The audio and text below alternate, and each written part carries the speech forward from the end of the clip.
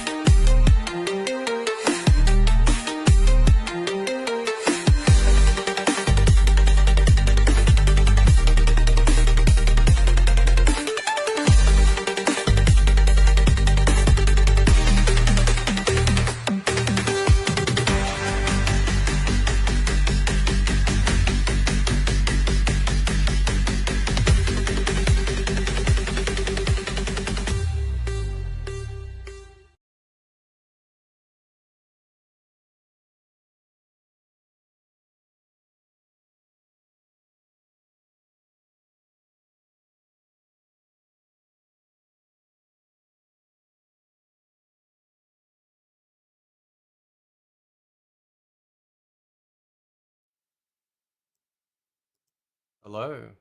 Hello. Hello. Hello. Hello. There you go. Good. ASL. Oh man. I had a nap. I had a nap before.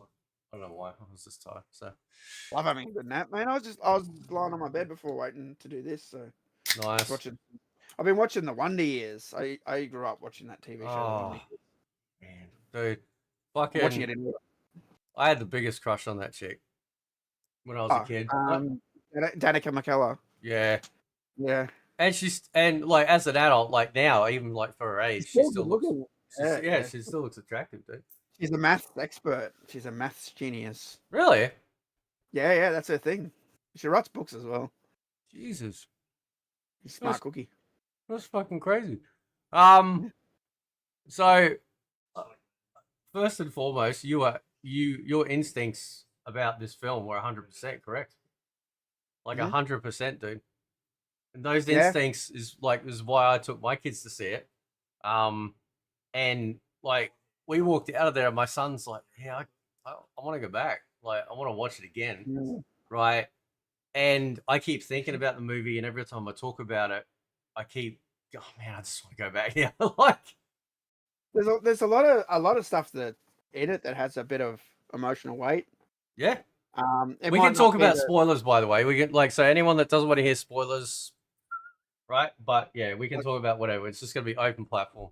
So okay. It's an open platform, so I can say whatever. yeah, Oh, cool. yeah, All right. I was going to ask you that, but yeah. There's a lot of stuff in it that's like emotionally heavy towards the characters. The characters might not be like, or the script might not be like like a movie level like Shawshank sort of story, yeah. but you don't need that with a Mortal Kombat movie. I don't know what people are expecting, bro. Do you know what I mean? It's like if I go to a Mortal Kombat movie, I expect some good fights, some fun, some good effects. Do you know what I mean? References to the game, because if you obviously making a movie about a game, you got to have things from the game that are in the movie where you like bring it up a level or you bring it up a notch, right? So like obviously when you put the pit in this movie, it allows you by having that set, it allows you to do some really cool funky lighting, some cool camera angles, change it up a bit, and all that's awesome, and Yeah. that's why we go to the big screen to see all that, Yeah. Maybe if they do number 3, we should try and get cameos or something. You and me, right? Because they You film it. can. They Hey film it man, in Australia. you can. I'm not doing They'll, it. they'll, I'm not doing it alone. I'm not doing it alone, bro. they won't let me on the set, bro. What are you talking about? Yes, they are. Listen, if they want to make $1 billion, they got to put TMK in it. Warner Brothers hate me, dude. They'll put me on some sort of list. Yeah, but like Warner Brothers is basically getting bought out, right? So it's gonna be all brand new. Well, maybe. I hope. I know. That'd be fucking Like, that'd be fucking and cool, man. Seeing you in that shit, that'd be awesome.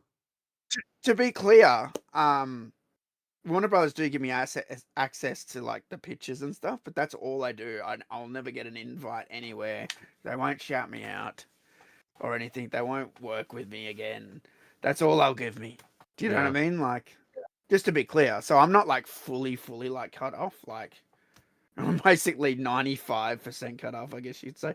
It's funny because I have someone who's connected to my family who was in the movie. Oh shit! Yeah, I knew about that for ages. So, and I kept telling my the person in my family that was connected to her, find out more. Did she? I never heard anything again. Yeah, okay. Yeah, I was gonna say, did she leak any shit? He's married. All I found out was she was an extra in a crowd of people and they were running away for some imposing threat. That's all I knew. That was the only information I had. And so, then when I was watching the movie, I'm like, where's this like scene where people are running away? I go, that's weird. It wasn't really in MK2. So it could have been on the cutting room floor, or it could have been maybe when King Jared, the King Jared scene with all the people. That's the only scene I can think that had like crowds of people. Yeah.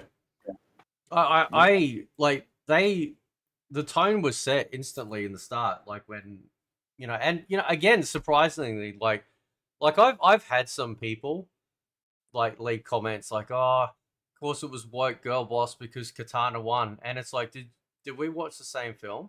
Like, so to me, like Liu Kang's a chosen one, sure, but to me, like I'd like to see Liu Kang take on Shang Tsung, right? Because Shang Tsung like fucked up his cousin, like Kung Lao, right? I'd love to see that, Yeah. But like they like Katana's like an incredibly lethal like assassin. Obviously, I'm assuming magic user, considering where she can manipulate her fans and stuff. It was always going to be her to take out Khan because of that motherfucker, that, as you call it, bastard, right?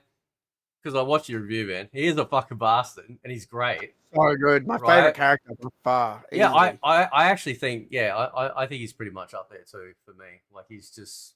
Every time I saw him in the trailers, I'm like, oh, I know this is going to be good. I can feel it. I can feel a connection. Yeah. Anyway, continue.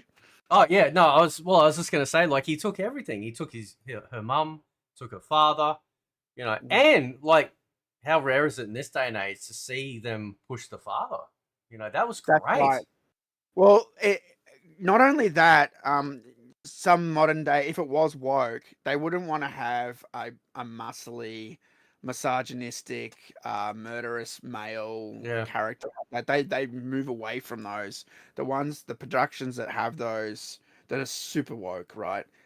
Because there are levels of woke. I'm talking about the super woke ones, right? Yeah. They won't do that. They'll write some other fucking story, and that's why they fail, because they suck. Yeah, they're afraid to do something traditional, and this is a very traditional, grounded story. And for those people who are saying, "Oh, it's woke because Katana girl boss," it's bullshit. Katana has always wanted to get Shao Kahn since Mortal Kombat 2. Yeah, that's in her ending for MK2. If it's in the source material, you can't be mad about it. Now, you could make an argument that, oh, but they picked that story to do instead of like the Liu Kang. You could say they did that because of, modern day politics. It doesn't matter though. It's still in the original source material, right? And we've already seen the Liu Kang story so many times. Does it mean now that every time there's a Mortal Kombat movie, it has to be Liu Kang wins? Do you know what I See, mean? that'd be boring. Yeah. It would be boring. And I saw Todd Garner say in an interview that there are so many storylines in Mortal Kombat, and we have to pick which ones we want to do. And I think also that they're picking new storylines to do to keep it fresh, right? To keep the brand fresh, And so, as long as I have no problem as long as it's in the source material. As long as they don't push their politics, at all.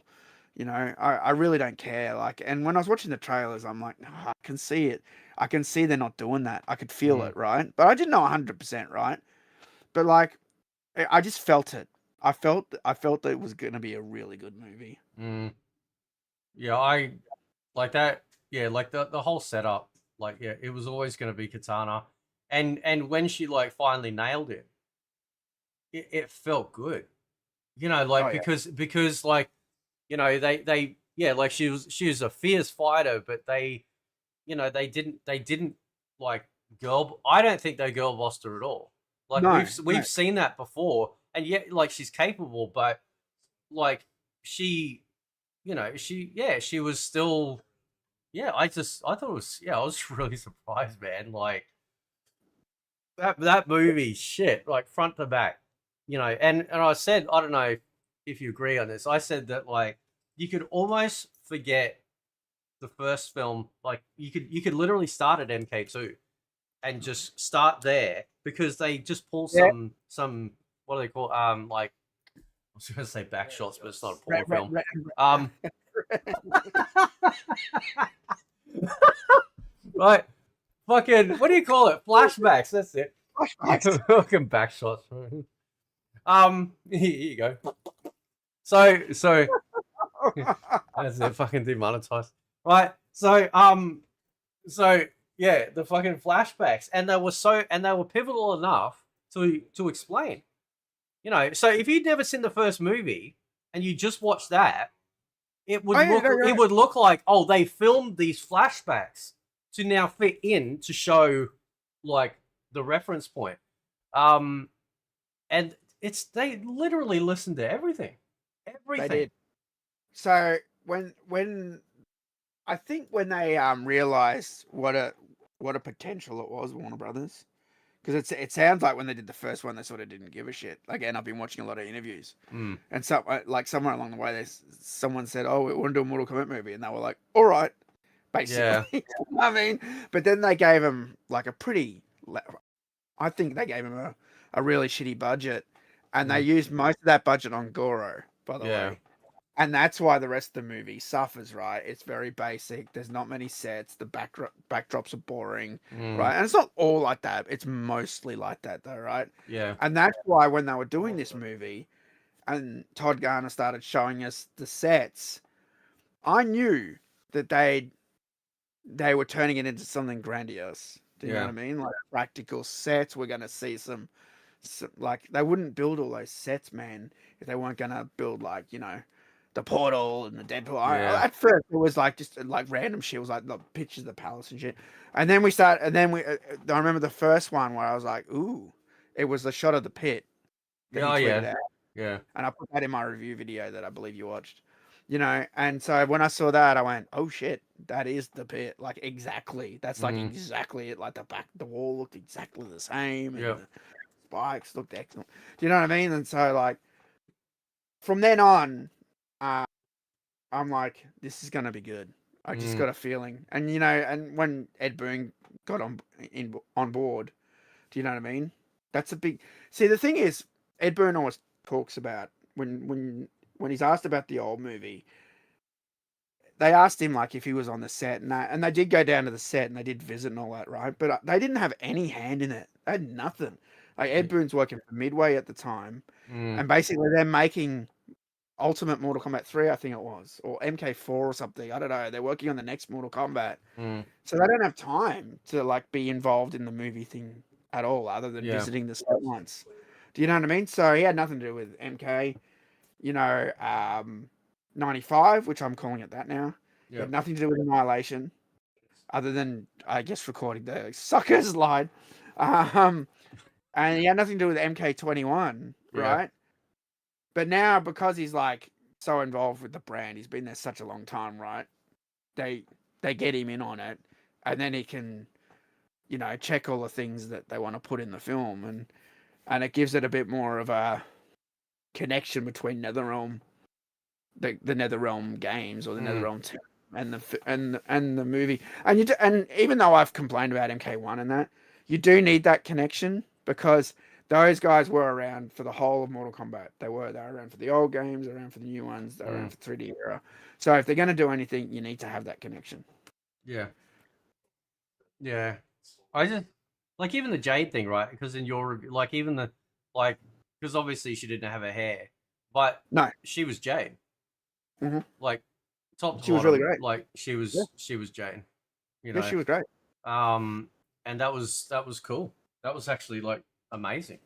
I don't know much about Tati Gabrielle, but people say that she's a big I don't know, woke activist or something in other stuff and stuff, but mm, I don't care. Do you know what I mean? Like I just care what's in the movie. Do you know yeah, what I mean? As long as that's she's not bringing that stuff to the movie and bringing the movie down, like the movie that I like, right? yeah, And she didn't. Like she just played it great. She did all her action, you know, and she was a good choice to have as the friend of Katana, and you know we get that portrayal in there from MK9, and you know they yeah. did all that stuff well. I'm so glad they didn't call that forest the living forest. I was really paranoid they were going to do that. I'm like, don't call an average forest the living forest. Yeah. You know what I mean? I'm like, please don't do that. I will roll my eyes so fucking hard. And thank God they didn't do it. I'm like, oh, I was so worried they were going to do that, and Yeah. they didn't even say that's the Deadpool, that's the Border. They didn't say they didn't use any names, Yeah. I other than when you're saying Peter Spikes, which is fine. You I know, actually really liked the way that they were summoned. I actually thought I that did was too. kind of clever. You know, it was a So good did way I. for them to like they don't have to worry about physically trying to get there. They're literally, you know, they're in another realm. It makes sense that the magic would be heavily used. So they Yeah, fully leaned into that versus the say the being yeah.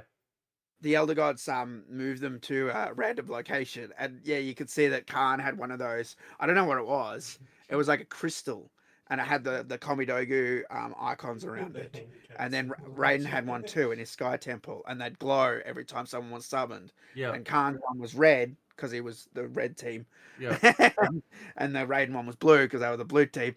Do you know what I mean? And yeah, they would glow, and then yeah, they'd appear in whatever arena. Yeah, that was great. I really liked that too because it allowed them to move characters to wherever, right? Mm, So and they didn't have to explain where this is or what this place is, or didn't have to explain shit. They didn't even have to show the Elder Gods. It's just like the Elder yeah. Gods will come on you. Like you don't even need to waste screen time on that because you got to be careful when you're doing a film. If you're doing all that stuff, the more things you put in, the more time you lose.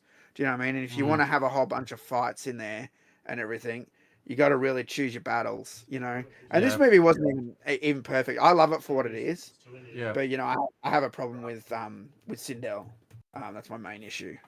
Yeah, So cause she surprisingly she was kind of like put as like to the back. I Even think though her significance in the storyline in general is pretty massive. I think they cut some of her scenes. That's what I think. Yeah. Because like at the start, she's human, right? Yeah. And then she's just dead with Khan. Mm, And then there's like insert line where it's like, oh, Khan, show me what it's like to be immortal or some shit. yeah. I'm like, okay. Then Sonya kills her, right? And then uh she's back to life. And Khan's like, I brought her back to life. And he's like, I'll kill her again. And like, so I was like, no, don't kill her again. And Yeah. I'm like, this doesn't work. I'm like, because he literally just said that I just got Quan Chi to bring her back to life. I'm like, so if Mm, you kill her again, you can just bring her back to life again. yeah. Like, if they had kept her human the whole time, and then he threatens to kill her, Yeah. It's a bigger significance. it would be a bigger significance, and it would have given her more drive in the fight against Shao Kahn at the end, Yeah. right? Because not only did he kill her father, he would have killed her mother as well, right? Yeah. I'm like, why didn't they do that? I have a feeling there was some scenes missing. So I was watching. Who was I watching? Someone said. Sorry, I've been watching so many interviews now. I'm trying to get everything straight. But someone said in an interview there was a whole bunch of Shang Tsung footage that was cut.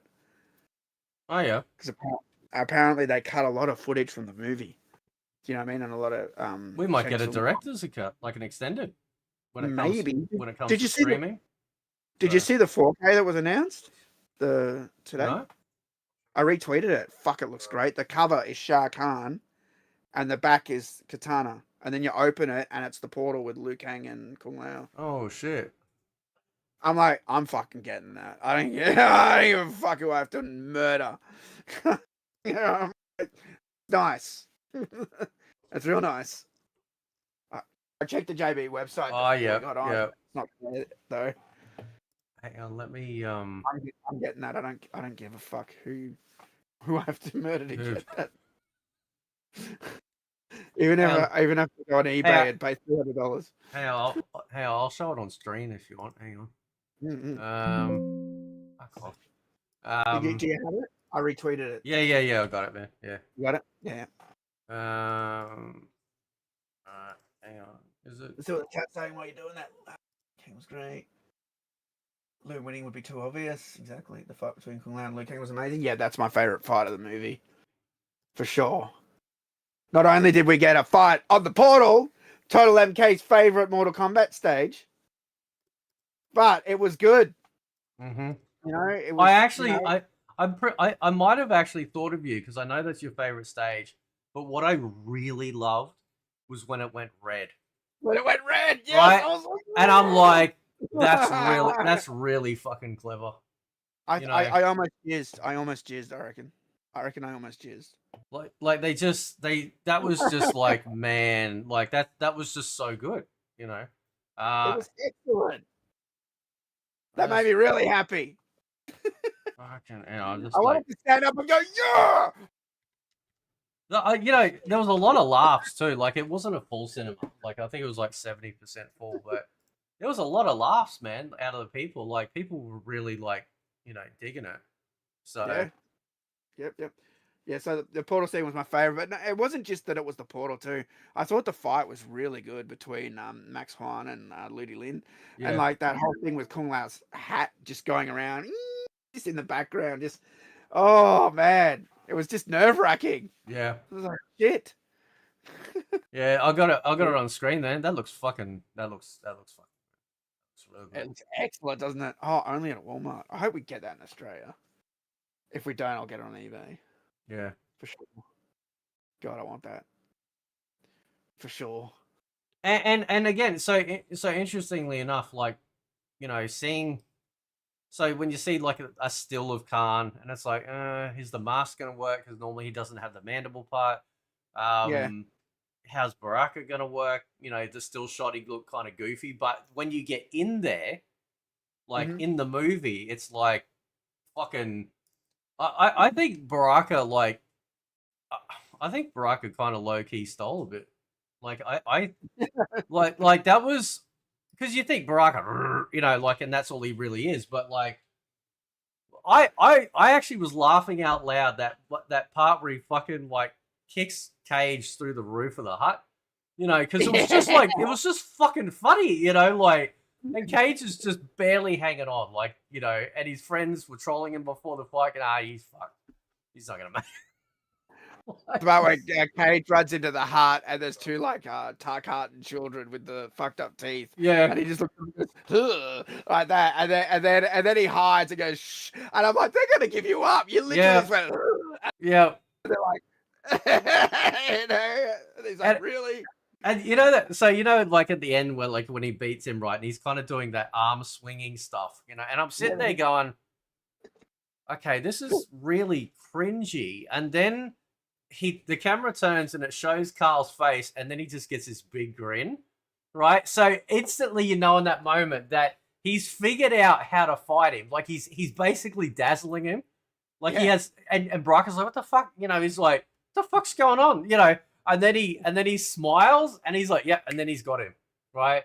Yep. So that was like when the movie started too, like, because my daughter, like, she doesn't really know much about MK. Like she's nearly 18, and anyway, when it starts with the Johnny Cage, the actual like his in movie thing, and it's all it's all like 80s action, 90s action type shit. It's all really cringy and stuff. And she's kind of looking at me going, I said, no, he's an actor, like you'll see. And then it pans out from the television, and he's at the con and stuff, you know. So even the Baraka thing, I thought, man, oh, this is like super cringe. But now I see what they were doing. Like they weren't just being silly for silly's sake. Like it was, there was a reason. But Well, yeah, Carl Urban sold it, man. Yeah, because Sonia said to Johnny Cage, "You're an actor, so act." Yeah. In that too. I don't know if that was an IMAX only thing, because I've only seen it in IMAX so far. No, it was in there. Yeah, it was all in there. Okay. Yeah. Because there's, I think there's extra stuff in the IMAX, but I think it's just stuff off to the side because of the wider ratio. Yeah. Or something. I don't think there's like extra footage. I think there's just extra. You can see extra Easter eggs, something. Yeah. So, like I said, I've seen it twice on IMAX. Did you see it on a big screen, dude? Oh, I think it was just normal. Yeah, I don't. Yeah, it wasn't an extreme screen. It was kind of it was a tiny cinema because like, or sort of like, because we went to the 6:45 session, because I didn't want it to be too late. And so, you know what it's like at that time. You either get some people that have already come home from work and they're going to be able to go. So you you're not going to get a full house, but it was enough. But yeah. So the way I watch movies, I try not to see a movie at 6 o'clock. So I know exactly what you mean. 6 to 8 is when all the fuckwits are there that like get bored and pull their phones out and check Facebook. Yeah. And I can't fucking deal with that shit. I cannot deal with that shit. If I like a movie and I see someone's phone light up, I'll rip into them straight away. So I try and see like later sessions or go to cinemas that are more quiet. Yeah. Or go in the middle of the day even like. So yeah, I know what you mean. Yeah. Yeah, like because I know like He-Man's coming out in I don't know what 3 weeks. But I really hope it's a full cinema for that because sometimes there are some movies that you really want it to be packed because you kind of get the vibe that everyone's going to be kind of tuned in, so it's weird. It heightens the senses and everyone's kind of like in on the same page. But no, like there was like everyone was laughing at like, in all the spots that, it was working. And then I kept saying, like, as soon as Kano's resurrected, throughout his tenure, once he was resurrected, like I turned to my daughter because she doesn't like sitting next to random people. And so it's either she sits next to the wall or basically like she's in between two other family members. So I turned to her and I said, God, I love my country. Every time you crack some, like, dude. Hey, Pennywise. Yeah, dude, I fucking lost it, man. Oh, you fucking invulnerable sack. Fucking eye. Yeah. Will you quit your incessant whining? Yeah, like Punchy was getting fucking pissy at him. And he's like, oh, don't roll along the ground, you grub. Yeah. If anyone wants to know how we act as Australians, like, that is literally the window. Kano is the window into Australia, man. It's fucking hilarious.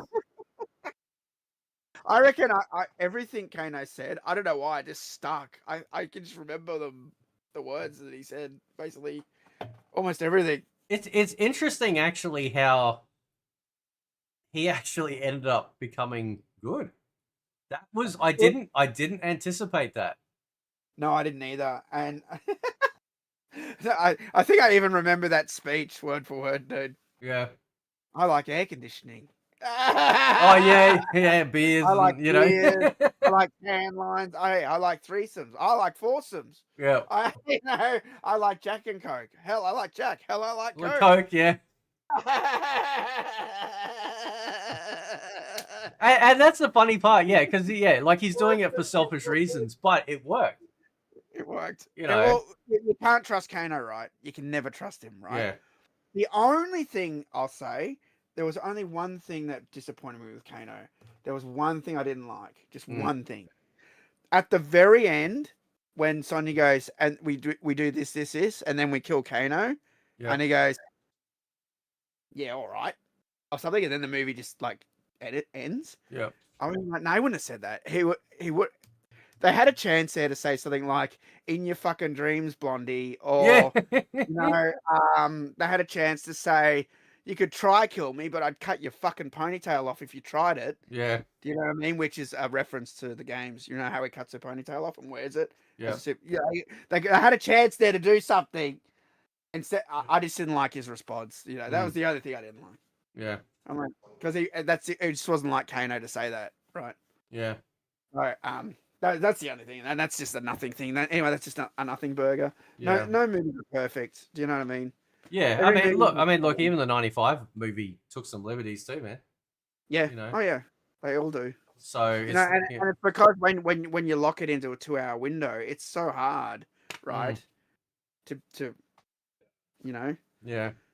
So, I know like a lot of people go, oh, is it better than 95 and stuff. I think it's completely two different timelines, you know, like you know, especially for the classics, like we're never gonna, like, 95 is always gonna be incredibly special and amazing, you know, because of, you know, we had, outside of Christopher Lambert and Bridget Wilson, like, you know, it was an unknown with Cage, it was an unknown with Lou, you know, they nailed it, like, you know, but this is different again. I don't see it as better or worse. I think I think they now can. no.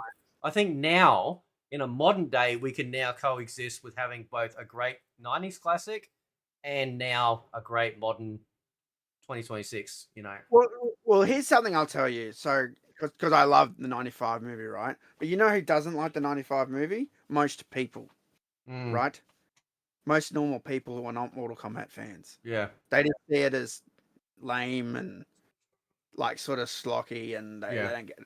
Like, even my friend, he doesn't like it because he likes martial arts, right? And he thought that the martial arts in the 95 movie wasn't that great. But he likes the scorpion fight and he likes the reptile fight, obviously. Yeah. And without him even knowing that Robin Show choreographed it, he always said he liked those two fights, and he grew up watching Hong Kong movies. Oh, there you That's go. why he likes it. Yeah, so see, he even picked it up without even knowing it.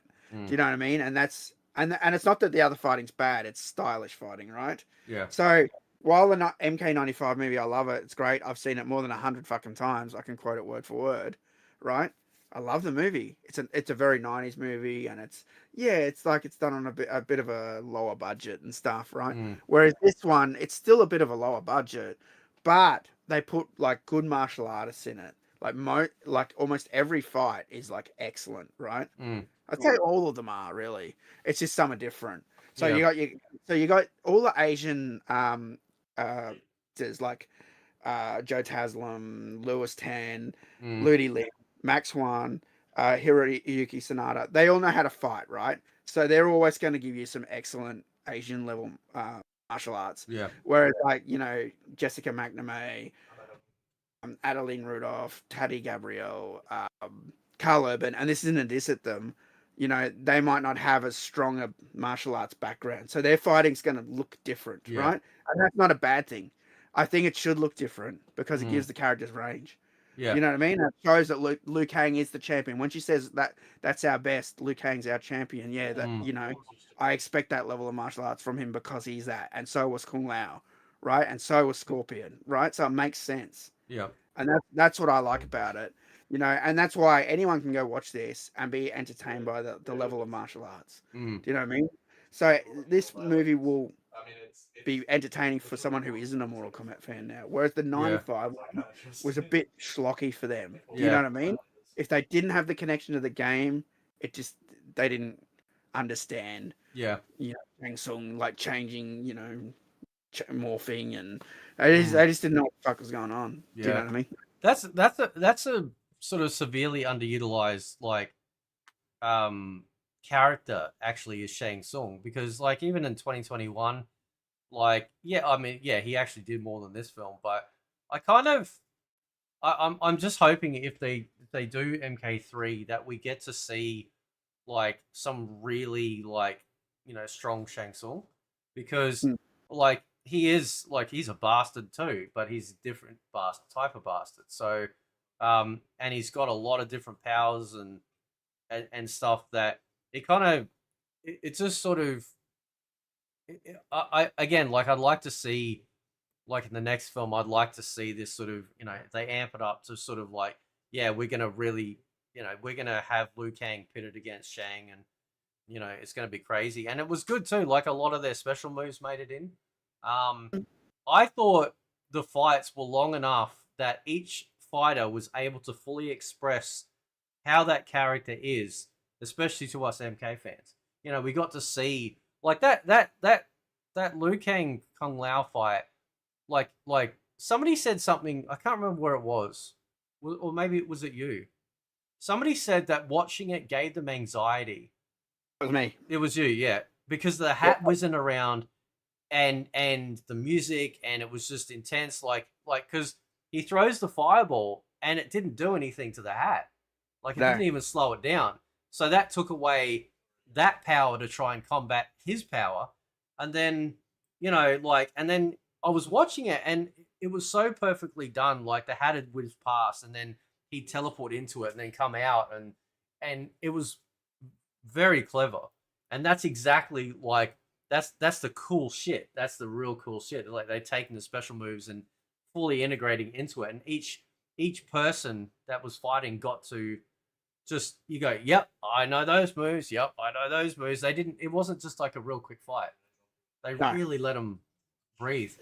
So I said that in my review, but the person who actually said that wasn't me. It was Alex, my friend who edited all the Outworld tours, Oh season 2 yeah, episodes.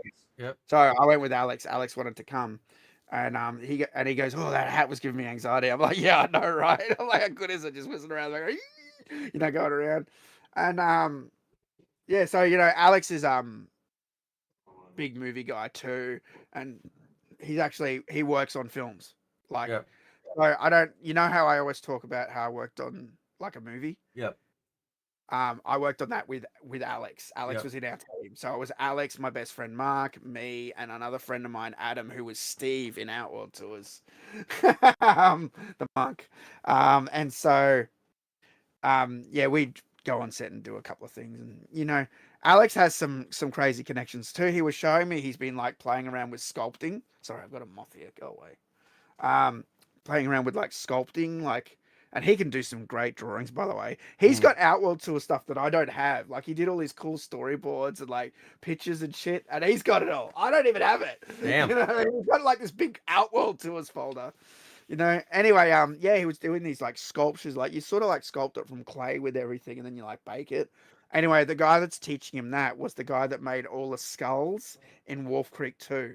So he's the Oh, guy okay. that, yeah. Yep. Yeah, so we have all these connect. Like I know all these people, like all my friends. They all have some sort of connection or someone to someone who works on films or movies. I didn't plan any of this, right? I was just doing the Luke thing, being a Mortal Kombat fan, and this is just just how it went for me, just meeting people, and Yeah. they just all have these crazy connections. But yeah, he's the one who talked about the hat anxiety, and he's such a creative guy. Like so when for him to point out something like that, it Yeah. means he definitely resonated with it. Yeah.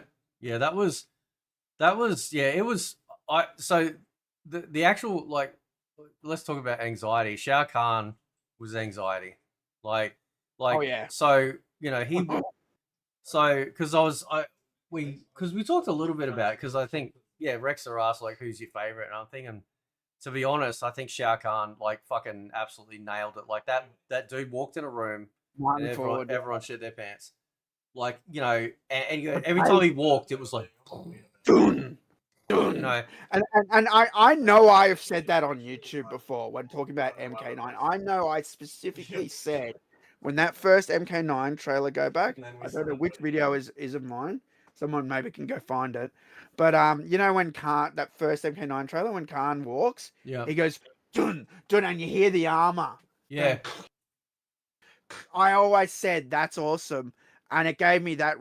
It felt like that, Yeah. like when he walked, and like the bass in the center was like boom, boom, and Yep. he beat Jared so effortlessly. He didn't even break a sweat, man. Yeah. It was scary to watch.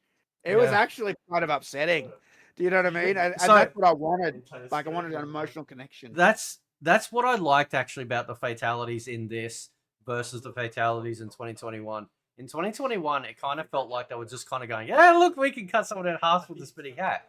In this, like, I actually like, like it actually felt like a gut punch, because like, like it didn't feel like they were trying to be like shock value, haha, that sort of feeling like you kind of get with the later MK games where it feels like they're just, it's like we'll see if we can shock you.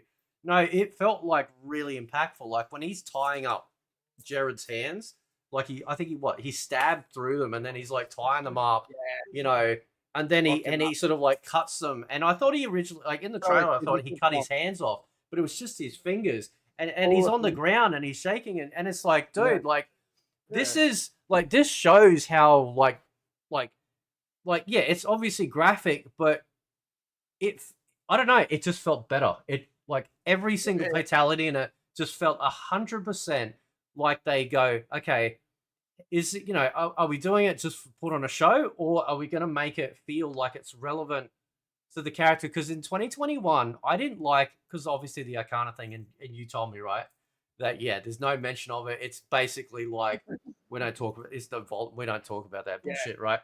And that was great. Again, it was kind of like a light retcon. All they talked about, chosen by the Elder Gods, you're chosen for a reason. That's exactly, that's it. That's all you have to do. That's exactly Mortal Kombat. But I hated the idea when, like, when Sonya killed like Kano in 2021, and she's grinning about it. I'm kind of like, yeah, I don't know, like I didn't like that. I didn't like that, that they were kind of like going, yeah.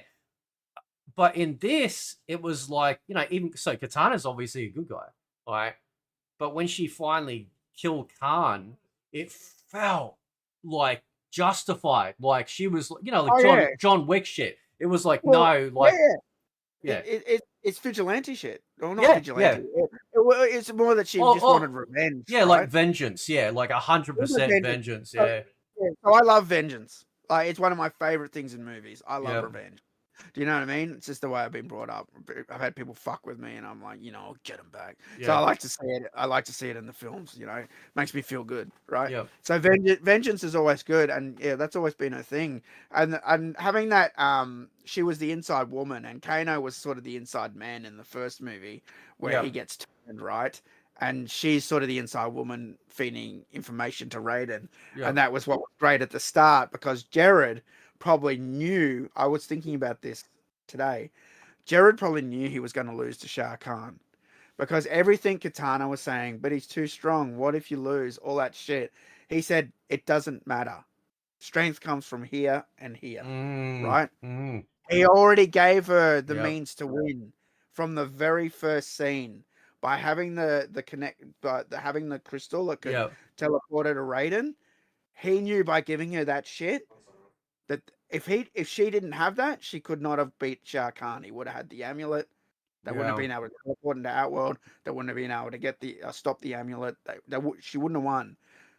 So essentially, Jared may have lost the fight, but philosophically, he won it by giving her that pendant. Yeah. And that's something that people overlook and don't talk about. Not one person's mentioned it. Yeah.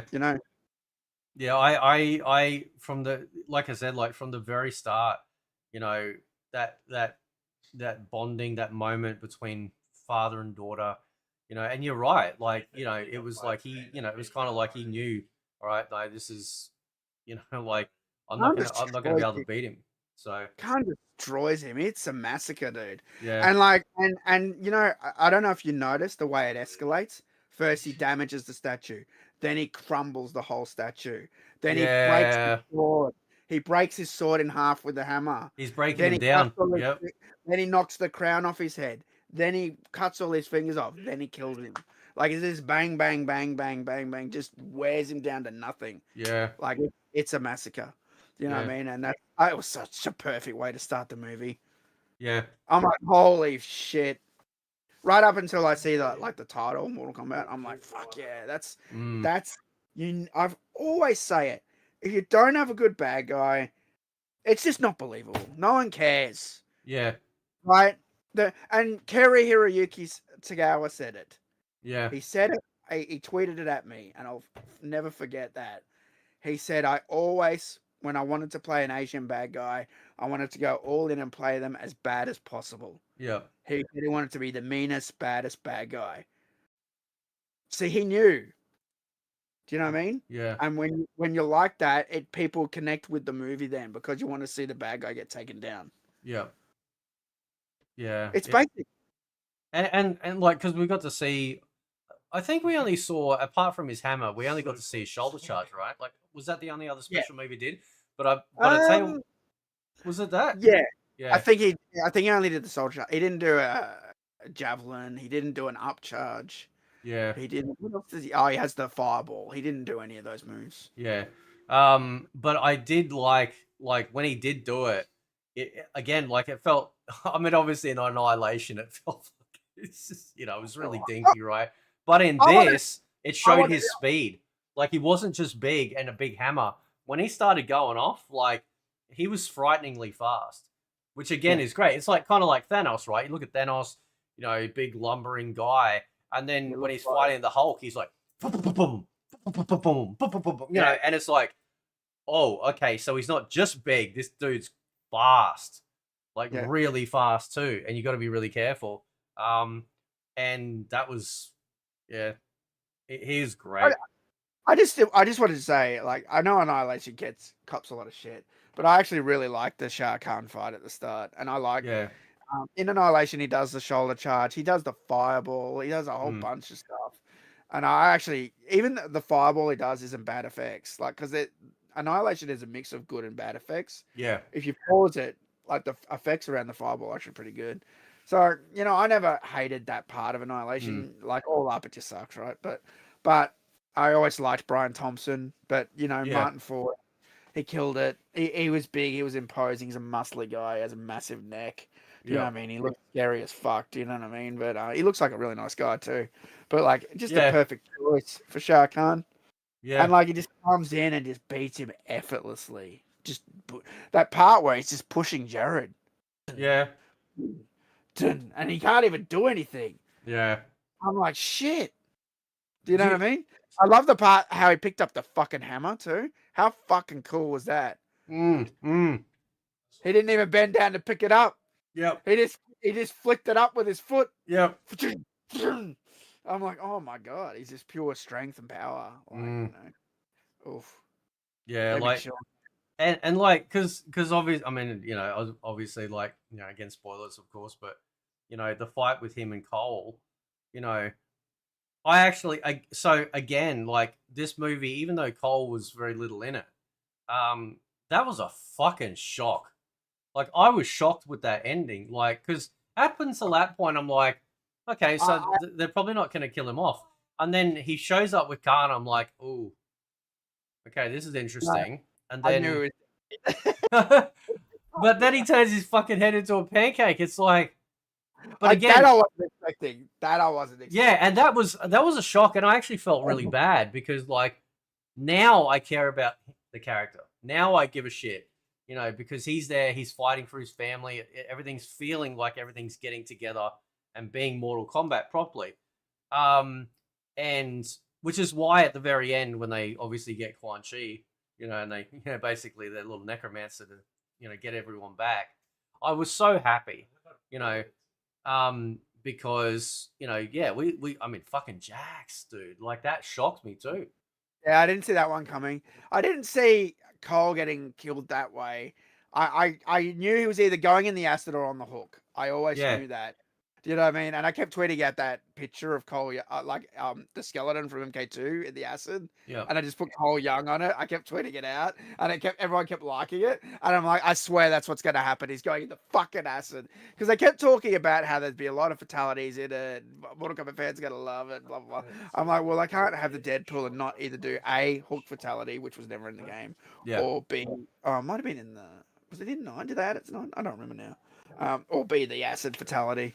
So I think you're not going in the Deadpool, but then the Hook I think pulls them up. Oh, it lifts them up. That's right. That's how. So that was a great combo to have. Because it was a rumor in the MK2 days that you could hook them. It was one of those bullshit rumors that went around. You can hit them on the yeah. It was one of those, right? But and then they added it. But like what they did this was they smash his head. By the way, that's the fatality from Mortal Kombat trilogy on Nintendo 64. Is it really? Yeah, hits him with the Wrath Hammer and breaks their head open. Yeah. Damn. and so and then when he's just like and just pushes him into the accident, I'm like, oh, that's fucking badass. What a cunt. Yeah. Oh, sorry. What a bastard. No, that's all right. We can say the C word. We're Australian. It's part of our heritage. I think YouTube's a bit funny with the C word. I try not to say it. I don't know. I love saying it off YouTube. But that's what, like, I know. So when I was like, I think Godly was saying earlier, like in Rex's show about it was a shock when Cage lost, like so easily. Like it was like very first fight, you think, oh yeah, here we go, and then he just loses. But again, that was part of him. It was kind of part of breaking down him and getting him to go, look, you're not washed up just because you're older. There's more here than just this, and again, like. It is very surprising. I think you said it before. There's actually some pretty kind of deep messaging here that really matters, Mm-hmm. And that was one of them. Carl's, his transformation was great. Like, he kind of was speaking. I thought he did a better job speaking for the audience than Cole ever did, because like he shows up. People are like, he's like, what, we get killed here? Fuck that. Send me home. It's like he's speaking for us, right? Like as if like we'd be like, nah, fuck that, nah. So yeah, no, that's exactly it. And see, I feel like when they tell the Mortal Kombat story, the older guys might pick you, because you can fight. It might not necessarily mean you're gonna win the tournament. It means that you are capable of fighting, but it could be that there's something else about you that gets you into the tournament. And that was the thing with him, was he was able to lead, even though he lost the first match, but later on he goes to the Tarkatan camps and he fights Baraka and everything, right? And all that was part. If they didn't have him, they wouldn't have been able to do that stuff, and it might have been a different outcome. So like the Elder Gods have something in mind for people. Do you know what I mean? As far as I know, like I don't know, they don't really fully explore it in the games, but I always feel like they hinted it like that. Like, people are chosen for a reason. Why is Striker chosen, right? like, do you know what I mean? Know what I'm saying? Yeah. There's a reason. Not to get too biblical, but like as far as like the Christian Bible goes, like God chose, I think Noah was a drunk. Like all of these extraordinarily like incredible people that was chosen. Because there could be something good in them, even though they might not be good at the time, right? Yeah, they were incredibly flawed, but God, like the Elder Gods, they can see into you and they're like, yeah, look, listen, this is superficial shit. Trust me. Like, I've not made a mistake here. And I think that was part of it. That's why I want to watch it again, because I think they really cooked, man. They fucking it's really, I think like it's one of those films that as you keep watching it, you're gonna start really noticing more and absorbing more. You might not remember. You might not remember too in the first movie that Liu Kang said he literally killed someone to get his Arcana. Yeah, he said he got revenge. That. That's not like Shaolin monk way. That's like, a Shaolin monk shouldn't be like doing that sort of shit, right? Yeah. But that's how he got his mark. He said, I took it from him, because he wanted power, right? Like, so, yeah, like that's interesting. Like you're saying, characters can be flawed but still be like righteous. Right? I know in Legacy Season 2, the guy that played Liu Kang in that, Like he was. I think he left the temple because he met some girl, got married, and then I think she got killed or something. And so Yeah, he yeah. just went Opposed to absolutely yeah, he went feral, you yeah. He know, went. Yeah, yeah. and just fucking like fuck people up. So Yeah, I that was wondered big. if like that again. That's kind of where I didn't like the Akana thing because it's like, well, the only way to get it outside of birth Is to take it from someone. is Yeah, murder, and it's like, well, I know there was that joke. It's like, well, what if a bus? It's yeah. Well, hey, you get the Akata. Yeah. yeah, you know the fucking the Shove fucking someone in bus front rocks of a up. bus. You just shove Yeah, someone in front of a bus, and you go, oh, whoa, look at that! I can now shoot fireballs. yeah. I never liked that because again, it takes away that the goodness of like the gods are like choosing you for a reason, and they as you told me like before this, they completely ignored it. Like it wasn't even a fucking mention. There was no talk of tattoos. There was I no don't think mention of they it said at that all. word once. I don't Nah, think they ever said the word Akana. it's almost like the first film was like, like I said, you could almost start with MK2 and Oh, you'd you be could okay because because they reference, yeah, because it does the flashbacks anyway. yeah, You know, the only thing you need to know is that really that Kung Lao died in the first movie. That's it. yeah, I did because when I was taking to Alex to the movie, I'm like, "Do you remember the first movie?" He's like, and then he started saying some stuff about Mortal Kombat. I'm like, "You've been watching something else," because sometimes he watches like he just looks up random Mortal Kombat stuff. yep, So I just gave him I'm like, all you need to know is that Scorpion Sub-Zero fought. You know, Sub-Zero killed everybody, basically wiped him out. The daughter survived. The daughter, is the ancestor of Cole Young, who's the main guy, and then yep, Scorpion comes back at the end and gets revenge. The only other thing you really need to know is that Shang Tsung took Kung Lao's soul, and that was the big like gotcha moment in the middle of the movie, yeah, right? It was kind of silly though because everyone just watched Shang Tsung kill that guy, yeah, and that's where there was a lot of problems with the first movie. In the middle, yeah, they literally tell Sonya she can't ever step foot on the training ground. yeah, And then in one of the scenes later, she's on the training ground. yeah, There's just a lot of mistakes like that. The Akana thing was shit. It dips in the middle. I still like the movie though. I saw the foundation. I saw the start, the end, and the stuff in the middle with Cabal and Kano and like some stuff in the middle. yeah, I saw a foundation for a good movie, and mm, that's why I thought it would be that, but I needed to then see something. And then when I saw the screenshots of the sets and the trailers, I thought, okay, we got something now. yeah, Like seriously, they were lighting the whole set. They were making NetherRealm look orange and using orange lights and gels they're called, and yep, and they they built all this shit, and I'm like, oh my god, they built sets, and I love it when they build sets yeah, because sets are practical, yep, practical. yep, And I love practicality, like martial arts and practicality. And I'm actually so glad they didn't put like Kintaro in this movie. I know some people wanted him. I mm, love Kintaro. You know I love Kintaro, right? yeah, But if they did that, they would have to spend so much of their budget on having a monster that is there to just die, right? yeah.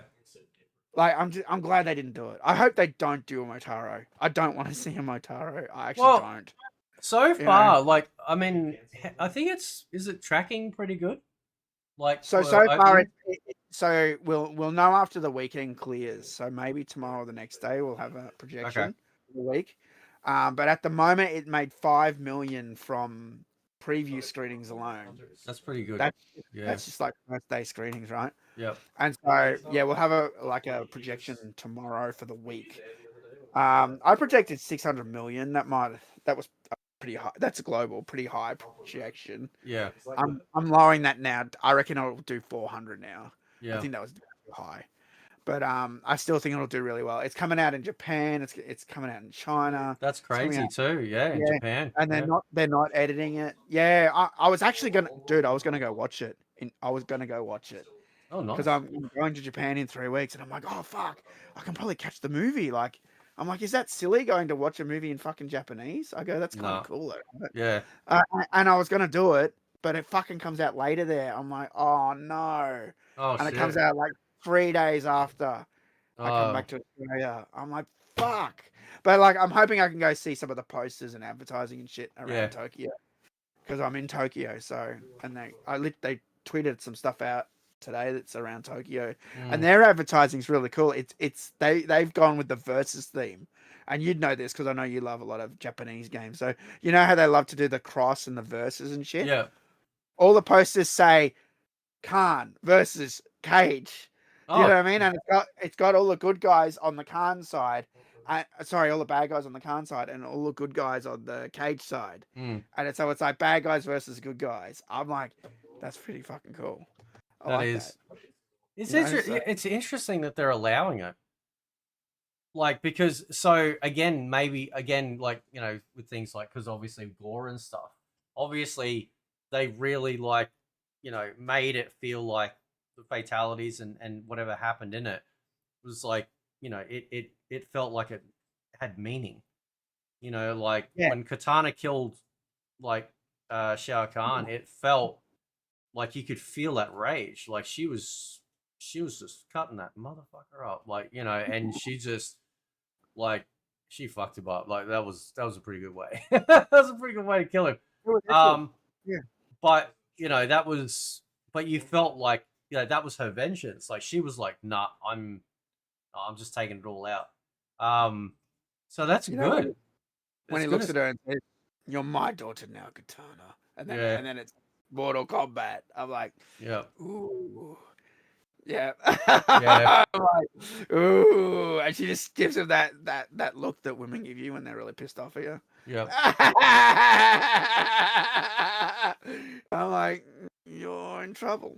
You're in trouble, mister. I was thinking, like, because I know they wasted, like, Melina and Cabal and stuff, but I do wonder, like, you could kind of excuse it away and go, like, you know, like, yeah, you could again almost just, like, ignore it and just have, like, you know, this is, you know, we've tried many clones in the past and they failed, but this one is, you know, and so you could almost, like, story right around being able to bring Melina back, you know. I Um, reckon bring back the actor who played Melina as Tanya. If they're gonna put Tanya in it. yeah, And then I reckon get Adeline, who was Katana, to take over Melina as a clone. yeah, Maybe just shift to a bit of a role shift there, and then just say like, I don't know, the first clone didn't pan out or something. I don't know, yeah, some bullshit, and yeah, then you move Sissy into the Tanya role because she can then be, because that's connected to MK4, which is connected to the Quan Chi Shinnok story, which yeah, I reckon they'll go with next because of the amulet and all that, right? I don't yeah. think the amulet's destroyed. Don't you And don't think so, we'll get a Khan invasion well, because of um, Sindel, like the tie-in with that? because Khan's dead. And we don't know what happened to Sindel. Sindel was sitting on the throne next to Khan. Then the end fight happened. Then Katana sat on the throne at the end, and Sindel was gone. She sat on the Yeah, throne with Jade with her. And I'm like, where the fuck's Sindel? And that's why I was annoyed at the Sindel thing. And so I reckon what they should do in the next movie is, because I want to see the invasion too. I do. I yeah, want to see the invasion of Earthrealm. But they might have to like change the story a bit to like to make mm, it happen. If there's no Khan anymore, they could have. This was my idea. They could have yes, the amulet wasn't destroyed; it was damaged or something, right? Because we yeah, don't know what happened to it. Cage kicked it and it disappeared in a flurry of light. We didn't see it smash or anything. yeah, It just vanished. That's what I was trying to tell Rexer today. yeah, I'm like, well, we don't know, right? yeah, So let's say it got teleported back to Raiden or something. I don't know, or yeah, Raiden finds it or whatever, right? So Raiden, let's say Raiden has it, mm, right? Maybe Raiden has it and he puts it in a certain temple, the temple of the elements, mm. right? And then maybe we get Sub Zero's brother, a new Sub Zero coming back, Yeah, we and don't have any of that hint yet. Yeah, yeah, yeah, I'm just saying this might piss off fans though, but like this is just an idea. I'm just spitballing, right? yeah, Let's say they get Sub Zero's brother to do the quest instead of Bihan. So yeah, Kuai Liang recovers the amulet, right? Then Quan Chi shows up, steals it, like in mythologies. Then Raiden shows up, says, "Do you have any idea what you've done?" yeah, And then when Quan Chi shows up, though, he maybe brings an army and invades Earthrealm. He doesn't yeah, just teleport in and grab the amulet, right? Maybe he does the invasion. Yeah. right? And then we go from there, and then it's all about Quan Chi bringing back Shinnok. Yeah. That's my idea. That would be my idea. That'd be where I'd go. Yeah. Because you can't do Shao Kahn again. Who's going to bring him Well, back? I don't Quan know. Chi. I don't know. Well, I don't. Well, I mean, couldn't Shinnok or you know, it'd be a real fucking twist. Like this is because again, I didn't pick the Kano thing, right? But they nailed that by basically leaning into how selfish Kano is. You know, so he's like, yeah, well, I want my fucking air conditioning, so fuck this shit. It's just this fucking dirt and sand and shit everywhere. This is crap. Have you seen Outworld? It's just sad and sad people. He kind of, I mean, was he getting low key racist with that shit? I don't know, man. No, I don't. I reckon that was a diss at a certain couple of Aussies that were saying we didn't like how they changed Outworld. It's very Middle Eastern. Yeah, They said sad, bro. I'm like, we were saying that shit. Yeah. Like, is that a diss at me? I was sitting there going, is that a fucking diss at me? I actually don't mind if they diss me. Nah, that's cool because you can always go, yeah. I'm always on board with it. You know? Yeah. But so they could, so the twist could be that like they actually bring back Khan, because they need him. So this is see, now it's really exciting to talk about where they can go forward, right? So imagine so that they do so it's like a Quan Chi Shinnok invasion, right? And their goal is to, I don't know, maybe they were gonna, maybe part of it could be unlocking the fucking Dragon King or something crazy like that, which I know we haven't talked too much about Lu and him turning into a puff of fire and shit, but so imagine they bring Khan in, kind of like, I can't think of a movie right now, but like where they get the bad guy that was in like a previous movie, and it's like, look, we've got to align with this guy now, because if we don't have a shot. So then they bring Khan back, which then causes conflict because Katana's like, I just fucking killed you, like you've done all this shit, right? And then he becomes like he'd still have his own selfish reasons, like he'd still be probably like, oh look, as soon as I can, I'm going to get out of this and try and take back Outworld. But the bigger threat is like maybe Outworld is such a big pinnacle key within the realms, and because now Katana's like now head of that. I hate that whole Khan shit. To me, Shao Kahn, that's him. Yeah. I don't like Katana Khan. No, that's just gay. Like that either. I don't like it, right? I've never liked that either. No. So imagine they kind of like, because we have had fuck all on Onaga, right? I don't know like how vicious or how ruthless this fucking guy is, but apparently like he is. And so imagine like the enemy of my enemy is my friend type thing. Well, what I was going to say, what you're saying is interesting, and about teaming up, right? But I would say more, it would be Shao Kahn instead of Shao Kahn versus Shinnok. I would say, wouldn't it be Shao Kahn versus Onaga, because they hate each other already, and that would fit exactly with what you're saying. Yep. Yeah. And didn't they say like he's, didn't they say in the film that Liu Kang is the or whatever, he's the last son of the dragon? He said he's the last son of the dragon because I saw you guys going, why did he turn into fire? I'm like, yeah, I know. I was like, what the fuck with that too? And then I remembered that line. He goes, I am Liu Kang, the last son of the dragon. And I'm like, okay, so they're saying he's like fire god Liu Kang sort of thing without saying he's the god part, right? Yeah. So I assume it's some sort of connection to MK1. And I'm like, I try to forget that game, even though I know I was wearing the hoodie. I didn't buy the hoodie, by the way. I just want to clarify this. Someone gave me the hoodie, but it's Mortal Kombat. I'll wear it, right? But yes, it's Mortal Kombat. But they could pull in different aspects of different storylines to try and like mix it up a bit. Because again, like like I wouldn't be totally against that, because I think that if it's done well, then I was distracted by the Kano thing where he's like, all right, yep, bang! It just lasers the three fucking dudes. Remember that? Yep, get in line. Yep, that's perfect.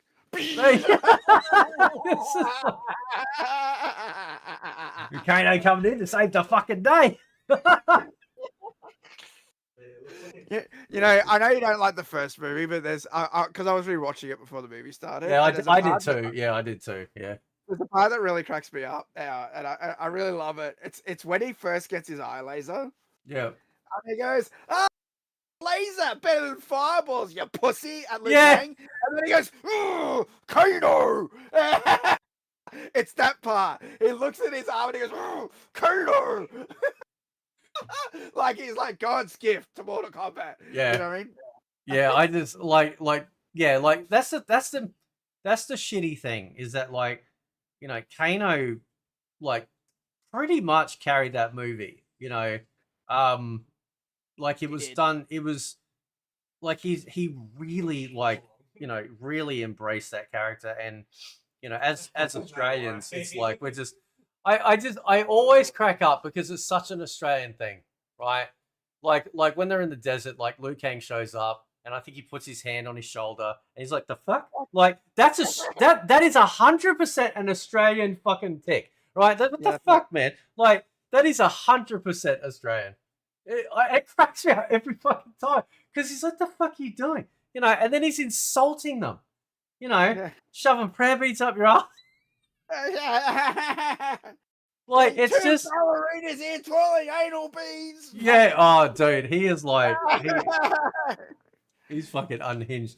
And any idea who I am? Yeah, I'm Kano. yeah. I'm one in 35 countries for shit you two ballerinas couldn't even imagine. And it's so good, man. And that's the shitty part because I think like when like I think you've said it like or somebody else said it was like, you know, they go, yeah, I like the first 2021 movie, but I think what maybe is that they love the Scorpion parts and then the Kano part, and then everything else kind of really fell apart around it. Yeah, and the Sub-Zero fight, like it's all right. The fights are Jax. pretty good. The fights are all right in the first one. Do you know what I mean? I like the Cabal Kano camaraderie too. You know. Yeah. I really liked Cabal in the first movie. I know some people don't. I thought they did him perfect. Do you know what I mean?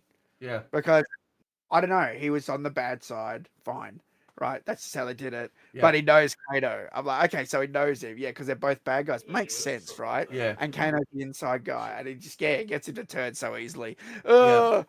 I thought you're in charge. He goes, don't talk to me about the Black Dragon. I am the Black Dragon. You Oh know. yeah, who's the leader? The blonde or the guy with the robot arms?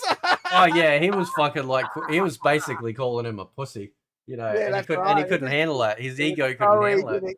Exactly. It was so easy to get him to turn because Kano has a massive ego. Yeah. Right. By the way, you be a shit and you're out of it. Yeah. Yeah. That's one of my favorite lines that I keep quoting.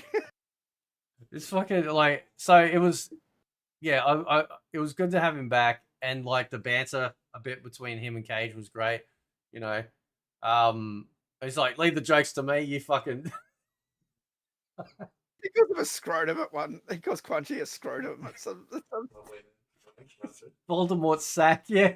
Voldemort scrotum, that's it. Voldemort scrotum. I just like, He calls him a walking dildo or something. Like, yeah. It's like what do you say about fucking? He's like, oh yeah, check it out. Oh, he's like, you know, Big Trouble in China to Raiden. Like, but that was a great. But you know what? That's a great reference because right? Big Trouble in Little China. Yeah, like that's because that is exactly where like the inspiration for Raiden came from. Exactly. That's what we call guys with the lightning god in Big Trouble in Little China. So I've always liked the Raiden costume on that actor. I know some people don't like. I don't know his name. I have trouble remembering his name, the Raiden actor. But I don't hate him. But I understand what they're saying. The accent's kind of thick, you know. Yeah. It doesn't bug me. I'm sort of used to it now. I don't really care anymore. Yeah. But I do understand. Right? He was definitely better in MK2. I think in MK1 they again, I think this is the importance of having like people that know the source material come in and go, no, you know, this is how it is. Like, it felt like we were getting Raiden in MK2. In MK1, he just felt like this grumpy fuck living in a giant sand hut, You know, Yeah, yeah, because I heard you saying that, and I'm like, yeah, I know what you mean, because he was like super like, he I was so know. negative. Like he was Well, just like, he was. I feel like what they were going for, and tell me what you think.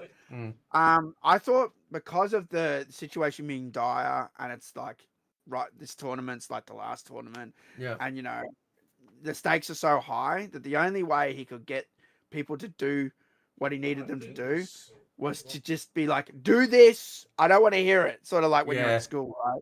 yeah, Don't give me any lip, like sort of thing. And as soon as Kano gave him lip, what did Raiden do? He put him on the ground in the first movie, right? yeah. So I kind of I know what you're saying, yeah, because he was being a real tough, tough nut, It was right? like real tough love, like Yeah. super tough love. Whereas Yeah, in this, it was more relaxed, and he's like he accepts him now, I guess.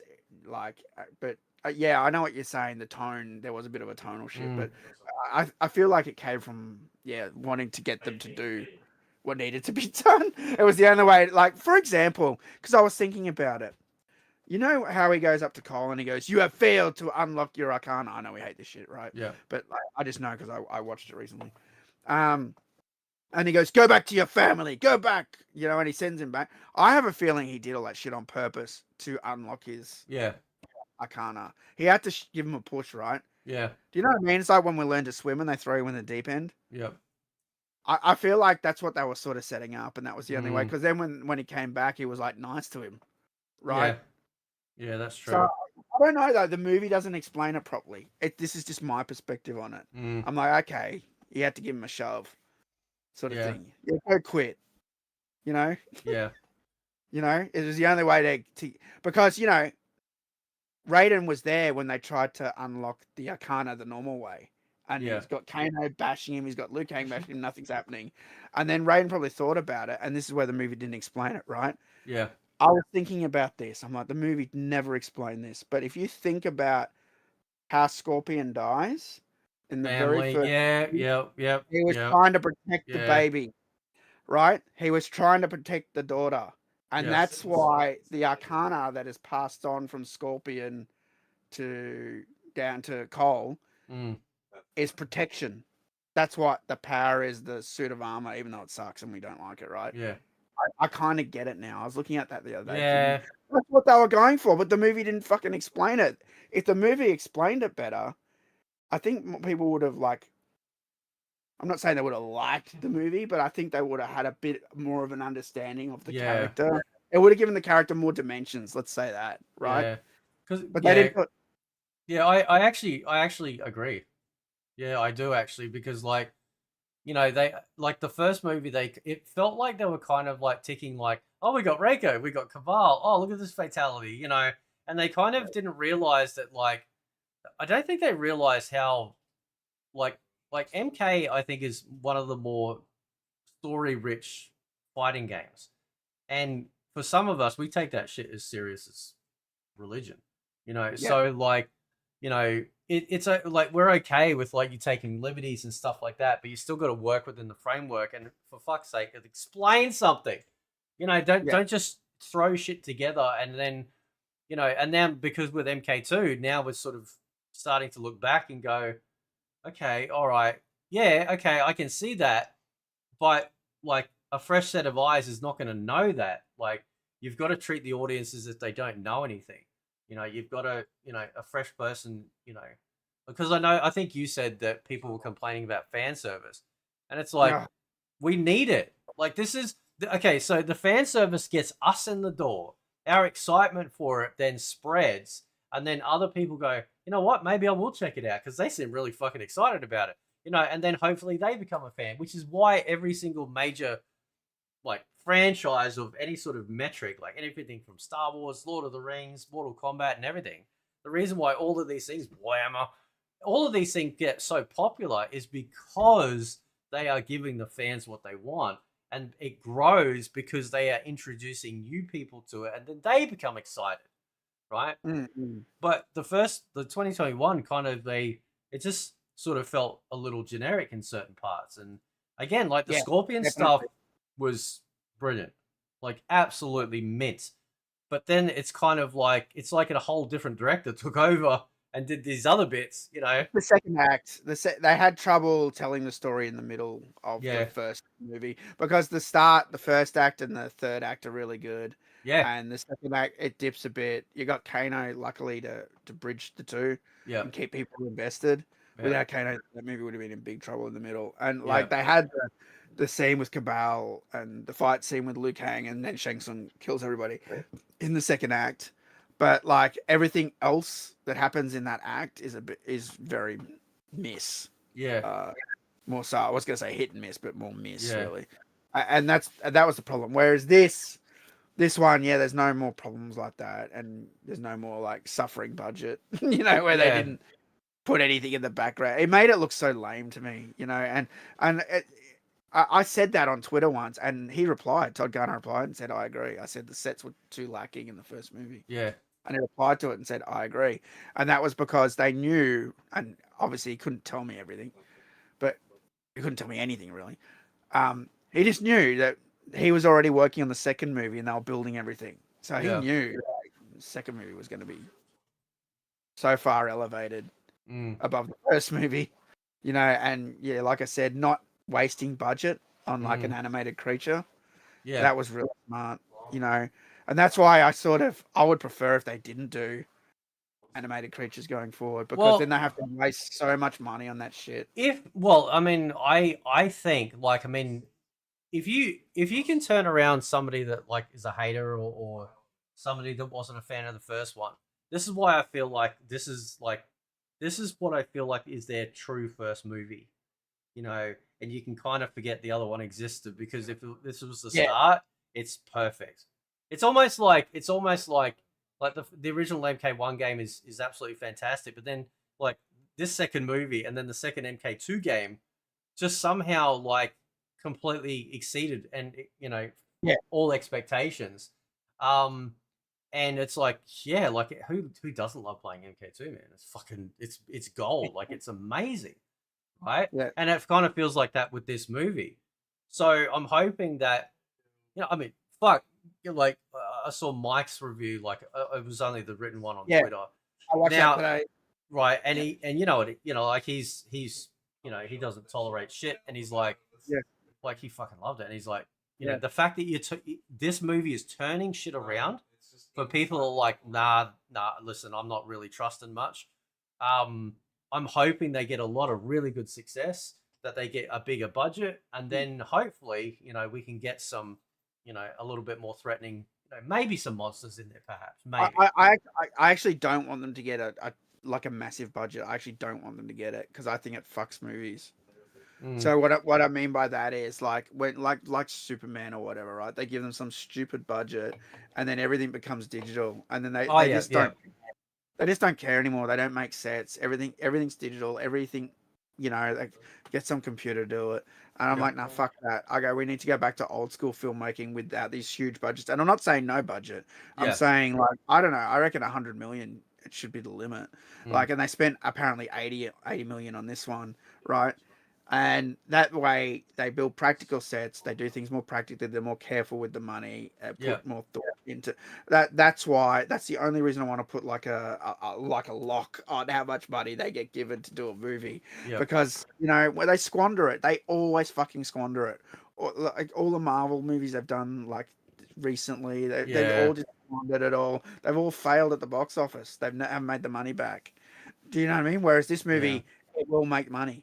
It will. yeah. It only has to crack 160 million, and I'm sure it will do that easily. Do you know what Yeah, I mean? because And so, like, there's a lot of good word of mouth, and like yeah, I've seen some of the hater shit, and oh, it's like lame. it's like, It's so nah, you're stupid. not, you don't yeah, Well, you watch my review today, and I'm like, oh, okay, so we can't have fan service. So what do we have then? We have Cole Young, something that nobody yeah, fucking likes. So what are we supposed to do? Put Cole Young in the next one and make up things that aren't in Mortal Kombat? They're yep, stupid. They're idiots. They don't. You have to have things that are from the game in it. You have to. But yeah, that doesn't mean you solely rely on that too. The movie has to have its own independent identity as well, right? mm, So when they put the Baraka shit in this movie, that's all from MK1. That's MK1 Baraka. That's like the more friendly, even though he's still vicious, but that's more the friendly Baraka, right? It's not yeah, Psycho Baraka from MK2. Yeah. So I'm like, okay, they put something from MK1 in, and I don't really particularly like MK1. Yeah. I'm like, but fuck, it works in this movie perfectly. Yeah. Do you know what I mean? I like seeing stuff that are from Mortal Kombat games in the movie, so I've got no problem with that, right? So that's how you do it, and that's how they've done it well. They haven't put any politics in. They've done a grounded story with a big bad guy. You know, it's a classic story. Revenge on the big bad guy. Yeah. Do you know what I mean? It doesn't have to be some stupid fucking, you know, Mandalorian and Grogu. I'm just gonna tell you guys something, all right? All right. I fucking hate Grogu. I've always hated that little fuck. A friend told me to watch The Mandalorian, and I watched the first season, I watched the second season, and then when they came Gina Carino, I went, nah, it'll be shit now. And everyone went, no, it won't be. And I'm like, no, it'll be shit. I'm like, because they fired someone over politics, I guarantee you that show will fall apart. And everybody told me no. Everybody said no, it's a good show. What happened, Fate? Yep. Fell apart because they had a whole thing planned, and because they let politics get in the way, they fucked it, right? And I actually thought that was Baby Yoda, because everyone keeps calling it Baby Yoda, but my friend said, actually, that's not Yoda. I'm like, oh, okay. I go, Yoda doesn't act like that. I was saying, Yoda doesn't do all the shit that's in this trailer. Yeah. Well, what the fuck is this? He goes, well, it's not Yoda. I'm like, isn't that fucking Baby Yoda? They always call it Baby Yoda. I forgot. I watched it. Anyway, I hate that fucking thing because it's not Yoda. It's just not. Yeah. And, you know, I'm going to the Mortal Kombat premiere, and all it was Mandalorian and Grogu just plastered. Yeah. All the way, all over the escalators, all over the poles, all over the walls, on the outside. I'm like, fuck that thing. Should be fucking Mortal Kombat posters. You know what I mean? Yeah, so they'll spend so much money on that, and that's going to fail big time. It looks boring. It looks boring, because they can't write a classic story anymore. They've got to be like, no, we've got to do this and this and this. And, you know, one of the best examples of it is like Crystal Skull, right? Yeah. That could have been a good movie. Nah. They had to put in the double, triple, quadruple cross in it. They had to put Karen Allen in it, and she's crap. She's just there to drive the car and say, I had a kid, and it's your kid. Yeah. That's all she's there for. Do you know what I mean? They don't understand the original source material. The original Indiana Jones movie. She was so connected to Indiana Jones. She knew him. She grew up with him. Indy was the student of her father. You know, like that. They wrote all the connections in, right? In these new modern movies, they don't write shit. They write slop. Right? So it's not hard. With Mortal Kombat, it gets a bit of a pass because you don't have to write as deep a story, but having a classic story, having a classic bad guy, having a grounded story, people like that. It's just entertaining to watch. Yeah. And everything was really well explained. You know, I didn't think it was like, you know, there was nothing in there. Like, obviously, like, we'll get certain references and stuff, but like, as far as like understanding a character and their motives and things like that and why they're here, that was all explained. Like they did such a good job, you know. But yeah, I still see. I had one dude join my Discord and leave a comment because he was like, "Oh, it's woke because Katana won," and I'm like, "Dude, do you even know anything? Like this is like MK2 level of fucking." Yes, it's like, come on, like it's in the Mortal Kombat 2 ending. I know. Of all the people to be able that should, like, see, I can't really remember MK11's story because it was just kind of crappy, but I never felt like Katana in that was gonna be able to beat Shao Kahn, but in this I did, right? In this it felt like we were getting MK2 Katana's ending as canon, you know. That made sense, and because of the way they portrayed everything, by the time she's getting there, it's like, yeah, you're like this feels, you know, it's like John Wick, right? Like John Wick works through the whole movie because he's got that one bad guy in his sight, you know, and nothing's getting in the way of that.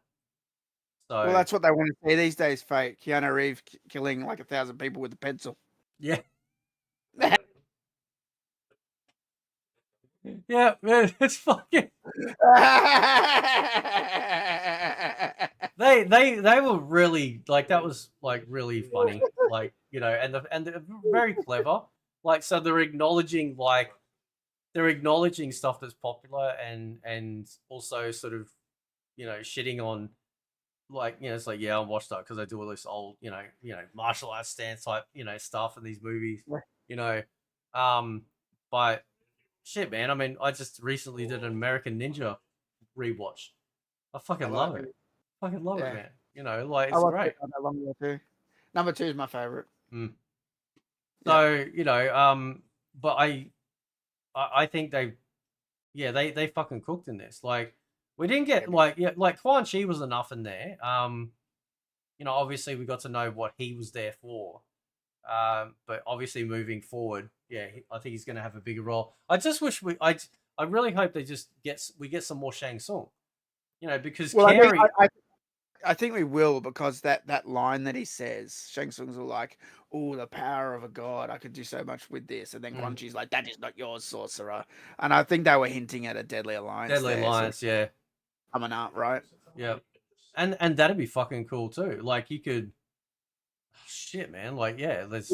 Well, that's what they murdered Khan, and I don't know if you saw it, but when they had all those shots of Shah Khan's throne room in this movie, Yeah. it reminded me of the shots of Shah Khan's throne room from Deadly Alliance when they kill Shah Oh Khan. yeah, they're walking up and then yep. Well, they had the same like row of like posts on each side. It just the symmetry looks sort of like very similar to the Deadly Alliance. Yeah.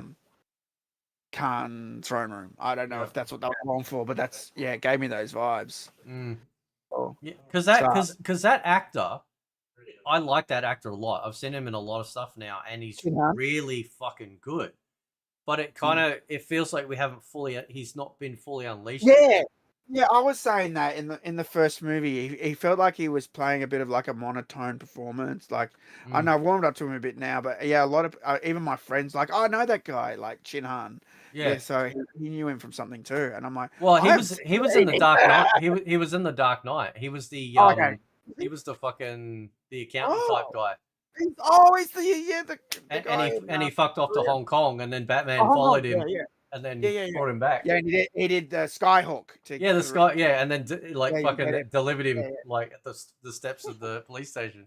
Yeah, so he's a great actor, and he's fantastic. But yeah.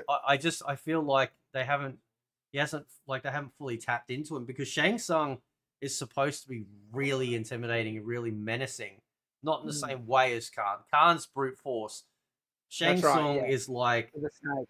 yeah, Yeah. he's a snake, right? So we're not really, we're kind of not getting that, yet. You No, know, we haven't seen him in a tournament setting because like he could have been in this in the tournament setting, but it was sort of more side quest Shang Tsung yeah, in this tournament. So yeah, I think you're right. Like coming up, I think it will probably focus on him a lot more in the role.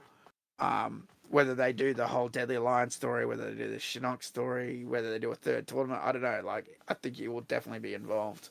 yeah. I mean, you could do like, yeah. I mean, you could almost do multiple storylines depending on how well you do it. Like again, I want to see an invasion, like a Khan invasion, and they and yeah, you need Khan though, right? Because of Sindel. Like that was the Yeah. key that was to get around that. Well, So that's how he got around the Elder Gods. Yeah, yeah. yeah, so there's if there's a way that they bring him back to do the invasion, and then Shang Tsung realizes like, oh, you know, this is gonna be really, this is too powerful. I'm never gonna be able to like top him. Maybe Shang Tsung and Quan Chi team up to try and maybe unlock Onaga to then combat Shao Kahn, and then they find I'm just fucking spitballing shit here, and then they find out, like Khan finds out, and then there's the Deadly Alliance, and then you could almost have like the Unholy Alliance where Khan and Raiden team up because the greater threat is You know, so Khan's like he's kicked the hornet's nest, he's invaded Earthrealm, but then he finds out it's like no, like you know you're gonna get replaced, you know, with Onaga, and then they go down that storyline of like, well, you know, it's like Raiden's like, no, we got to align because correct me if I'm wrong. Didn't wasn't Raiden saying something in the beginning? You know, when MK9's doing the intro story, it says something like he must live or something like that. Wasn't that referencing to Khan Yeah, that's to not right. kill him? Not kill him because he had to start the invasion. If he was killed before he started the invasion, they couldn't do anything. He needed to start the invasion for the Elder Gods to intervene. Yeah. It's something that they don't mention a lot. It's either MKX or MK11. I think it's X that introduced this. Apparently, Shao Kahn and Raiden are the same species of Okay. whatever. Right. It's just that Raiden is on Earthrealm and Khan is in Outworld, and he has those like dragon scales, right? Yeah. You don't see that on Raiden though, but No. apparently they're the same species. Hmm. I forget where that comes. I'm pretty sure it's X. MKX mentioned something about that. Yeah. So if that's true, it could be likely that team up. Annihilation called them brothers, remember? Yeah. And I think Yeah. that might have been an idea where that came from that, where they're like, no, let's not make them brothers, but we'll make them the same species. Yeah. Do you know what I mean? So they could play off that. I mean, why would you bring back Shah Khan? That's the question you have to answer. You can bring back Shah Khan, right, in the Yeah. next for the next movie, but why? Why would you need to bring back Shah Khan? Well, that's the thing. It's like why okay. All right, here's the baseline question. Why is it so important for Outworld to take over Earthrealm? What is it about Earthrealm? Is it because of all the souls? You know? Okay, no. So, well, in the old games, he does take everyone's soul when he merges the Yeah. realms. But I think, and that's what I like about Shah Khan, I don't think they've ever answered it. It's been a bit of a mystery thing with him. He just wants to conquer. He's a conqueror, Yeah. right? So once he has Adenia, he's not content. Once he has Zatera, he's not content. Yeah. He's like, well, now I want Earthrealm. Do you know what Yeah. I mean?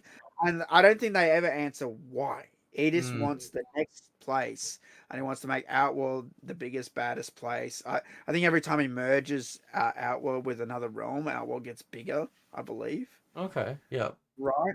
So that I don't think I'm like you. I'm a bit rusty on like MK11 and MK1 storylines, Mm. but I don't think they've ever answered why what drive he has, other than that's just what drives him.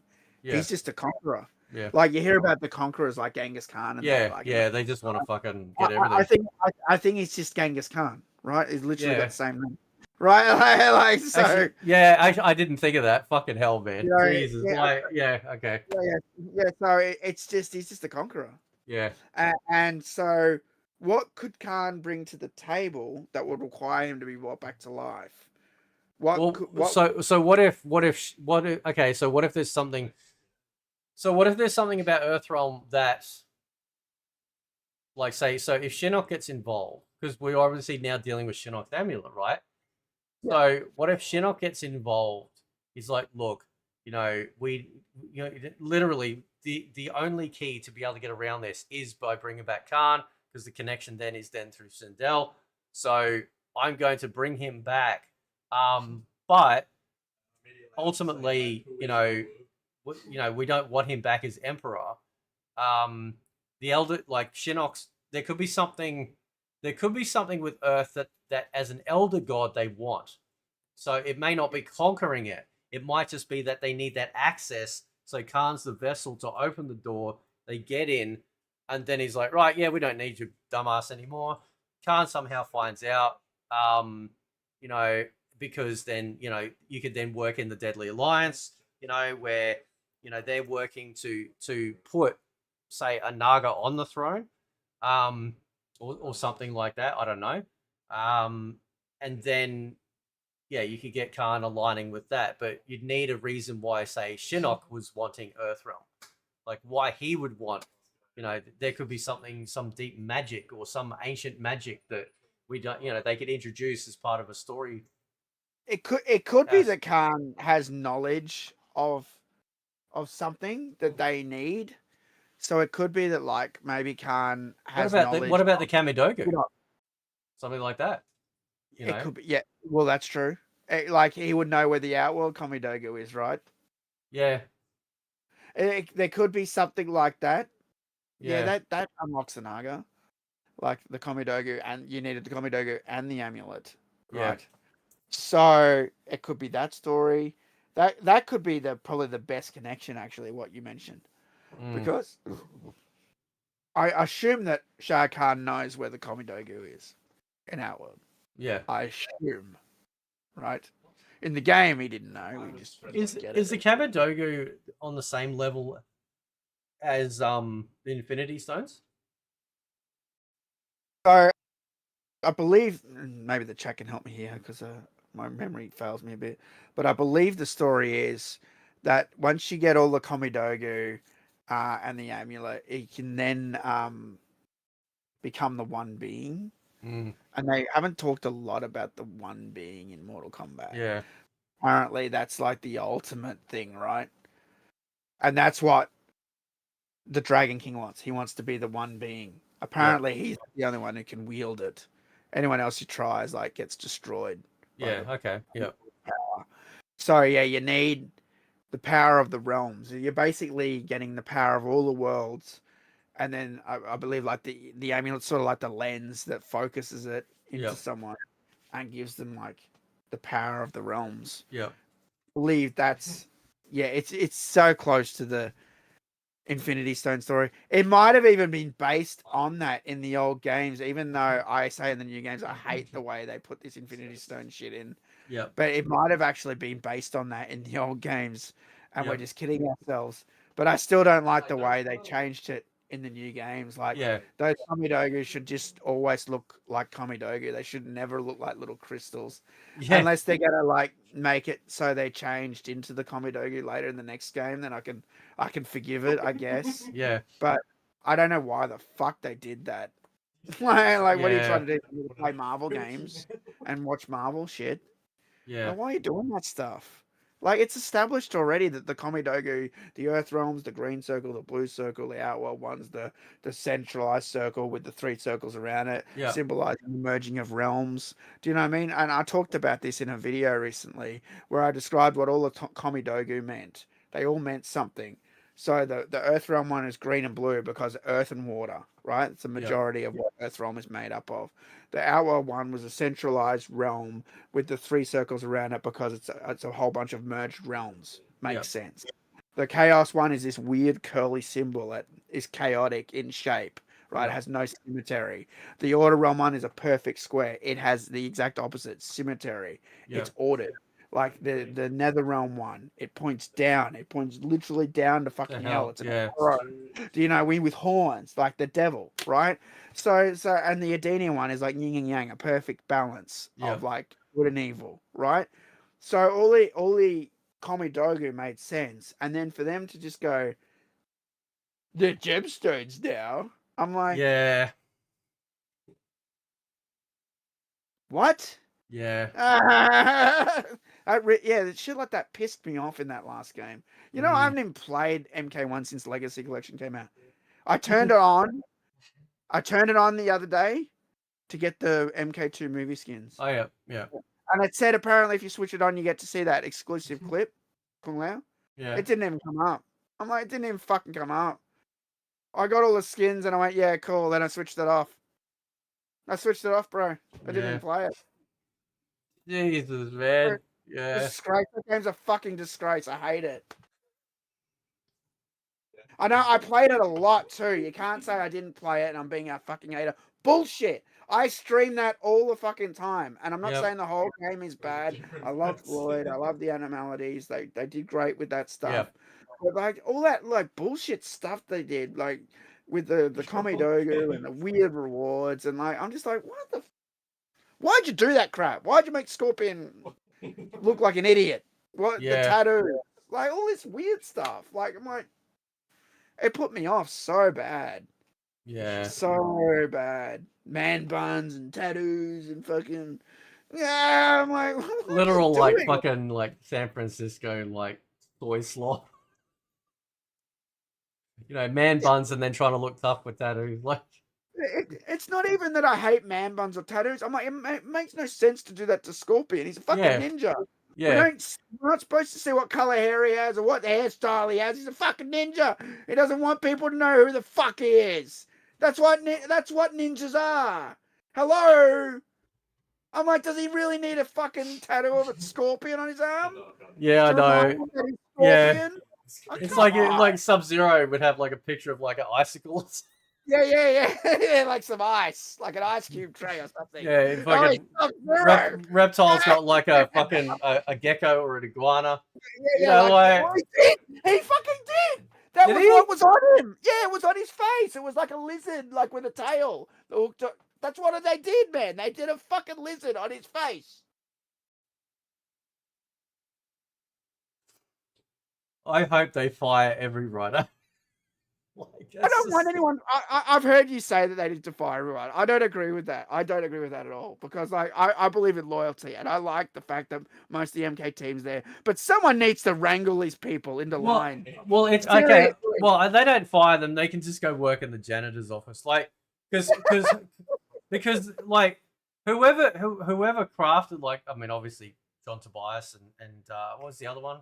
Who's the other guy back in the day that John did the Vogel. story? Yeah, John Vogel. Right. So these guys obviously crafted something great, but like whoever has taken over the reins, you know, writing this slop, like it's just, it's like, oh, we need to let everyone know that his name is Scorpion. It's like this is stupid. Like, you don't need to do this stupid shit. Just stop being stupid. Like, I think they're doing a Mortal Kombat game next, and we called it. Remember how we were talking about it? And I said I don't think it's Injustice because that thing said Hogwarts. It didn't say Hogwarts. Yeah. It said Hogwarts Legacy. I'm like, they wouldn't misspell that. What the fuck is that? And then like, don't get me wrong, I'm not giving Dynasty any shit or anything because he did a video about it. But like, I saw that screenshot of like, we're hiring people, and I'm like, well, it makes no sense because they've got Hogwarts Legacy and some other game, and then at the side it's got 2 unannounced projects. And then Hogwarts said TBA or TBD, which means to be determined, right? I'm like, well, they haven't announced MK3 or Injustice. They haven't announced shit. That would be in the unannounced projects button. So it makes no sense. And then Ed literally came out and said, we're actively pursuing Mortal Kombat. And some people are like, well, we don't know what's next. That could be either one. I'm like, no, he said it. We're actively pursuing It's Mortal Kombat. They're not going to do Injustice. That game doesn't sell enough. I don't think it does. No, I like, this is where I've agreed with you, where to me they're an MK team, right? Like, you know, I know Ed's got his thing with, you know, he likes the DC stuff, but like, no, it doesn't sell. I don't think superhero stuff is grabbing people like it used to.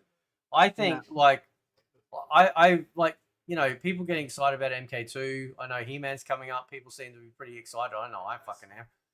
And then Street Fighter. So we're getting completely different non-comic book universes that we can invest in and be excited for again, which is really refreshing. You know, because there was too much superhero. They destroyed them. They destroyed them. You know, with that Batman v Superman shit. Remember that scene where they go to the desert? And then, like, everyone teleports and disappears, or some weird shit happens, and then something's not explained. And I'm sitting there going to my friend, going, "This movie makes no fucking sense." And then all the super nerds were like, "Oh, it's phantasms or something," and I'm like, "What?" I'm like, "What the fuck's that?" Yeah, and there was this whole big like hidden thing that it was phantasms on the multiverse, and it was connecting all this shit. And I'm like, "Bro, I went to watch a Superman movie. I don't know what the fuck you're talking about." And apparently, you have to be a super mega fan to have understood what the movie did. And me and everybody who saw that movie were like, I don't get it. Because the movie doesn't explain it at all. Yeah. Unless you're a super duper mega fan. You only then do you know about the phantasms or whatever. Because I remember Kevin Smith and fucking Jason Mewes were talking about it. And I'm like, is that what that shit was? Yeah. Well, why didn't the fucking movie explain it to me? Oh, it just expects me to know this shit? Yeah. I don't read fucking Superman comic books. What the fuck? I just went to see a movie. Yeah. No. And Like, that's why people had enough, because they put all this stupid shit in there. But and unless you're a mega fan, yeah. you're not gonna know what the fuck's going on properly. You know, and they expect, and that's what me and my friend were talking about this stuff. They keep putting stuff in. They keep going into the source material and going, "We'll put this stuff in. It's in the comic book." Stop fucking doing that. Stop it. Yeah. You know what I mean? Because you're putting stuff in that's so obscure, right? So if you think about the original Superman, the one we grew up with, anybody can watch that movie, Fate. Right? Yeah. You know how I know that? I've never read a Superman comic book in my life. And I could watch that movie and understand it. Okay, he's the Man of Steel. He's super strong. He's from another planet. He's from Krypton. That planet died. He was sent to Earth, right? Yeah. He can do all these amazing things. That makes sense. But in this new movie, they couldn't do that. They had to be like, ooh, phantasms and multiverse and all this just nonsense. And it's like, this doesn't work. You can't, the common moviegoer doesn't understand what the fuck is going on. Yeah. It doesn't work. And they kept doing it. They did it in so much shit. They did it in all the Marvel shit. They did it in a fucking Spider-Man. They did it like, at least Spider-Man explained it though, right? They Yeah. did it in Spider-Man though. They did it in the Marvel. They did it in the fucking Batman v Superman, whatever. Yeah. They just kept doing that nonsense. And we just got sick of it. We got sick of watching Marvel. Yeah. You know, what were all the last movies? I don't think I watched any of them. No, I haven't. Shang-Chi, any of them. I don't know. I didn't Yeah. watch any of them. We used to watch every Marvel movie release day. Yeah. Yep. We Yep. get all the friends and we go watch. We watch Iron Man 2. I watched Civil War. I watched Civil War 2. You know, Winter Soldier, whatever. I watched that. We watched, you know, Guardians of the Galaxy. We watched all of them up until like, I don't know, the last wave and the wave. It's just getting stupid now. It's like it never ends. Yeah. It's like, who can we add? You know, it's just, who can we add? And they did the Thanos thing, and I'm like, okay, they should have just stopped there. Yeah. You know what I mean? But it didn't stop. I think that's, yeah, like, I mean, I am intrigued with Avengers Doomsday. You know, because like it kind of sounds like it's gonna be batshit crazy. And I think they've admitted that they're basically going, this is starting at the end, like it's taking over after Endgame. So basically all of that woke slop fucking dog shit that they came out with, you know, all these obscure dumbass characters and trying to replace OG characters with people nobody gives a fuck about. They're just finally, even without saying, you know, it's a mistake, they're going, yep, you know, they never say it's a mistake. They just go, oh, it's like this now. Yeah, it's like, oh, it's an alternate timeline. Yeah, that nobody gives a fuck about visiting, like twerking She-Hulk and shit. Yeah, after they realize they made no fucking money, and no one wants to see it, and they're killing the whole thing off. You know what they fear the most? Killing a brand. Yeah, that's what they fear the most. But for a long time, they'll push it. They pushed it with the Captain Marvel. They pushed, you know, Girl Boss. They pushed all that stuff, and everyone just rolled their eyes and went lame. Do you know what I mean? Because they can't just tell a basic story. You know, they want to push it. Well, and they're like, oh shit, we better fix it. There's rumors apparently they're doing that with Star Wars as well. They're just gonna forget like all the new ones. Yeah, damage is done. Yeah, no one will have faith. That's because Kathleen Kennedy's gone. That's why. That's why they want to fix Star Wars now, because they got that bitch out. Yeah, she was fucking terrible. You know, I don't know what happened to her. I just want to say, because she was with Lucasfilm from the start, right? If you watch Raiders of the Lost Ark, her name's in there. Yeah. You see it straight away. So she was with Lucasfilm through the glory days. But unfortunately, like a lot of hang on, lose my voice. A lot of liberal white women, they get told that they got to do this, and you know, feminist this and that, and blah blah, and push this, and you're in charge now, and you're, you know, and you got to change. Don't have that a man like talks to a woman like that anymore. Like, you know, as a, you know, I don't want to rush my research. I'll tell you in the morning.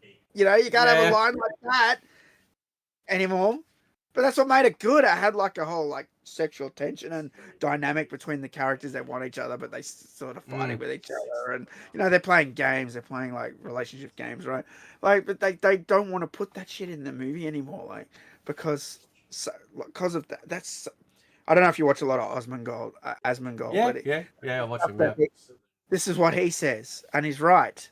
It's that there's a problem with, and I'm not a sexist or anything, but women have been told that you're in charge, do whatever you want, and this includes women who do sign up to OnlyFans and all this shit now, right? They've been told that like it's empowering and all this shit, and you're in charge, and you can do whatever you want, but they ruin their lives by doing this stuff. yeah. And I don't actually care if a woman wants to do it. I actually don't give a shit. But it annoys me though when they come out and go, "Oh, I shouldn't have done that. I shouldn't have done it," and then like they regret it later. Yeah. I'm like, you don't regret it later. You regret it because you didn't make any money. Yeah. You know what I mean? I was saying the other day, like to someone that, you go back like 20 years, and if you even suggested to a woman, hey, why don't you just get on the internet and sell your ass, you probably would have been like absolutely smacked the fuck out. Women back then, like it's interesting, like, how they act like, oh, now is the time for women to unlock their true potential. But they're Kano. Oh man, it's a tattoo. It's a tattoo of Anita. It's a tattoo of Anita Sarkeesian right here. Oh, yeah, that's it. Oh my god, I'm a feminist now. Yeah, feminist freak. I got the feminist frequency. Oh man, we're going to hell. But like, but the funny, I can't stand that woman. But the thing is though that women actually had self-respect. The idea, and this is the thing, is that like now, like nobody, like people don't care about the reputation anymore, right?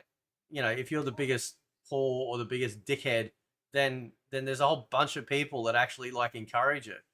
Whereas you go back, like not before the internet, but before social media, which I tell people, like, when I first started finding your content, it was your website, not fuck YouTube. YouTube didn't even exist. It was your website, dude, and your forums, and you posting the latest news and stuff like that. I miss those days because like nobody was clamoring for likes. People cared about their reputation, especially women. Like if you told women 20 years ago this is what women are going to be doing now, they would have put you in an asylum because they thought you're just out of your head. They're going to set their butt hole for $5. Are you fucking mental? Well, here's the thing. Like in our younger days, right, with the adult content, the women still did it, right, but they weren't shamed for it. Like, I mean, they might have been shamed by some people, right, but they did that content, but it wasn't like mainstream. Yeah. Like it was like really obscure. Yeah. We all knew about it, right? We all saw a Dirty Magazine or whatever growing up, right? But it's not like there was one line around the house and the coffee table, and that's what it's like now. You open Twitter, man. My Twitter, this might be my fault. I may have been targeted by the algorithm. I may have clicked on it, a couple of girls with massive tits, right? But half my Twitter is those chicks now. I'm like, how do I fix this? Do you know what I mean? I can't. It just constantly, every fifth post is some chick with her tits out. Yeah. Like naked. I'm not even talking censored, bro. Like, I'm not even talking like cleavage. I'm talking she's showing nips. Yeah. Do you know what I mean? And I'm like, there is a lost art. Like, and I know some people probably think it's cheesy, but like, there is a lost art in the imagination. Because like films, and this applies in a way also to like horror films and things like that, where they try and get more and more, like they try and up the ante. But some of the best horror films and shit really didn't do a lot. It was the fear. They created fear, and then it was, you might have implied violence, a blood splatter, and the fear and everything, the atmosphere was enough for you to get, to feel terrified if you did, based on that. It's the same with sex scenes. Like, yeah, they might have gotten naked, but it wasn't like Game of Thrones. I'm just going to throw you over the couch, and you know, it's like basically the only position they could seem to do. There was still a bit of an art to the lovemaking, you know, Yeah. like the smoke machine, the saxophone, you know, like, and I kind of miss that because the imagination is part of that. You know, it's like, you know, if everyone walked around naked, like we would acclimatize and be like, yeah, whatever. Yeah, Like that's right. we would all acclimatize. So you know, it's yeah, like you know, interestingly enough, speaking of outfits, like or covered up, like Katana's outfit actually did work very well in the movie. Oh, I liked it a lot. It Yeah, actually looked very, very good. I liked yeah, all the little fans.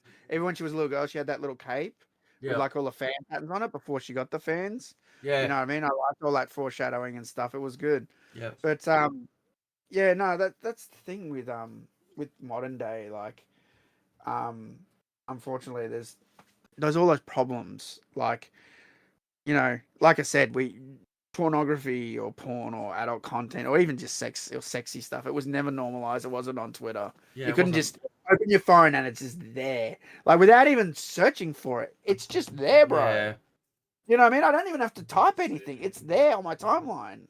yeah, I don't know why the fuck is it just there? Like, and it's just there on Facebook, and it's just there, and it's just there. Like, we'd have to go look for it. Like, you know, when the parents went around, turn on SBS, right? late at night. Yep, Late at night, SBS, maybe I'll catch a titty or yep, two, right? Growing yep, up, right? You know, now it's not even a challenge. yeah, I reckon I could get someone to deliver me adult content and not pay for it if I wanted to. I yeah, reckon I could get someone to my house and bring me a DVD or something. It's like that effortless. It's so silly. yeah, And that has made so many problems. It yeah, has. And like I said, I'm not against women who do the OnlyFans and that, but it shouldn't be normalized. It shouldn't be like it's just normal to do that now. I don't like that. yeah. That's the problem, and that's made a lot of problems in the movie industry, in games, But it's in, also, in but also the art. feminism stuff, because then they go, oh well, you know, we're strong, independent women, and it's basically like, yeah, but you know, if you're trying to make money, why is the only thing you ever go back to is prostitution, That's right. right? So here's the thing. There's two types of feminism. I always try and segregate the two Mm. because old school feminism was just about equal rights for women, them being Yeah, able to vote, them being able to drive. Fair enough. Treat people the yeah, same, or same as men. Women can do what men can do. That I'm totally on board with, 100%. Great, right? But the modern day feminism is the stuff we're talking about, where they normalize all this stuff and yeah, the only thing that they can make $98 million. I was literally watching a video tonight of this girl. She made $98 million when she yeah, joined OnlyFans.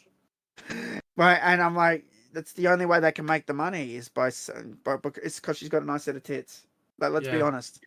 That's why she made $98 million. It's not yeah, because she came up with a great idea or invented something or prove women can do it like men can do or built something or do yeah, you know what I mean? She just flashed what everyone wanted to see without going through all loops, taking her out to dinner and all that stuff. Do you know what yeah. I mean? Men are lazy. Yeah. We just want Well, to I cut mean, corners. the thing too, like, I mean, you know, it's you know, the women wouldn't have the industry if the men didn't enable it as well. So, like, you know, just like the porn industry, Yeah, obviously there is a market, um, but then you've got that downside of like, people form parasocial relationships with these people, thinking, oh, you know, maybe I got a chance. It's like, it's a couple of things too. Some men work so hard; they work all week, right? yeah, And they're just too tired to go out. yeah, They're too tired to go out, so it's just easier for them to go online and just find some bitch and give her $5. yeah, $10. I get yeah, it. I've been there. yeah, When I worked in 2011 I was working 5 days a week, 9 to 5. But sometimes I'd stay back a bit late after work. Sometimes we'd drink beers after work, and I'd get home and I'd just be so tired, man. I've mm, been on my feet all day, and I was renting back then, and I was in this house, and my bed was up the stairs. It's a massive stairwell. yeah. My bedroom was up the top of the stairs. I shit you not. There were days I was so tired I couldn't go up the stairs, and I just slept on the Total MK couch that you've seen in all. I'm serious, because it was just downstairs, Yeah, and I was able to sleep on that couch if I wanted to, because it's still comfortable. it's a good couch, man. That's I a love it. that's an icon. I That's love a that couch. TMK icon. But yeah, so I get it. I get some people that they're just that tired, and Mm, like, yeah, it's tiring being in a relationship. Got to, stay on it and keep in contact and good communication and go out all the time, and like, it can be hard to fit that in with a someone who works all the time. yeah, So I get it. I get it. And men just, sometimes they just want to take the shortcut. Let's be honest. yeah, Or yeah, rush their fancy boobs. yeah, yeah, yeah. I don't know if it's ever gonna course correct. I don't know. Well, it's the oldest. They say it's the oldest profession in the world, right? True, it is, and that's Men the are always, men are always going to want to see women, and women are always going to know that men are going to want to see women. yeah, and that's the thing with modern day feminism, which is terrible too, because they've demonized motherhood. You know, they've made Yeah. out that if you're married, somehow like you're a slave to your husband, and They've then demonized marriage, yeah, not just motherhood, more marriage. yeah, and then but you go work for a man 5 days a week. He tells you what to do, and it's like, hang on, wait a sec, hang on, like I don't understand. Like, do you not Yeah. see So the hypocrisy in that? Like, the you amount of know, people I've seen that they say marriage is slavery, and I'm like, you are wrong. You don't know shit. like if you're with a bad person and they do treat you badly, then obviously it's going to be a bad experience. But like, that's not for most. But the problem is too with the modern day feminism is they go, oh, well, you can trade up, you can do whatever you want. There's no repercussions. It's always going to be his fault. You know, there's always an excuse, blah blah blah. And then so then you get an accountability, like going back to the reputation thing. They don't care about their reputation. Oh, you shouldn't care No. about my body count. It's like, well, I don't want to buy a car that's like, well over the mileage use, like because because on a biological and like physiological system with pair bonding, it actually breaks with women. If they sleep around with multiple partners, their pair bonding actually breaks and they can't actually, like, the only way to fix it, I think, is to basically abstain to a point where it almost resets because they're what Because then they get used to being with a new partner all the time, yeah, right? yeah. So it's Yeah, kind of yeah. like it's No, like you're right. taking drugs. It's like, It's eventually that certain amount is not enough, and so the pair bonding breaks. Um, so and as a man, I know it probably sounds really bad, but like, you know, we don't want a woman that's got a high body count because it's like this deep DNA sort of reaction to it. It's like, no, I yeah. don't know. No, it's not to say they're not a nice person or anything like that, but I think our instincts are there for a reason, and I think they kick in, with certain things like red flags, all that sort of shit. Not to say, I mean, So that's obviously there's bad men too, but as a male talking yeah. about female, this is our perspective, right? So And it's, they have a word for it. They call it a nymphomaniac. It's just a woman that's addicted to sex, right? yeah, And that's what it becomes. She just becomes a nympho. yeah, And there's no relationship, and I'm not saying those people are bad like you, but yeah, I understand what you're saying. Like mm, when a couple like pair up and are loyal to each other, yeah, it's like it's going to be a better and more healthy relationship because she's not just going to be looking for the next pole that she can ride, right? yeah, yeah. You And know, that's the thing, like marriage. So like going back even further, you'd court someone, you'd hang out, you might be able to hold their hand after a month, shit like that, and you kind of have to wonder because like people go, oh fuck that. It's like, yeah, but the marriage has lasted longer than they're doing now. You've got everything on a whim, and they are failing. And you're making fun of like our grandmas and our grandpas and or our great grandmas and grandpas, and their shit lasted because by that's the right. time by the time they got into the sack, right? I mean, let's be honest. Like,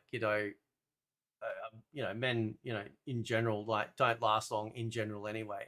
But part of the building of that relationship, including the intimacy, is working through it together, figuring it out together, just like everything else in the relationship. Whereas now, like, it's like, oh, but you got to be like a sex expert, before you get in the sack. Yeah.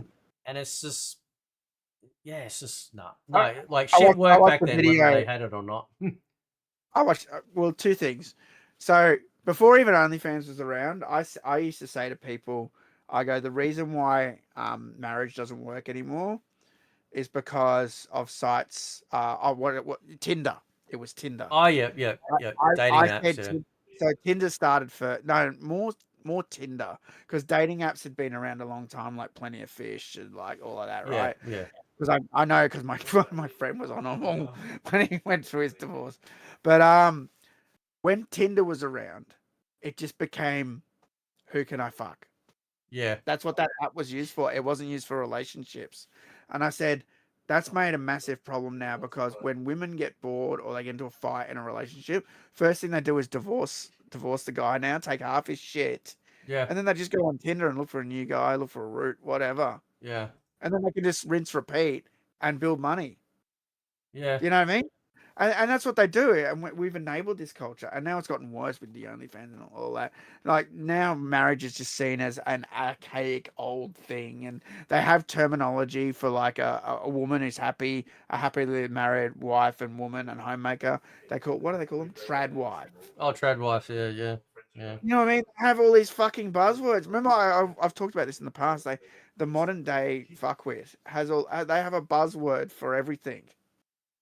Do you know what I mean? They can't just yeah, say fucking she's a wife and she's happy. yeah. Now she's a trad one. Yeah, well, it's sort of like, yeah, they got to like label, They gotta you shame know, it. They gotta yeah, label it and shame it. That's with everything. yeah, Do you know what I mean? Like us, they call us old heads. They gotta label us and shame us. Oh, they're just old. They're about old MK. Do you know what I mean? Like, you know, it's oh, fucked. yeah, It's like it's, it's it's just it's how it like is. it's like the legacy collection stuff, right? So because we're getting into like, to bring it back to Mortal Kombat, sort of, right? So Right. like, no, like, it's, it's great, man. Like, it's good having these Yeah. discussions. I love it. But the thing, like, that's why, like, you know, like some of these guys in the classic area, not you, like, you're not even like connected, which is why I gravitate towards, like, I did you, and of course I met Rexa for the first time, like, properly today. You two get a house on, you get along with a house on fire, like, you're just same wavelength. Yeah. But a lot of these other guys, like, when this collection came out, the rose tinted glasses were strong, like, and it's like, you know, we're criticizing no different to how we would with NRS games. We want it to be great for everyone. We want this product to be great. I don't want to play on Fightcade. I want to play on Legacy Collection. I want to enjoy this here and not just play. Obviously, you and I actually haven't fought yet. I was saying to someone the other day, you and me, we're going to crack out some matches now with crossplay. But Yeah, yeah. but if I want to play people overseas, I can't. And like, so for example, forget 5K. So today, Godly, you've met Godly, yeah. So Yeah. so Yeah. so he owns, um he owns, like, so I recently bought World Heroes Perfect, like the one that they re-released with rollback and stuff. I saw that And video you put up. he owns, like, he had it on Steam as well. So he's over in the Midwest and I'm here, and it was perfect. Right? So it's not even Fightcade. Forget Fightcade. You've got this singular game from the same era that's able to do rollback, and it showed so this is the interesting thing, because most other fighting games generally show you somewhere the rollback frames changing, right? And what's being compensated. There's nothing anywhere. There's no visual metric anywhere in the collection with, like, showing the frames that are being dealt with or whatever. And that's why I wonder, like, did they get some, I don't know, some backwater roll? Is this beta? I don't know. Like, because you're right, like, you don't drop the matches, but it's almost unplayable though. So what's the point? And so when he and I had like about 4, 5, maybe 6 fights in World Heroes Perfect, and occasionally you might get like a lag spike where it'll kind of like go, and then it would, and then but the rest of the match was great. And this is rollback. This is playing that distance, and it was great. So I could just simply use that. That is a proper. That's an official product. So forget FightK, an official product that I paid money for. Old game, similar era. What's going on, right? What's going on? You know, that's and I wanted addressed because, you know, I look at my reaction to it and I was so I was out of my tree with excitement, dude. And I want that back. I want to be able to load it up every day and play with, you know, against you and my other mates and stuff like that and not be restricted. Imagine playing against Dynasty like that, you know? Exactly. Yeah. Right? So I don't understand why after all of this time, for whatever weird reason, they're obviously very capable. You know, they put in the lobby system's great. Crossplay is working as intended, you know? Yeah. But the elephant in the room is the netcode. And then you got these guys that like Daryl and stuff. I love Daryl, but man, like it's just like, oh, you know, negativity like we've experienced with NRS, that fan base. Negativity is seen as like, oh, we're just negative, like we're just grumpy old fuckwits. You know, it's like it's not about that, dude. We want it to be great so the whole MK community can love it, not just your tiny bubble that it's working fine for you. It's got to be bigger than that. If you care about the community, like these guys say, you've got to care about the whole community. You can't just cherry pick. I think anyway. So you know, and that's the way you've been, dude. You've always been like that too. You know. Yeah. I was just gonna say, I just gotta laugh. Someone's telling me in the chat to look. Do you know what lookbacks is? Do you know this like trend going on? He's telling me to do that, bro. So. Look, Max, and what's Geomax? Let me tell you something. What's Geomax mean? Not sure about that one, but I know what the other one is. But like, let me just tell you something. I will never do that. I think I'm gonna get plastic surgery. Oh, dude, that's not even the worst of it. That was that idiot was like smacking himself in the face with a hammer. Yeah, they were hitting themselves to like reshape their face. You think I'm gonna do that? Are you serious, dude? That's not. Fuck. That's fucked. Sorry, bro. I'm sorry to call you out. Like, I'm not mad at you or anything, but like, that makes me laugh, dude. I'd never do that shit. I like me. I like me as I am. I like me as I am. And the females that I do know like me as I am, as far as I know. Do you know what I mean? Yeah. So, I don't need to do anything. I'm just me. But see, so that's again like along with the modern feminism stuff. This is all of it is very shallow. Look. How do you look? How do you look? People are going to the gym. Yeah, as a side effect, sure. You know, you might get ripped and stuff, but their goal is not to get healthy unless they are there because they're obese or something. Their goal is to look a certain way. And I like I've said this to my son. It's like, look, if a woman doesn't want to be with you because you're not built like you come out of the gym, it's not worth it. Because what if one day you do that, you get these chicks, they're like, oh, you're so hot, whatever, cock max. Right? He told me to do bone crashing max, so I'm like, you should cock max. Yeah. and then to keep up these physiques that some of these people have, you've got to keep doing it. And what if one day you go, fuck, this is boring, you know? Like, I don't want to do this shit no more. You know, look at the Japanese. You know, here's an interesting thing. So you've been in Japan a lot. I watched this, and I've probably said this before. I watched this video. This Japanese guy going around his big channel, going around, and he asked Japanese people questions. And one of them was like, he had this graph, of all these different body shaped, like ripped guys, right? And about 95% of the Japanese women were like, no, we just want the skinny guy. We don't care about the muscles. Right? Yeah, that's right. The normal guy, they don't care about that shit.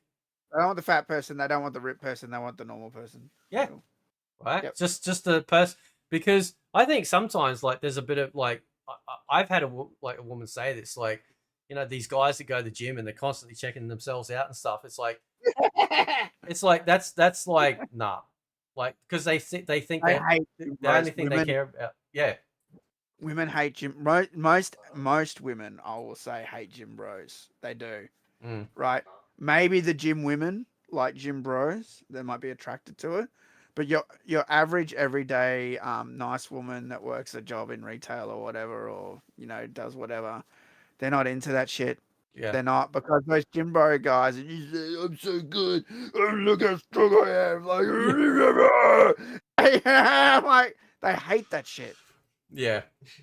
You know what I mean? And like, I was watching a video today about relationships, and I had all these women, and dude, these women like 50, 60, and they were talking about why they couldn't get stick with a relationship. And the first woman said, "Well, on my bio it says he has to be endowed." Do you know what I mean? And all Yeah. these women were so up their ass that he had to drive a Ferrari, he had to do this, he had to have a big dick, he had to have that, he had to have this, had to do this, had to do that. Do you know what I mean? That's because modern day feminism has cooked their Yeah. minds into Mm. saying you're in charge, and whatever you want, the man has to give you. Do you know what I mean? And that's what's fucked them. Do you know what I mean? And then they turn around and like berate us and talk down to us anyway. And it's like, what is this Right. humiliation ritual? Fuck that. That's right, because they've been told they're in charge, and like, fuck him. He's just a man. You can always find another one. Do you know what I mean? They've been So taught all this stuff. It's stupid, and no one's told them that, like, just be fucking normal. if Just if be a if good. every man stopped work tomorrow for a week, Yeah. the, they will never like they will never pick up the slack. Like this again, it's like this is the lie, right? Like they have no idea. Like the world that they enjoy, even OnlyFans, literally created by a man. That's right. Imagine all the men said, "We're not going to engage tomorrow, or for a week on OnlyFans with any woman." Yeah. Oh, Imagine. they'd be back at McDonald's. So obviously the big creators, it wouldn't matter because they got the Yeah, because they've exclusive already right. got the money. Yeah. But the ones that are just joined, or the ones that are just new or something, that would fuck them. They'd be fucked. And they're all the ones that would be taught, that men are slime and they're scum, and like, yeah. Suddenly, oh well, make your own fucking money then. Yeah. Can't And do it that without us. yeah, and that's the like even the, like not even doing the sex work type stuff. It's just the Yeah. this what do they call it, hypergamy, where they're like, you're sort of like you're marrying up. It's like, yeah, you're good enough for now, but oh well, there's someone better, so I'm gonna follow that. And it's like, Mm. what like you don't get this though in non-Western countries. So No, you don't. this is clearly an attack in like on the sort of relationship They believe in family ecosystem. culture. They believe in family culture and having a family, and that's everything. And that's like, especially in the Asian cultures. I know Yep. Chinese people, Japanese people, Thai. My friend's married to a Thai woman. Do you know what I mean? Yep. So they're all like that. They all have families, and families are the most important thing. Do you know what I mean? And then you hear about this modern day stuff, and it's just like, oh, it's poison. It's fucking Oh, it's poison. awful. Yeah. Like and like that's what I was gonna say with the look smacking stuff. So they're going after the men. So it's like, well, if you don't look this way or look that way, you're never gonna meet anyone. Yeah, you won't And meet anyone. That's and like, and, so a load of and, shit. and that's horseshit because like you and I know at our age that like like it was never an issue. Like the prerequisite basically outside of like general attraction was like, are you going to be a nice person? And that was it. Yeah. You worked it out together. You struggled together. You figured it out together. That was part of it. Not having like 5 or 6 male orbiters on an app that if as soon as you get that first fight, it's like, right, that's it, I'm out. Because I've got like Tyrone and Chad and all these people over here. Yeah, they're telling me I'm great. Like, and no, no, It's it's two just things. I'll tell everybody in the chat this, and anybody who's watching this video. It's two things. You want to get a woman, all you have to do is two things, right? One, always be good to them. Don't be an aggressive bastard. Yep. Right? Treat them with respect. Don't be a shirker. Just be, yeah, don't be a shark cunt. Just be nice. And two, just make them laugh.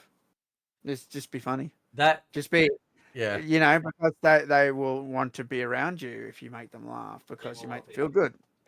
Yeah. Right? That's all you have to do. Two things. That's it. Yep. You Yeah. don't need to even look good. That's all bullshit. That's Yeah. all nonsense. I mean, there's some women that will just be shallow like that. Oh They yeah, will of usually course. be the Yeah. ones that they'll be the ones that do hang out in the gym and they go to gym all the time. Do you know what Yep. I mean? They might judge you by your looks. That's why women don't like that, because men judge women by their looks, and those women that go to the gyms, they judge men by their looks. Yeah. Do you know what I mean? So it's like, you don't need to.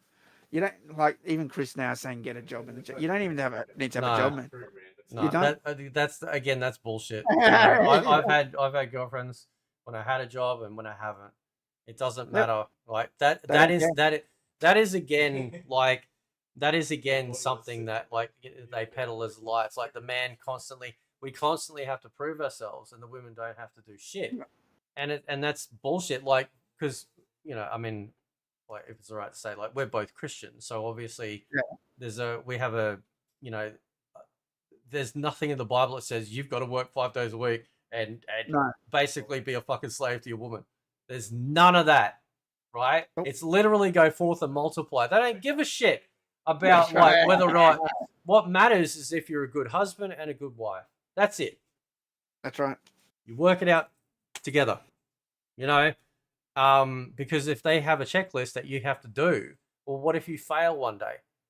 What is she going to leave you if you lose your job because of unforeseen circumstances? Like, I don't want to be with someone like that. That's terrible. Like, actually, I don't agree with that. You don't need a serious job to have a serious relationship. No, I have so many serious relationships, and some of them didn't have. I wasn't working, and they weren't working. Like, this is what I'm saying. Like, this is what I'm saying. Like, there's been everything has been broken down to these very very shallow checklist type stuff. Like back in the day, you know what it's like. It's like, so I remember like when you used to go to the cinema, as an example, especially with the boys, right? You hang out with the mates, go to the cinema, right? I make sure I look good.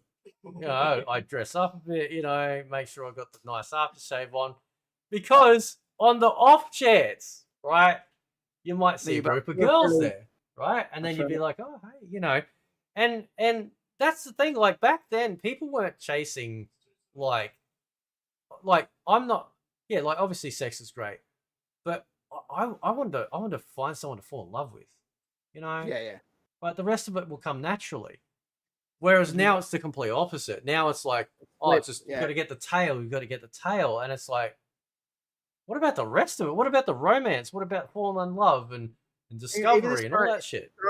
This guy in the chat doesn't understand. He's saying you have to pay for dinners and movies. Like, you have to have money to live your life, and you can just pay for it. You don't have to pay for a woman. You don't have to. You can literally say to a woman, be honest, and say, look, I don't have a lot of money, so is it okay? I just pay my own way. You pay your own way. Yep. That's 100%. I've never had you don't even have to pay for a woman. That's bullshit.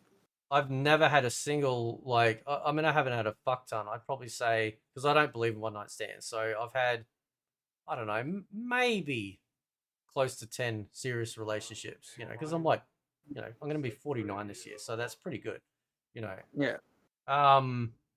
And not a single one of them, right, was there any argument about money or any shit like that. It was all just, okay, we're in it together. When you're in it together, we're going to work it out. And then, obviously, like people, you just, Now we're saying money's needed. You're not listening, bro. I said, of course you need money to live your life. You need money in general, yeah. But so regardless of a female companion, you still need money anyway. Yeah. So you have to have money anyway, regardless of a relationship. But what they're trying to do is they're trying to turn men into a woman's bank account. Right?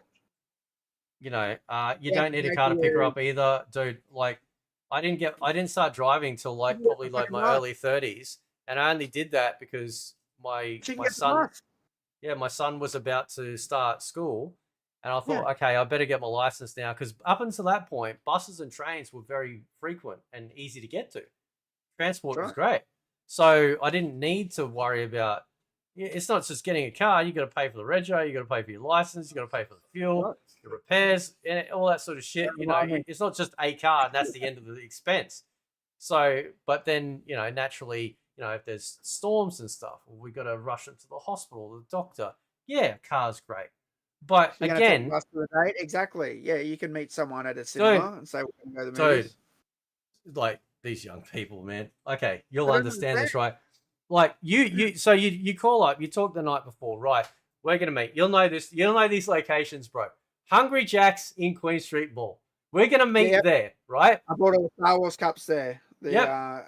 Attack of the Clones. Yep. Got them And there was no phone. Like, we didn't have mobiles back then, right? Yep. So you'd set the time and the date, and I never got stood up. Every single There you go. time, like, you know, we always met up. We go to the movies. We go around to shops and stuff. Nobody Yeah. gave a fuck. Yeah, that's right. Nobody gave a fuck whether or not we had a car or not. Because again, like, you know, that sort of conversation would, to be perfectly honest, I think would be like, okay, look, if you're getting serious and eventually either move in or get married, that's when you start to go, okay, how do we sort these things out? You know, like, Yeah. you know, can we get a car and stuff like this? That was just part of the world building with your woman, right? Yeah. But now they want you to show up with 6 figures, 6 pack, 6 feet, 6-inch plus dick, you know, and it's like, and if you don't, and again, this is what feminism's done, right? Like, it's said that, well, you as a woman deserve all of this, and the man simply just has to provide and fuck their feelings, fuck anything. They're just a walking bank, and it's so wrong. There's no talk about love and romance anymore. None of it. It's wrong because there's no love and romance. It's wrong because, like, it sucks for us, and it's also wrong because then they realize when they hit the fucking wall, when they start to get old, that they fucked their life up by acting that way. Yeah. You only get one chance. You only get one shot. You know. Yeah. That's why it's all fucked. It's all fucked. Yeah. You know, and it's just. What do you do? Well, that's why I love watching old shit, dude, because that really centers me. You know, it makes, you know, Yep. You know, like it's just, it really, like, recently again, I really love it, and she's fucking beautiful in it. Like The Wraith with Charlie Sheen. You ever seen that movie? Great movie, great fucking movie. You know. So basically, like, you'd probably recognize the cover. Basically, he's with a girl, and this gang member type guy wants the girl, so they kill the guy, and then he comes back as like this wraith that, you know, seeks revenge. You know, kind of like The Crow, right? But in the 80s, and Charlie Sheen's in it, and like, oh, the chicken is like beautiful, but like, yeah, like, she's gorgeous. I think at one point she gets a top off, but like, there's so much before that. There's so much, like, hanging out and looking at each other and, you know, falling for each other and stuff like that. Now, like, in modern stuff, it's like, you know, they look at each other and then they're instantly having sex. It's like, there's no build up. There's no world building anymore for anyone in the real world. It's just, yeah, I don't know. Maybe I'm off. The Wraith? Yeah. WRAITH, The Wraith. That's what I got. WRAITH. Yeah, WRAITH. Yeah, The Wraith. It's great, man. Great soundtrack. Fucking great soundtrack. You know, good action. Right. The spelling was weird. Okay, I put wraith as in like a spirit. Oh, WRAITH. no, actually, no. Technically, that's actually true. Yeah. Did you find it? Yeah. It's the way you said it. WRAITH. Yeah, I put the other one. Oh, okay, yeah. If you've never watched it, watch it. It's really good. It looks weird. It looks like some sort of futuristic fucking. So basically, the bad guys are part of, like, these like, they get people's cars, they'll race them for pinks, and then they'll cheat, right? And then they, like, chop them up and stuff. You know, like, this was like elite, you know, gang shit back in the 80s. Yeah, I see it. And I've got a photo of the DVD cover here. Yeah, and so then so he comes back. Now the car that he actually drives was a real one. I think it was a real once-off that they created. It's very cool if you look into like the backstory and stuff of it. And so what he does is he challenges each of the gang members racing, right? But they don't know who he is because he like the boyfriend that got killed doesn't look the same anymore. It's still him, and he doesn't reveal it until later on. Not to spoil, can't spoil, but yeah, That's all right. So she's kind of like falling for him and not realizing that it's actually still him, right? But he's kind of keeping her at bay a little bit, because this is his mission. He's like he's been sent back to take out these guys one by one. And when they get killed, right, like they'll blow up, big fiery explosion, right? But then when they find the body, you know who's in it? Randy Quaid. Randy Quaid. I fucking love him, man. He's great. Yeah. Yeah, he's great. Yeah. He's the sheriff in it. And the girl is Sherilyn Fenn. Yeah. Oh, from Twin Peaks. Yeah. Okay. Yep. Yeah. She's gorgeous. Gorgeous. Yeah. And so when they find the body, they're like almost like Quan Chi color, and there's just black holes for the eyes. So it's like really creepy, right? It's a great movie, dude. You got to watch it. Great soundtrack. It's really, really good. I don't think I've ever heard my friend even mention this movie. But like, yeah, it's like eventually, like there's a bit of a love scene. It's not like love scenes like Game of Thrones. It might pull the top down, you see, but like that little bit of, but it leads up to that. You know what I mean? Like there's a lot of exposition and world building for that, and now you don't get it anymore. Nah. It's like there's another Charlie Sheen movie I love, which is here it was called Fixing the Shadow. In America, I think it was called Beyond the Law, and it was based on a real story where he played he was just a highway cop, and he went undercover to infiltrate this biker gang that was doing selling drugs. It had Michael Madsen in it. Rip Michael Madsen, but he's fucking amazing.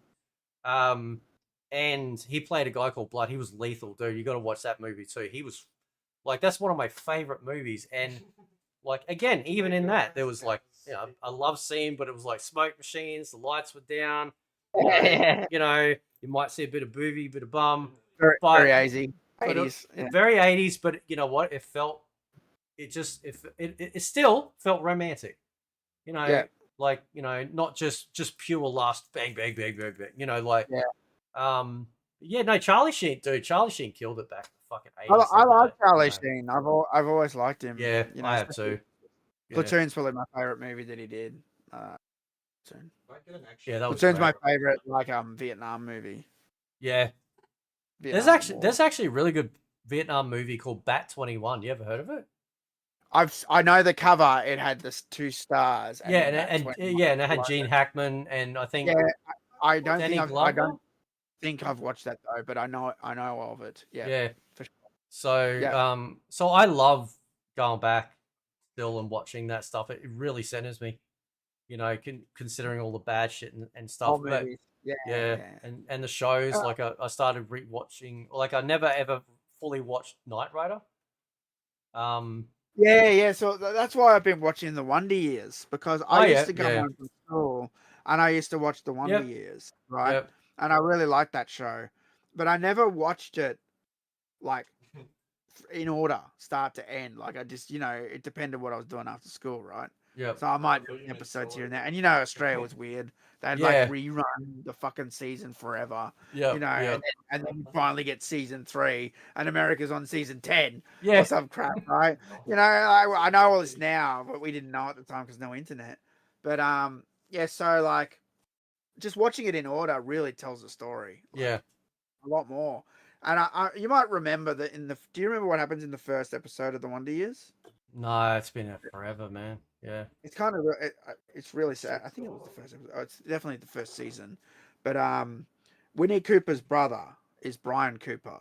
And in the first episode, there's a part where Wayne's picking on Kevin. He's punching him in the street, right? Yeah. And you know how no one ever stops it. Yeah. This Brian Cooper says, "Hey Wayne, why don't you stop that?" Or he goes, "Oh, I'm going to do that to you." and Oh then it yeah. makes him strong. And he's like the cool kid of the street. He's like got the leather jacket, sort of like Fonzie, right?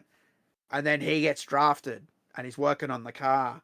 He's rebuilding a car, like a classic American muscle car, Mm. and he gets killed. He gets killed in Vietnam. And Yeah. that's Shit. why if you look in the credits of the Wonder Years, it's the last scene of the intro is that car just sitting there up on the blocks with no tires. That's kind of sad, right? It It's a is. quick Yeah.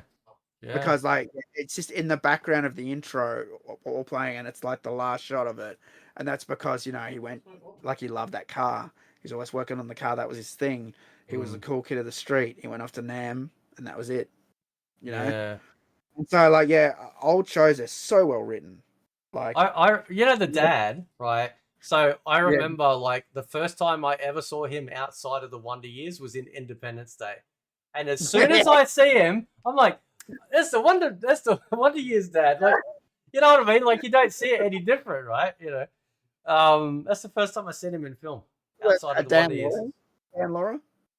He's Dan Laura. But he was great. He's great. He was great in the Wonder Years because he was like the strict dad. Yeah. No. Yeah. Like his word was like Bond, right? Yeah. Like so, yeah, like the episode where they want the color TV. I love that episode. I'm gonna have to rewatch it, man, because like that was such a Wayne, it's just Wayne going, I want a color TV, and him just going, do you know how much do you have any idea how much those cost? And then Kevin's like, yeah, $438.29 or something. And then Wayne is just going on and on and on. They're watching, and it's funny because my parents grew up in this era of black and white TV. yeah. And he's going, gee, I wonder what color the ocean is. Oh, it must be orange. Maybe it's green. And like the dad's just getting so pissed off in the background, because it's a new thing. It's expensive. There's always that whole thing throughout the show where he's like, struggling even in suburbia to pay the bills. He always a struggle to buy a new car or buy a new thing or buy whatever so no, really great show. Really top writing on that show. Yeah. Yeah, it's funny because I was watching an episode just before, and something happened in the show with there's this whole relationship thing between the girl that you said you like, the Winnie Cooper. Oh, Winnie Cooper, yeah. And Kevin, and there's an episode where Kevin tells her to go out with Paul Pfeiffer. Oh yeah. And then she dumps him, and then he goes up to her, and he goes up to Paul, and Paul's like, oh, she dumped me, and she said she likes someone else, and he's like, oh, it must be me. And then he rings the doorbell, and like, yeah, Paul told me everything, and she gets mad about it. Yeah. And then later, she says, oh, I never said that stuff. I was just lying to you. And I'm like, no, that's not right, because she overreacted. It was the end of the episode. Yeah. And then 5 minutes later, she's like, no, I was lying. Yeah, no, I do like you. I'm like, that's good fucking writing. Yeah. And I was sitting there going, holy shit. That's exactly what I said. They wrote the whole, because she wouldn't overreact like that. And anybody who's watching the show goes, she would not react like that. Because if she didn't mean it in the first place, she'd be like, look, I didn't mean any of that stuff. Yeah. I just said that. But she overreacted, slammed the door. Do you know what I mean? Like, she wouldn't have that emotional reaction. Do you know what I mean? And that's good fucking writing, so I always appreciate like old shows. Some are corny, some are campy, but generally they have pretty solid writing on them. Yeah, like there's still like even I like some of the older comedies, like Are You Being Served? Right? Yeah. So what's really funny, like, because when all the wokies are like, we need gay representation, it's like, dude, they literally, like, one of the main characters is as fruity as you can get. He's funny as fuck, right? Exactly. He's and there's all this sexual innuendo in the show, and it's so like it's old now. What was it, 70s or something? Maybe 79. early 80s, maybe. Yeah. Yeah. I think late 70s. Fucking hilarious, like hilarious shit, man. And you don't get that no more. Yeah, because the biggest lie, and I've said this on my YouTube channel, the biggest lie is how they tell us that we need the representation. I'm like, that's crap. We always had it. We always had it.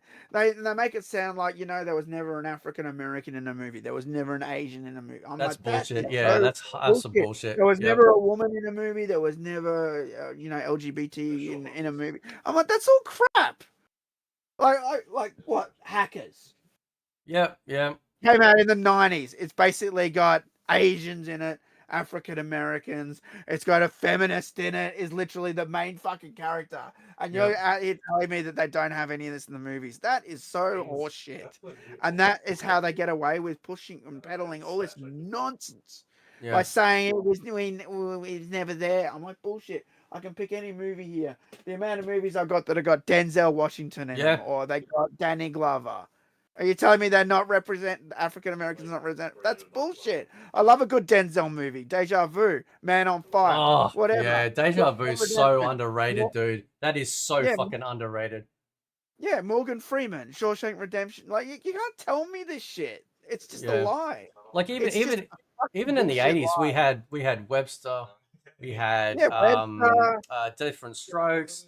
And then like Punky Brewster kicked off. I mean, there was like there was fucking like Blossom, yeah, Full House, Step by Step, Steve Urkel, yeah, Family Matters. Do you know what I mean? The Winslows, right?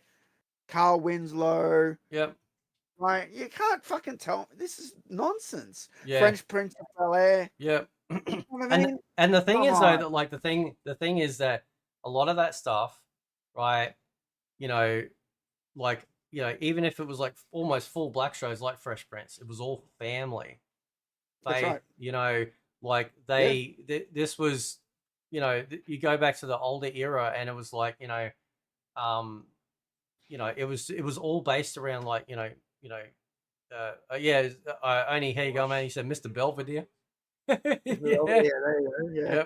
Yeah. So like we've always had it. Always had it. What's the show that had the guy that voiced Shredder in it? Because I didn't watch that in Australia. Was it Uncle Phil or something? Oh, it could be. Yeah, it could be actually. Yeah. Yeah, so I never watched that in Australia, but I heard that he was like a main character on a sitcom, and then he was voicing Shredder in the Ninja Turtle show. Yep. Yeah. So like, it's just lies when they say that there's no representation and we got to change this. I'm like, change what? Yeah. I already said Fresh Prince. Change what? It's just bullshit.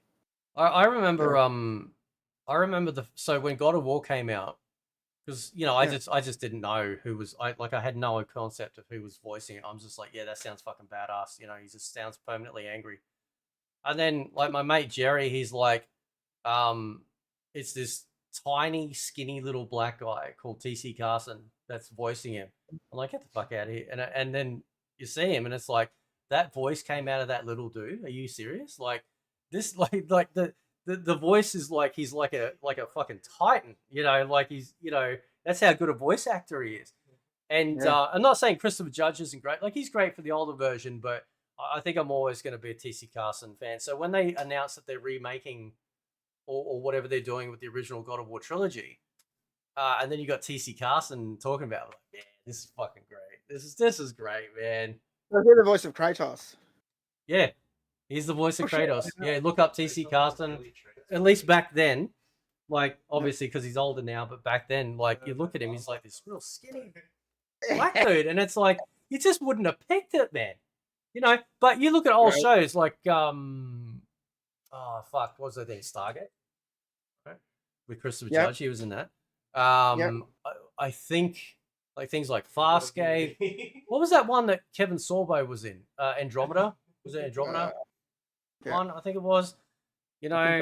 Like it was Star Trek. Like it's always been there, but I think Michael Dorn was like, Worf. We had Geordie. This is Next Gen I'm talking about, but Star Trek's renowned for doing a lot of diverse stuff. It's always been a diverse show. It's a conversation I had recently because some people are going, well, everything was always woke, and I'm like, well, there's a difference. When they did Star Trek: The Next Generation, The stories were really well written. So Yeah. when it was first, yeah, I liked it. And I can give you the best example right now, Fate. Right? I can give you the best example. One of my favorite shows growing up was MacGyver. Oh What yeah, yeah, MacGyver is the wokest fucking show ever. He's an environmentalist. He's a yeah, greenie. He yeah. hates guns. He hates alcohol. He likes women though. You know, but like Yeah. Everyone's got to you have a know, vice. he likes helping disadvantaged people and doing the right thing. He is the wokest fucking character ever, right? But I love that show. So I it doesn't matter, like as long as the show is well written, yeah. that's all that fucking matters. I And that's why I say you can write a woke show, you can write woke characters and woke storyline, but all the characters, all the writing has to make sense. Whereas when they yeah, write it in the modern day, they're just like, we're going to swap this person to this, and we're going to swap this person to that, and we're yeah, going to just do this, and we're just going to do, and it's all sloppy and it falls apart and it makes no yeah. fucking sense. It is. It is interesting because, like, yeah, like I mean, in the modern day, MacGyver would tick all the boxes, well, at least most of them, for Yeah, woke. that's right. But back That's right. then, like, you weren't sort of you weren't being. So I think the reason where the woke stuff fails is, yeah, they do a swap. They don't give a shit. Like they just go, Okay. listen, we're going to change it, and you're just going to have to accept it if you don't like it. Racist. That's the Yeah, first mistake because then they're already attacking the audience, and then they that's right. browbeat you with their politics, right? Yeah. And yeah, like there's lots of stuff. Like I think Steven Seagal went through an arc of like, you know, fucking what was it, Fire Down Below or some shit. You know, like all environment stuff. You know, crap like that. Yeah, Him yeah. I got thinking he's that. some fucking Native American or whatever. You know what he's like. You know, I Yeah, mean, yeah. I love Oh, he Steve. lies. I like Steven, but like, Oh, he's a big time liar, dude. Though yeah, he's yeah, bad. So, he's you know, no, I watched some stuff because I used to like him, and I actually don't like him much now. I watched some stuff about him. So what he would do, you know, what he would do, dude. mm, He'd show up on a movie, and like he'd be with a stunt guy, and we're going to do this fight scene, right? yeah. And he's like, and I'm going to do this, this, this, and pretend to break your arm, right? And then he'd do the scene, and he'd break the guy's arm, like for real. Oh, jeez. And that's what he'd do. Yeah, I'm not even joking. And he would do this to stunt guys. And guys were like, nah, I won't do a movie with that guy. No, yeah, no way. Because the word got out that he would just injure these people on purpose. So he would look good, right? He always had to look good. And no one even knows where he's from or what his heritage is. Like, he's never answered it. He always just says some other shit or yeah. some other random answer or something different. I think he's hiding in Russia now, isn't he? Isn't he? Yeah, it's just weird. He's just a weirdo, man. He's Yeah. weird. He's fucking weird. Look, I really like Under Siege and Under Siege 2. And I Yeah, like they- Fire Down Below, actually. It's just a grounded story. But but he's a bad person. Yeah.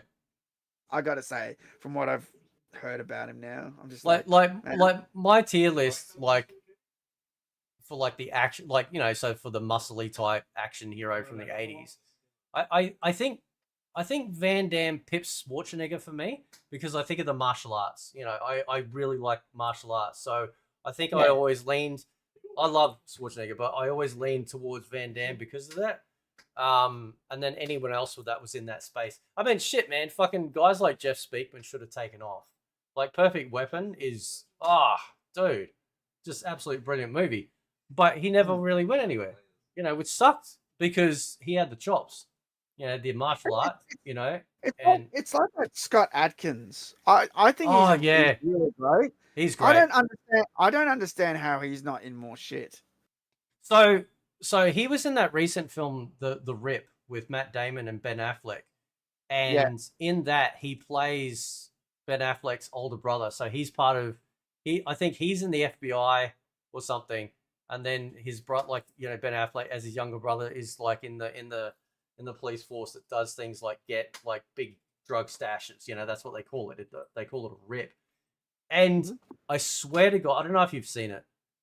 I swear to God, if somebody told me that that was Ben Affleck's brother, I'd be like, yep. Like, dude, you got to watch it. They play off each other so perfectly. And he also looks like he could be an Affleck, right? And I agree. Like, he's got the martial arts. He's a real humble dude. you know, he obviously can act, especially in the rip. Like you could really see it, and somehow he's kind of just he's Overlooked. just kind of missing stuff, and it's like, dude, like somebody locked this fucking guy in. He would have been like, so if they were doing like a younger Cage in a movie, he would be, he could be Johnny Cage easily, easily. He could. There's a lot of characters he could do in MK. Yeah. Definitely. Yeah. Who else do you reckon he should do? He could be Taven. Yeah, that's true. Yeah. He Yeah. could be. He could be Striker. He could Actually, be, yeah. Yeah. Yep. Yeah, Could actually. be. Yep. Let me see. He could be Movado if they ever did Movado. Isn't Movado more Spanish? Maybe. Is Well, the name? Yeah. No, maybe not. I don't know. But like, yeah, no, there's a whole bunch of characters. I mean, he could play a ninja, I suppose. He could be a ninja. He could be. You could make him human smoke.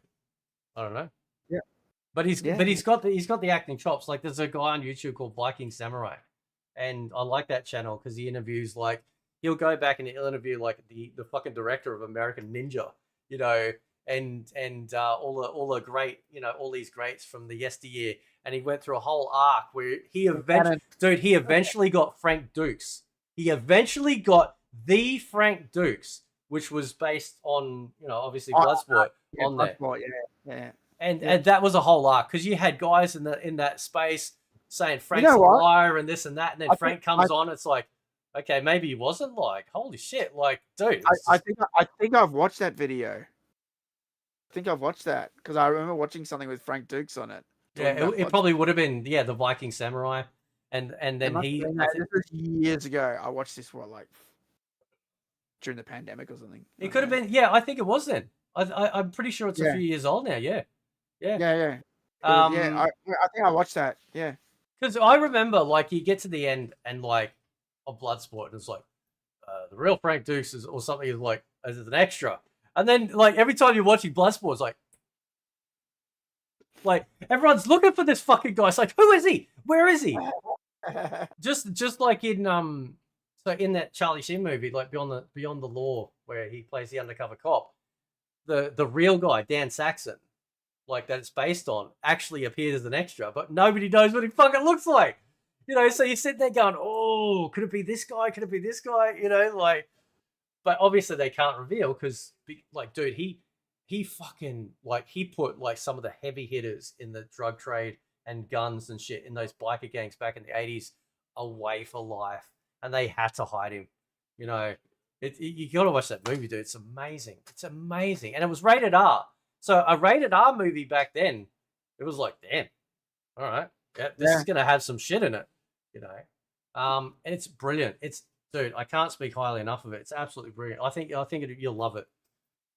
I was watching, as I said, I was watching The Wonder Years before, and there's a character in the show, one of the school kids, and I'm looking at it and I go, wait a minute, that's Ben Hanscom from the original It show.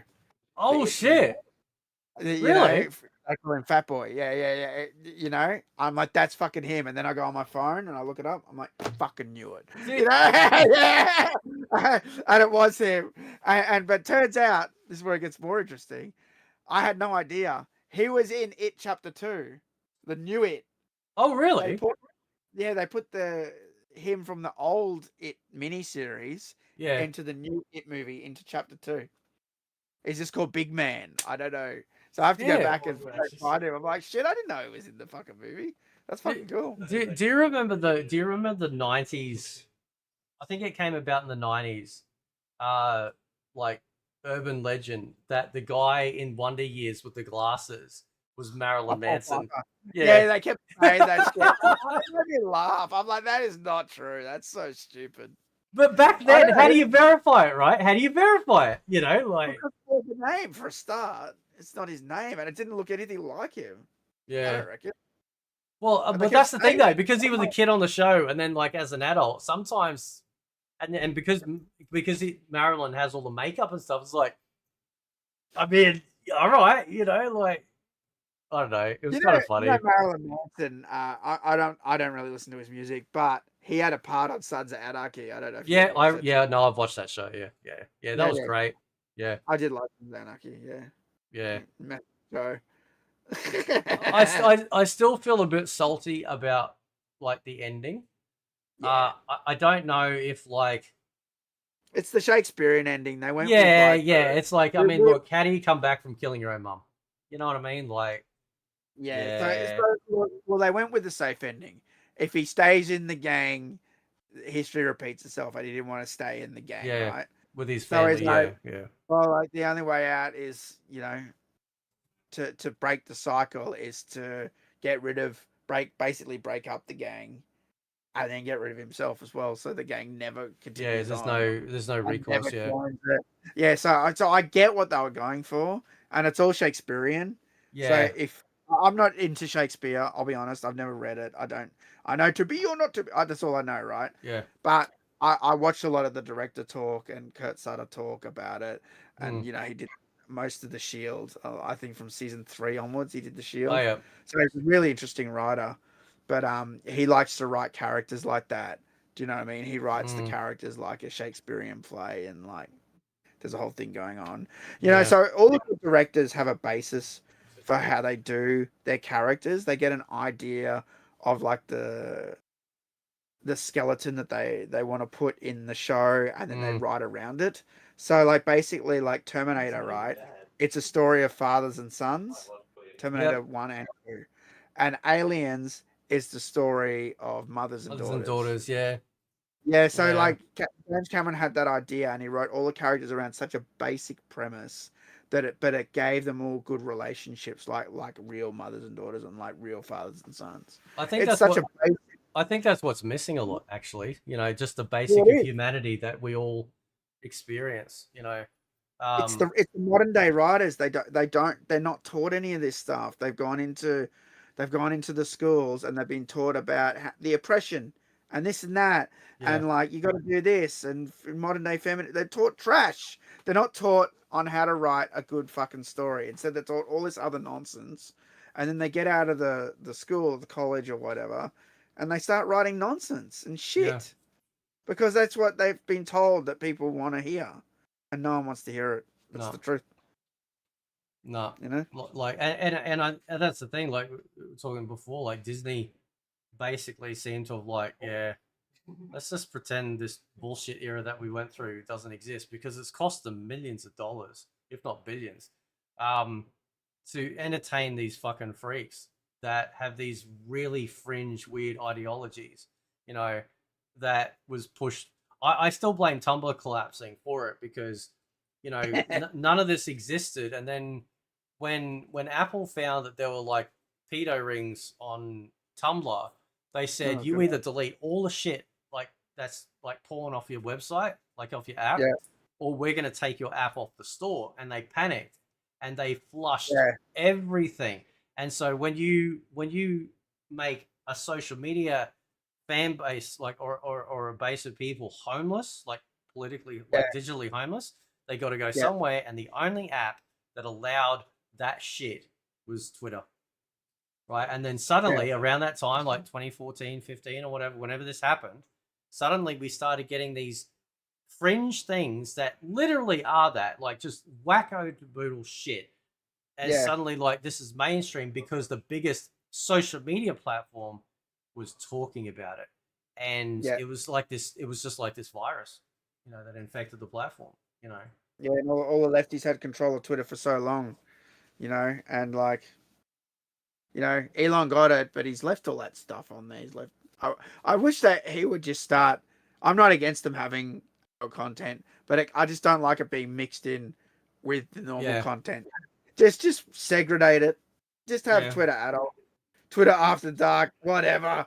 Do you Yeah, know what I mean? Just or they got or if you really want to access the adult content, then you got to pay for it, yeah, exactly. Like I right? just hate Like, having it in there. I find it uncomfortable, dude, because like if I'm scrolling right and I see like a post from Ed Boon and he's talking about Mortal Kombat, and then I see a post from Todd Garner, he's talking about Mortal Kombat, and then I see like pair of tits that are real nice. I can't like that and retweet it Yeah. because then they're gonna see that I like that and retweeted it, right?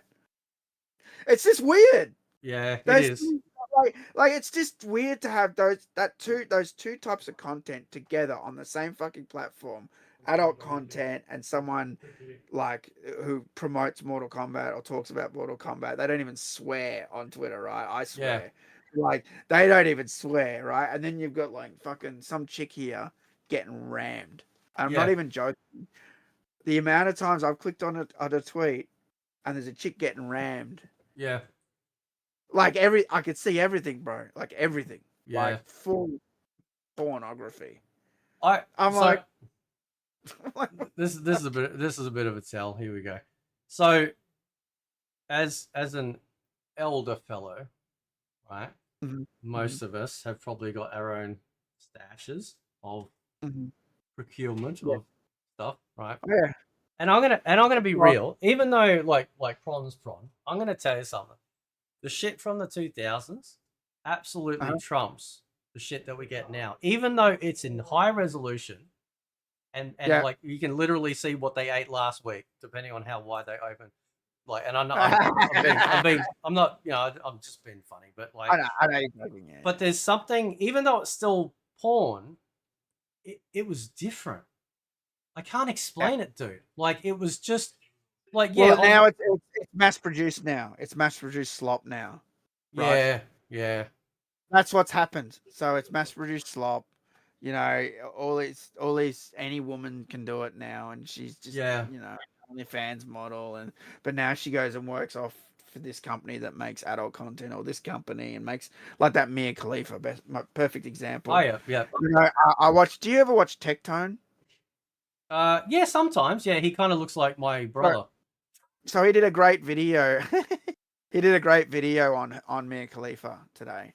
Oh, okay, And yeah, today, but yeah, he did a video on her. Check it out. And yeah, so this Mia Khalifa was, after she, quit making adult content, mm, she told everybody that she wasn't paid and all this just nonsense, and like she yeah, was tricked into the industry. And I never wanted to do it, but you know what? The first thing she did when she quit, she started OnlyFans. yeah, So it's like, you're full of shit. You're a liar. You were paid. yeah, You're paid. You spent it all on yeah. crap.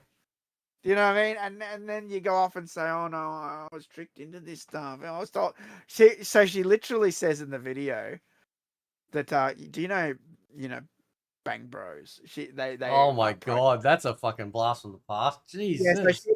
yeah. Well, that's who she went and worked with. She went down to their office. So she went to a place called Bang Bros, and she goes, "Oh, I had no idea what it was. I thought it was just a modeling place. They asked me if I wanted to do some modeling, and I'm like." Okay, all right. And he said it. How could you go to a place called Bang Bros and just think, "Oh yeah, I'm doing some modeling"? You're full of shit. So basically You're the skits where they pretend like they get the model in. You're like, I know the skits, right? They get him on the couch, like the casting couch, I have right? stuff for you. You come here, maybe. I do. Yeah, I said all that.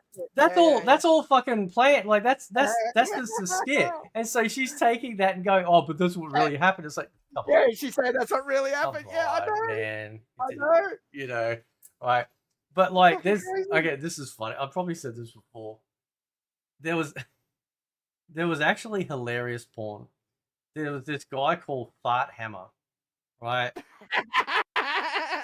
Right, so he'd have sex with these chicks, and then like he'd obviously nut, and then he'd grab their head and fart on them. Right, like, dude, it was like, this is Wild West fucking shit, man. Like, they go, oh my god, people are pooing on each other and stuff. It's like, nah, man, this dude was literally gassing chicks up, like literally. So right? It's called disrespect. It's a disrespect fetish. Yeah, it's just like, some girls like that. They like being disrespected. yeah. Sorry, I've been on the internet a long time. I know. Oh yeah, I know. Yeah, it's just. The first time I saw it, yeah, some chick getting her head shoved in a toilet bowl while he did anal on her. I'm like, Yeah. bro, what the fuck? Yeah. And that's what I'm like, oh, that's what that is. Hey, I just need to grab another Pepsi, all right? I can still hear. I'm just going around the corner. I'll be back. No, that's right. Yeah, when you come back, I'll go grab a drink and then Yeah. Yep. Tag team out. So we've gone from talking about the Mortal Kombat movie to feminism and classic porn. So Sorry, I'm autistic. My brain's all over the place, bro. no, that's all right. But that's the thing though, right? Like, you know, it is the mass production because back then there were dedicated forums that were dedicated to brute forcing paid websites to even get like so they basically brute force websites to try and get login data like details like username password and then as soon that was literally the white elephant diamond as soon as you got that right there were programs out there. You know what I'm talking about when I say there were programs out there. As soon as you get in there, like you could use these for in general, you'd activate it and it would just suck. It was like a giant vacuum cleaner. It would just suck all the content out as fast as possible before they realized what had happened and then changed the password. Right? Yeah. So it was literally like, burglary, like classic cat burglary shit. Right? And it was funny, like because porn was locked away. It was kind of rare to find free sites, and if you found a free site, you may as well just have formatted your computer because there was virus protection was shit back then. You just it's like no, I got a virus. That's why the whole meme is like you went to a porn site, did you? You got a virus. That's where it came from. I'll tell you something about that. So I've always been computer savvy, right? Back when I first got the internet, I got a virus called AVP, right? Antiviral Toolkit Pro. Yeah, I remember that. Yeah. It was recommended by my ISP, right? And it was good because it caught a few things. It would bring up this picture of Michelangelo's David when it would detect a virus, right? But yeah, no, it would always catch them because that's when viruses started going around. They started to send the .scr file, which was a Windows executable, like it was supposed to be for screensavers. Yeah. So they used to try and like trick people by using the SCR format because it wasn't exe, it wasn't BAT. They'd use SCR or COM, right? Yeah. Because they were the uncommon ones. Anyway, yeah, it would pick them up and it was good. So I stuck with it for years. Then it disappeared, and I didn't know what happened, but actually it became Kaspersky, and I always just use Kaspersky, and it's always been good, and I've never gotten a virus, and I go to all the crazy sites. Yeah. You know what I mean? And all these people going, I got a virus. It used to make me laugh. I'm like, it's like $20 a year for Kaspersky, and like it's because you're being a tight ass. Yeah. Do you know what I mean? Like two things I pay for on my computer: Windows and antivirus. So yeah, I just still use Windows Defender, but yeah, if I ventured out, I'd probably. You don't trust it? No. It's supposed to be very good now, but I still don't trust it. Yeah, oh, that's fair enough. I think I had. It's like when everyone used AVP, AVG, sorry, not AVG. Yeah, so I think I had AVG for a bit, but a lot of years I had Avast. I had Avast for a long time. Yeah, Avast was good. Trend Micro was good. I never got into. Oh, what are the name one? The big name ones that they always try and put. Yeah, Norton. I never used Norton ever. Yeah. So AVG was absolute trash, and everyone was using it. Okay. So I was working in a computer store at the time, and every time someone came in and went, "Computer's running slow," I went, "Maybe it's a virus," and they go, "No, I've got AVG," like it's some real gotcha thing, like, right? Like, oh, you've got some free bullshit fucking antivirus that does nothing. I didn't tell them that. Yeah. And I'm like, okay, I'll take a look. And so this computer that has AVG, what was the problem with it, Fate? Just it could be a couple of things. Maybe the internet's getting bottled. It's using too many resources. It just had viruses every time. They all were running AVG. Oh, I see. Yeah. Okay. Yeah. All right. Gotcha. Yeah. Every fucking time. Every time they had AVG, and they went, "No, it's not a virus." And I went, "It's a virus because you told me you're running AVG." Yeah. That's the way my mind worked. Every time it was infected. Every time. I actually had a regular customer who was a computer tech. So this shop that I was working at, we sold real cheap parts. Yep. So a lot of the local techs would get their parts from us, and then they'd go on site and fix these computers, right? Yep. He brings me a computer one day, and he goes, "I don't have time to fix this server." He goes, "You guys do it." He goes, "I'll pay for it, right?" He goes, "I just don't have the time." I go, "Okay, cool." He goes, "Oh," I go, "What's it doing?" He's like, "Oh, it's slow and blah blah blah." And I'm like, "Oh, it's probably got fucking viruses. It's always the way, And then he goes, no, it's got AVG. And then I said the same thing. Well, AVG sucks. It's just a free one and it's terrible. Yeah. And he goes, I pay for it. And he got like mad with me. He got real defensive. I go, oh, you pay for it. Oh, okay, right. But it's slow, right? He goes, well, yeah. I go, so what do you think it is then? And he goes, oh, I don't know. That's why I'm giving it to you. And I'm like, well, sounds like viruses. He's, well, Yeah. it won't be that. It won't be because it's got AVG on it. Paid subscription. I go, oh, okay, I'll tell you what. I'll check it for you and I'll let you know, mate. I'll check it for you and I'll let you know. Want to know what was wrong with it, Fate? Viruses. Do you want to know how many viruses it had? No. Oh yeah. How many? Still remember. Huh? Because he pissed me off by challenging me. Yeah. I still remember. 850 viruses. Jesus, man. You know how good it felt to ring him and go, yeah, it's got viruses. Oh, does it? I'm like, yeah, 850. It's like, what? I'm like, yeah. So it's got. Anyway, I didn't mean to turn this into a computer show, but. No, that's fine. That's cool. Computer podcast, but yeah, no, that really happened. That really Yeah. happened. I remember that clear as fucking day. That guy pissed me off that day because he got in my face because I criticized his precious AVG, which is just trash software. Yeah, you just didn't know. I thought my mate Cole had a virus on his computer because every time he opened up Chrome, he was getting like multiple pop-ups everywhere. And so the first time I did it, I basically I ran malware bytes and whatnot, and I couldn't really find anything. So I just said, "Oh look, I'll just literally like delete Chrome and reinstall it," and it fixed it. I'm like, okay, so maybe there was some shit file in there, or whatever. And then it happened again, and then something happened, and one of the tabs, like I was looking at something, you know how it pops up with a pop up. Do you want to allow notifications? Oh yeah, that's so I had a plugin that tried to execute and download. No, it wasn't even a virus. He literally gone to. Actually, it might have been. I can't remember. He went to because he's big into trains, like playing the trains games.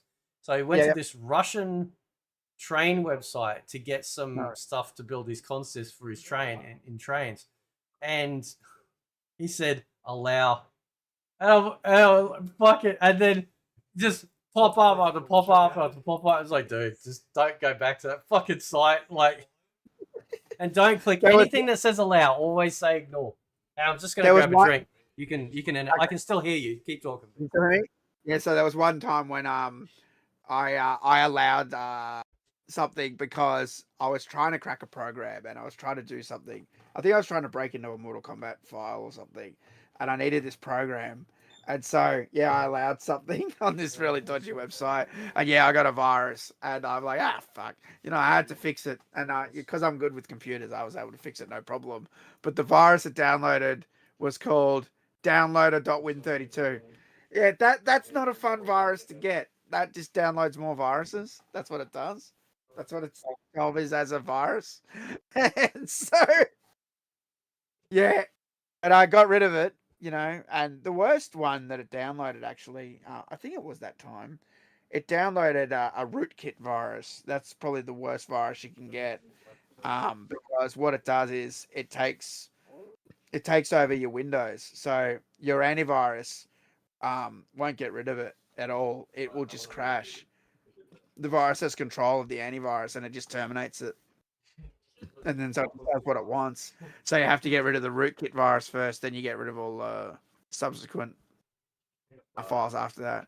So that's where I learned about combo fix and doing a combo fix scan and getting rid of all that stuff. And it's funny because I was working a job. Let's say it was about 10 years ago. And I was like taken on as a junior tech, but I was the only one who worked there who had a proper technician's qualification. Okay, I'll be the junior tech. Sure, I'm the guy with the CompTIA. Because I remember the wife comes up to me and oh yeah, he went to university. I'm like, oh yeah, has he got a CompTIA? Got like a Cisco qualification? Like, you know what, out of like a... And she goes, no, he's got Cert 4 in computers. I'm like, ah, okay. You know, I actually really, I have disdain for people who say they know computers because they went to uni and they've got a cert. I Because they honestly haven't. believe. Yeah, I honestly believe like it's experience.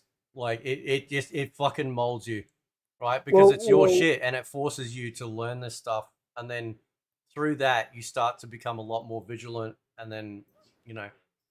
well, I'll tell you something, and this is why I might be biased. I did a course. My mum found a course once. She'd be like, "Oh, you can do this course for this qualification in computers." I'm like, well, "I've already qualified." She goes, "Oh, you could get this as well," and it was at uni. And all right, I'll do this thing. And I showed up this course, and my cousin did it with me because he's also into computers, right? And me and my cousin were like, we're very experienced with computers, right? Mm, And we get there, and it's a bunch of like old guys, like our age now, and they're just patting each other on the back, talking about how great this is, and trying to trick us by making up shit like, oh, we're going to trick these two young guys. We're going to say, oh, like, oh, we need you to download this file, you know, blah blah blah, and then they're like smiling, like winking at each other, and I'm like, this is so fucking cringy. Do you know what I mean? And on top of that, the way they did computers was a joke. It made me laugh. yeah. Do you know what I mean? And I'm like, this is an absolute fucking joke. I'll never use this qualification for anything, right? Because it's just nonsense. Yeah. And then, like, when these people say that they have these Cert 4s, they went to uni, I'm not saying they didn't learn anything there. They probably did learn a lot of things. But the thing I'm talking about, the CompTIA, CompTIA stands for like Compaq, IBM, Microsoft. Yep. That's what those letters mean. It's certified by those companies.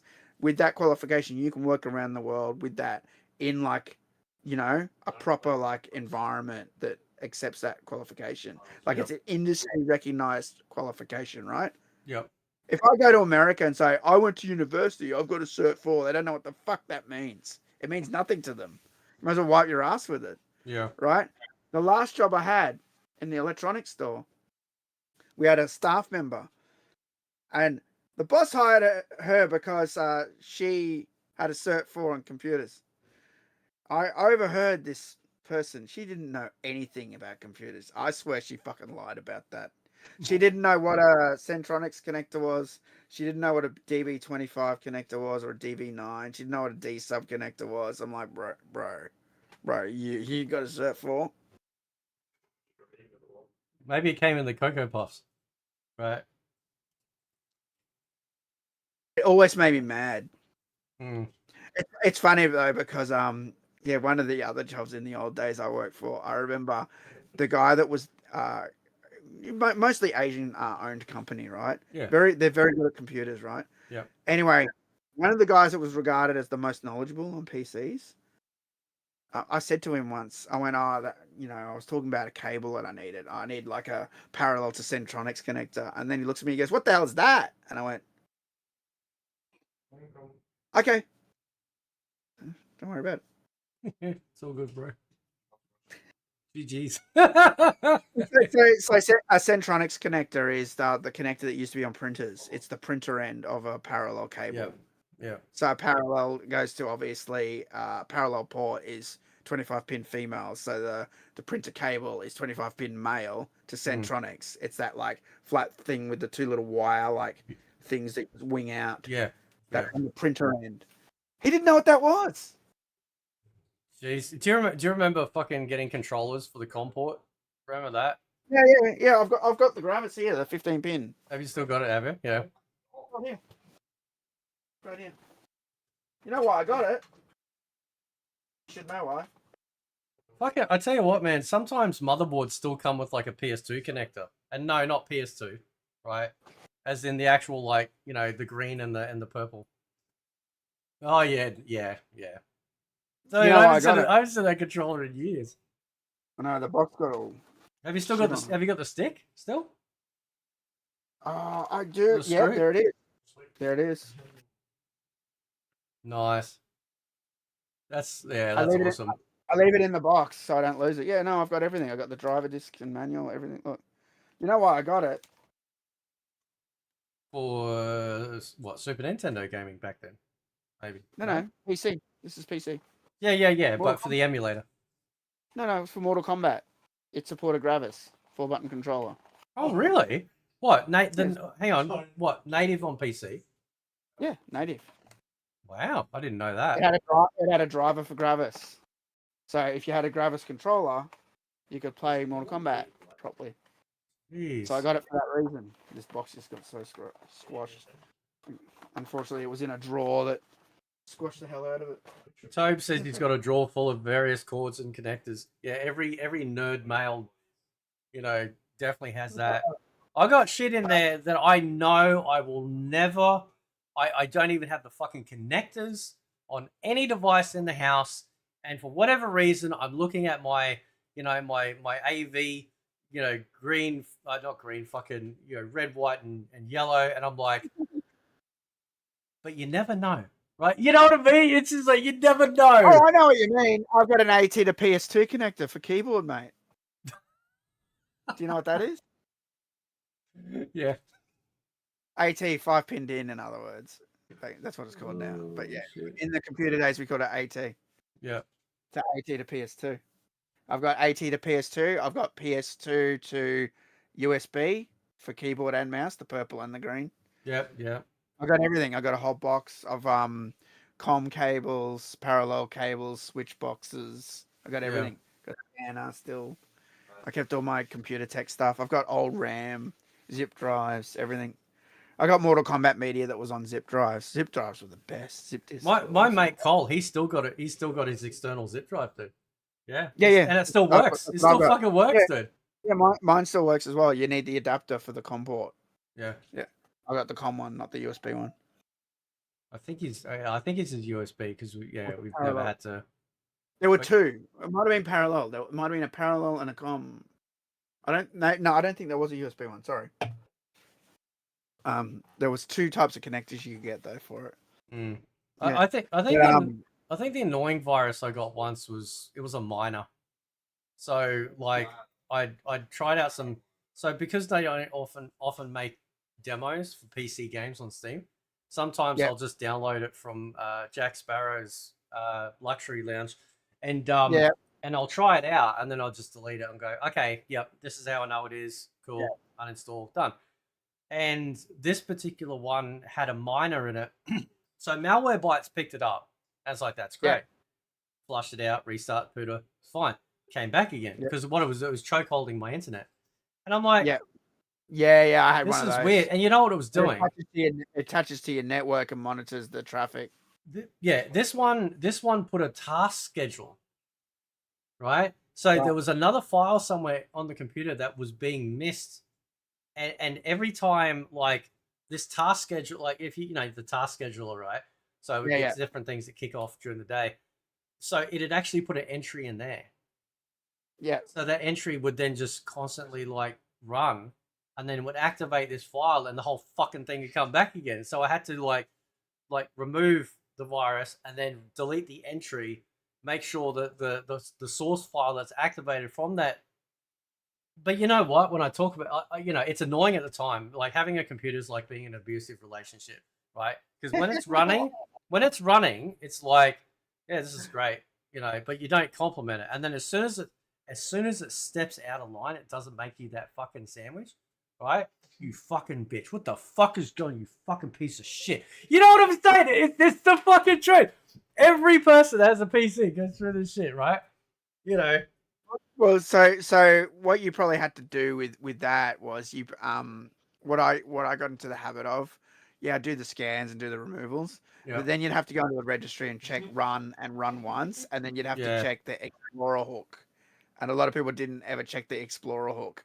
So when Windows loads, it runs Explorer, and then anything malicious would hook onto it. Yeah.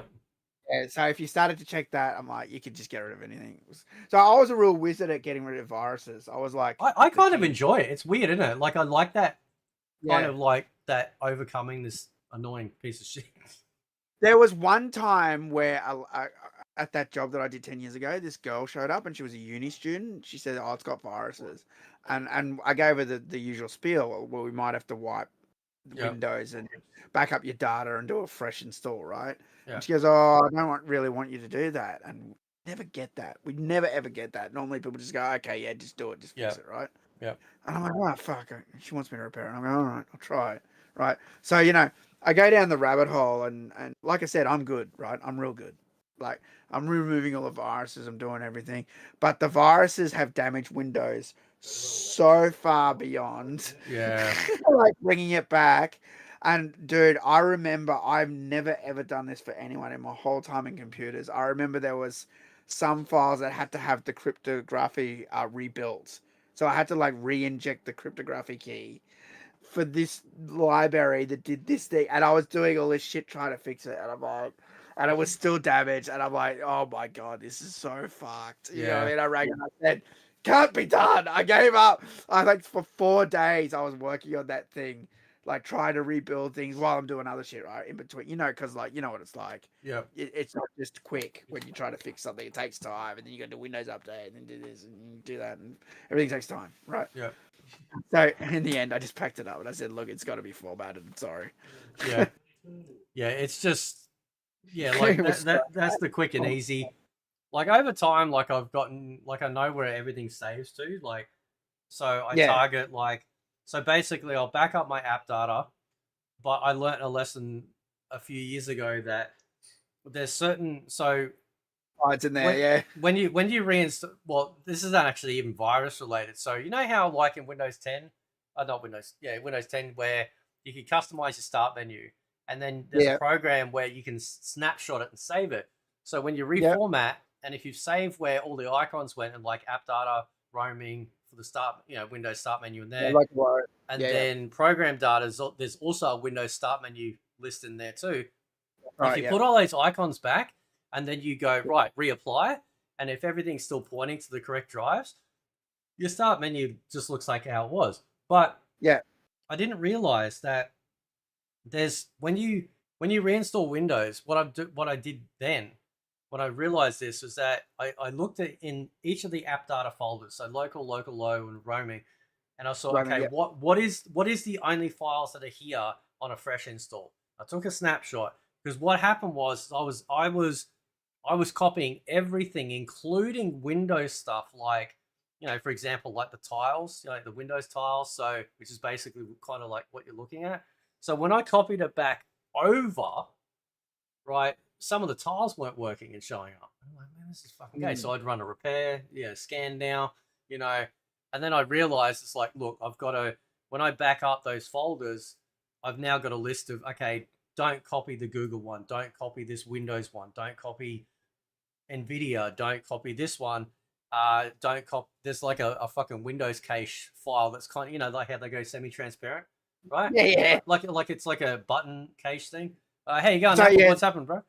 Napa. Yeah, So so they go yeah, semi-transparent because they're marked as a system file. yeah, So yeah, yeah, yeah. yeah, yeah. And Yeah, no, so no, so I learned that, but in the course of that, I know where like stuff saves. Like, so a lot of save games goes into app data.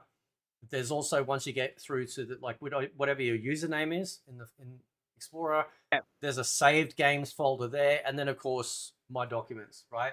If you save all of those, right? I know it's a little bit finicky, but if you get in the habit of it, if you save all of those, do a fresh install, put it all back, right?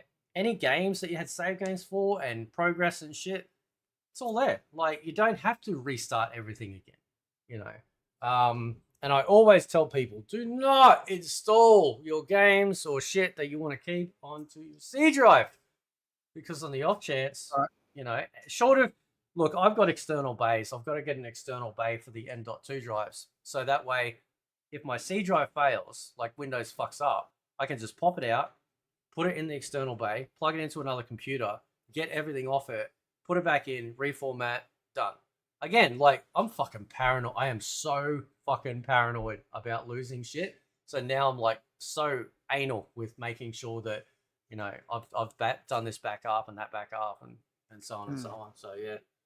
So you know what happened to me? I lost a whole bunch of shit actually. I remember that. So When was that? That wasn't too long ago, was it? Not too long ago. It was it wasn't files, it was bookmarks. It was anything to do with Chrome. Because fucking I don't like things that sync. I've never been a fan of syncing things. I like to just control everything independently. Yeah. And the reason is because if you sync this to that and you change something on here, then it overrides this one. You might not wanted it to override this one. You might have wanted this one to override that one. So I just don't like that, right? I like everything to just work independently, right? So I'm not a fan of syncing. I was using Chrome for years, and I had all these bookmarks of like stuff saved, stuff I wanted, and stuff that I was using, and this, and some stuff was even logins and blah blah blah, and everything was just there and fine. And then one day, Chrome told me I had to fucking log into my Google account. It told me I had to do it. It wouldn't. I don't know why. I can't remember why. It made me log in for whatever reason. I logged in, and it fucked me. It deleted everything. Yeah, because there was no bookmarks on that account, right? No, because there was no profile. So it made a profile. And then everyone's like, no, all your stuff's still there. You just got to log out of it. But it didn't do that. It literally just deleted everything. I remember. I was like, what the fuck? I remember a similar thing, but I'm pretty sure I found a solution. I'm pretty sure there's a particular file, like it's doing backup somewhere, and it didn't have I went it. through it. No, I went through it. They said that, and I checked everything, and it wasn't there. That's it literally fucked. just deleted it. It just overrode it. So Napa said, I didn't know I have a C drive and I have one of those card drives. I didn't know you shouldn't install. Okay, so let me re-clarify. If you're using an account, like say you got a Steam account, EA account, Battle.net account, that's your account, and that you bought these games on that account. If you want to install them to C drive, that's fine. Because like, you know, if your C drive fails and you got to reinstall Windows or something like that, your account still has saved your library, right? You've just got to, you know, just re-download them, okay? But for example, say you had a bunch of emulators, right? Or separate install. I've got a ton of separate install games that you can't get on Steam or whatever, stuff you can't buy, you know, just old shit, you know. If you had them on your C drive, you know, and short of you putting it in a bay to try and extract it, like get it off, yeah, you'll lose it. This is something I've been doing for almost 30 years. You know, and it was something I was told. It's like, look, if you want to, the stuff you want to keep, put it on a separate drive and then back that shit up somewhere as well. So basically your C drive just runs Windows or, you know, installed programs like Chrome or maybe editing software, you know, shit like that. Or again, games, like if it's your only drive, you know, you're just installing just, you know, your account-based games like Steam and that, you know, so you can easily get them back later on. That's fine. Yeah. You know, that's not a big problem. But yeah, like stuff that like you like there is no way to retrieve it. Like if somebody came along and just deleted it right now, and you go, fuck, I can't get, I've got to go through the whole process. That's when you know you've got to back it up, right? Because you never know. You never know. So I got another solution too. Like a lot of people, when they buy a hard drive, they just buy like some cheap shit. I always say buy a good hard drive. So, for example, right now on this system, because of everything I do with Mortal Kombat, I'm running Ultra Star drives in the main system and in the external drive bay. And I don't. So a WD Ultra Star drive is literally enterprise level drive. It's a hard drive that's designed to run constantly. Yeah. So it doesn't. It's expensive, but it will last so much longer than any other hard drive. These things barely fail, right? Yeah. Before I was running these, I was running WD Blacks, and WD Blacks were pretty good. Yeah, Western Digital, they're good. Yeah. Yeah, but Ultra Stars are better. And a lot of people just run cheap shit, fucking Seagate drives and shit. You know, even the SSD in here, I believe from memory, it's a WD Black SSD. Oh, yeah. As C drive. Do you know what I mean? So if you run the higher quality shit, yeah, it costs you more, but it lasts longer and it works better. Yeah. And people always underestimate it.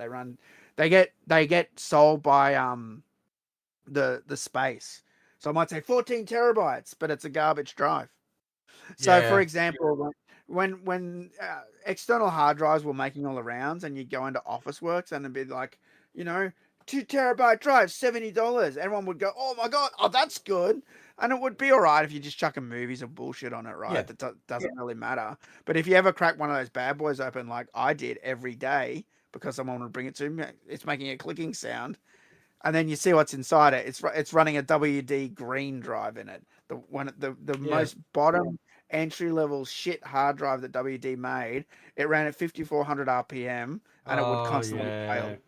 Do you know what I mean? Yeah. And that's why people were just buying it and lapping it up. They were just selling cheap trash drives to people. But I mean, if you want a good hard drive, you run the good stuff. Yeah, Napa says Samsung good hard drive. Yeah, like they seem to be in the N.2 space. They seem to be really good.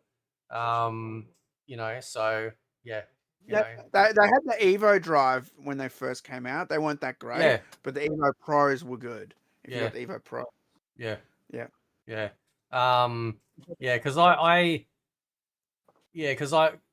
running. I got a fuck ton of hard drives, but like I've only got 3 SSDs, 4 actually, I think, but three of them are M.2s, C drive, and then I've got 2 drives that are dedicated to like the other 2 SSDs are Steam drives.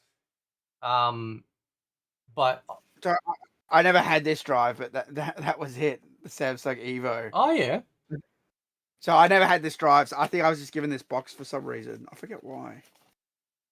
Because I've never had a Samsung SSD, but these drives were shit.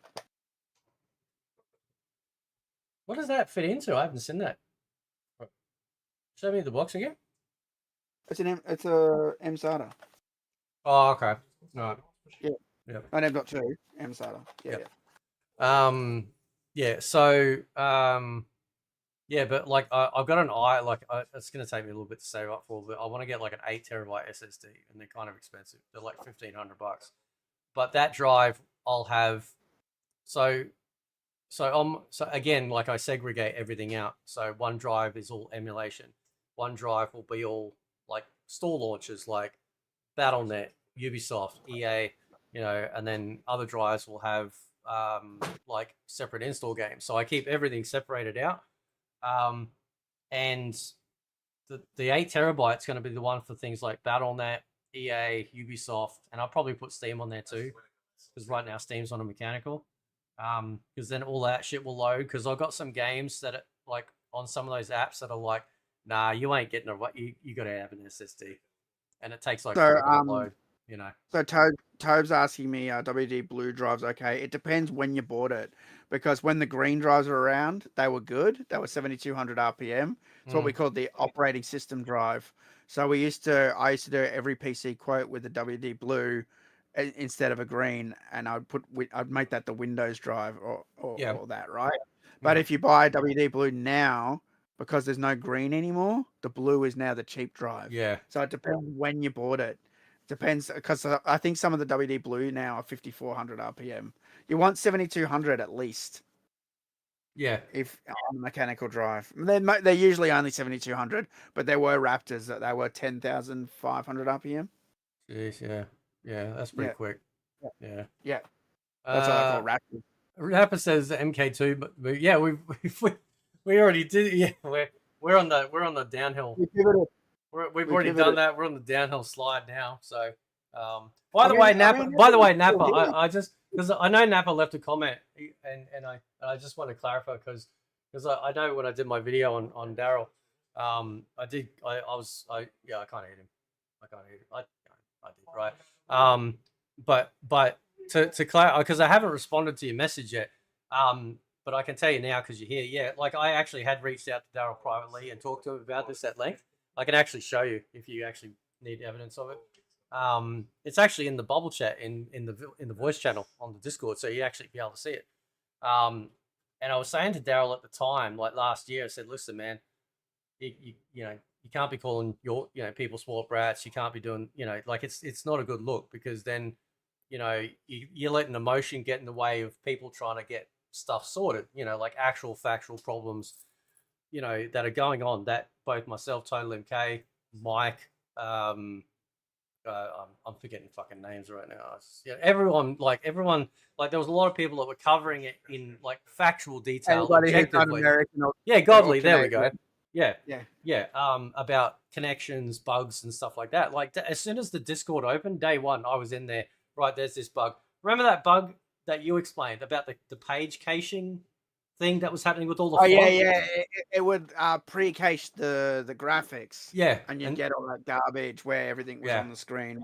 Where it would. Oh, that's right. It would break the boundary. yeah, That yeah, stuff was loaded into memory. That's right, and it would yeah, show that in yeah. the. So like, Yeah. I was in there. Many other guys were in there, like posting bug fixes and shit Yeah. like that. But I have noticed that sort of, and I guess it happens. I guess it happens in any game that could come out or any series that's been around. Like I love MK, but just like Total MK and others like Godly and whatnot, I can't sit back and just accept shit. Like I've got to say something. You know that. You know what I'm like, man. Um, and so like I love Daryl. There's no ill will, nothing with Daryl, right? But No, I it's very nice. I think it's I I think he's a bit green. I think he's a bit green, like when it comes to the YouTube space. Like I don't really know if he knows how to handle or like the like what some of them probably would call negativity, which is basically us just talking about problems and wanting things It's sorted out, So it's it the could be that. criticism, right? It's the criticism. People think you're attacking them instead of attacking what they're saying. Yeah. Well, even it's not even that, like, because and to be fair, Napper, like he was calling me out. He just didn't say my name, right? Because there is no one that I have seen in the space being negative about MKLK, except for like my continual trying to get this thing sorted, like with the online godly, and I think that's pretty much it. And the weird part is that like he admits that there's problems with the online, you know, and then goes, but oh well, that's the breaks, and it's like it's not the breaks because you've got to pull back, and titles like this, right? You got to pull back. You've got to remove your love of the thing out of the equation and look at it as this is a relationship between the customer and the person making the product. If the product is not working as advertised, it doesn't matter how much you love it.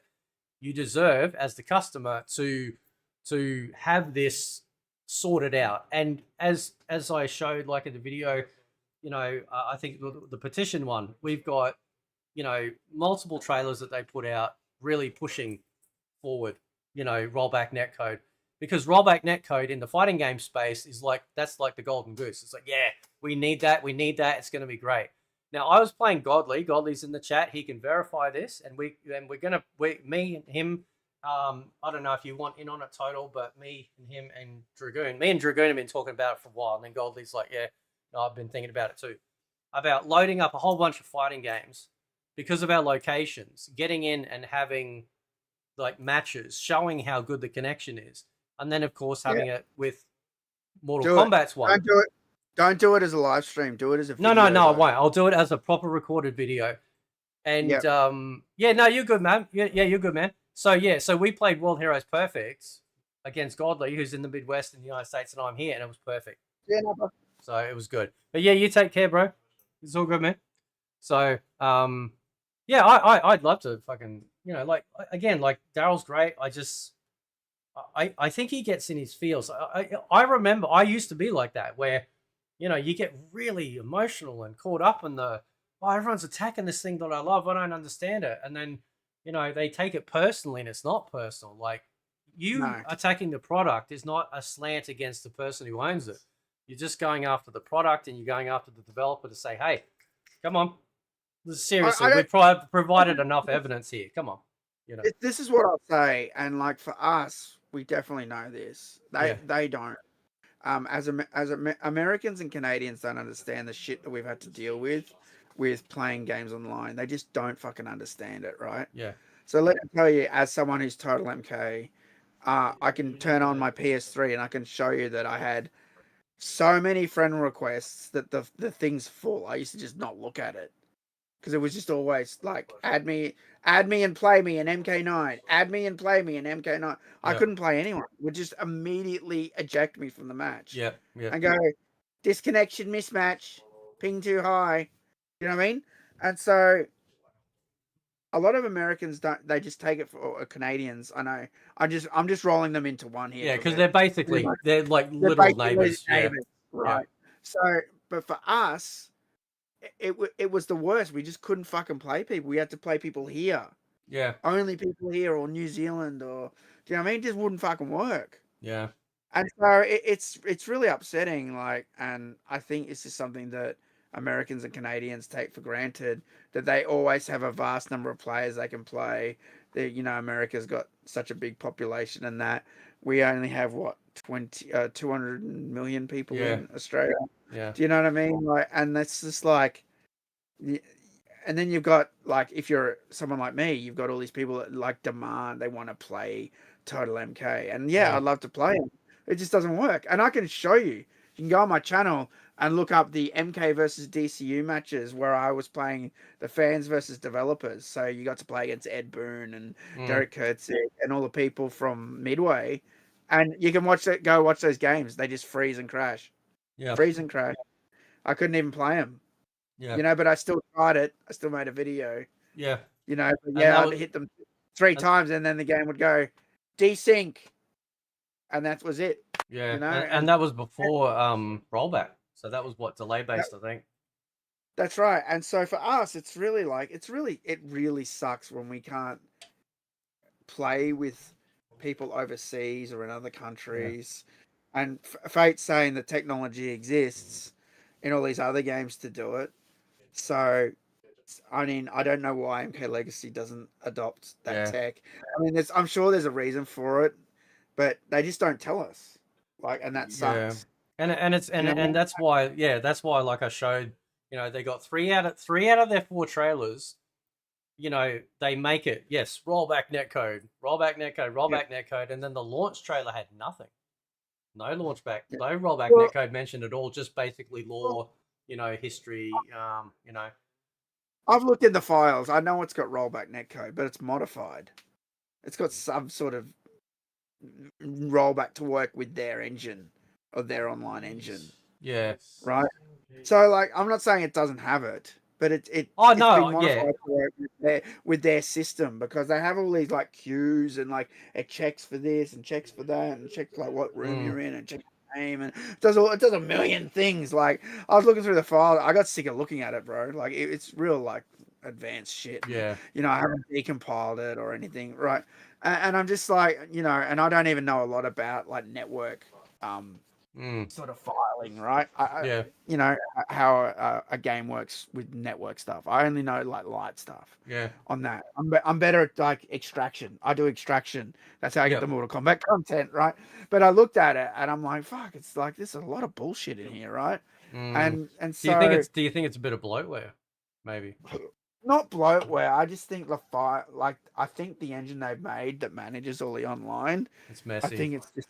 I think it's messy, and I don't think Yeah, it's efficient enough to do. That's my guess, right? Not mm, saying it is that, but I like the Legacy collection, as I told you, Fate. Like, cause like, it's still the best collection we've ever had for the I agree. local stuff. Yep, Playing local. If I play you, it's fine. If I play anyone in Australia, it's fine. But yep, if I play anyone outside Australia, gets rough. You get the yeah, underwater, you get the lag and the audio going like it's just like oh god, you know.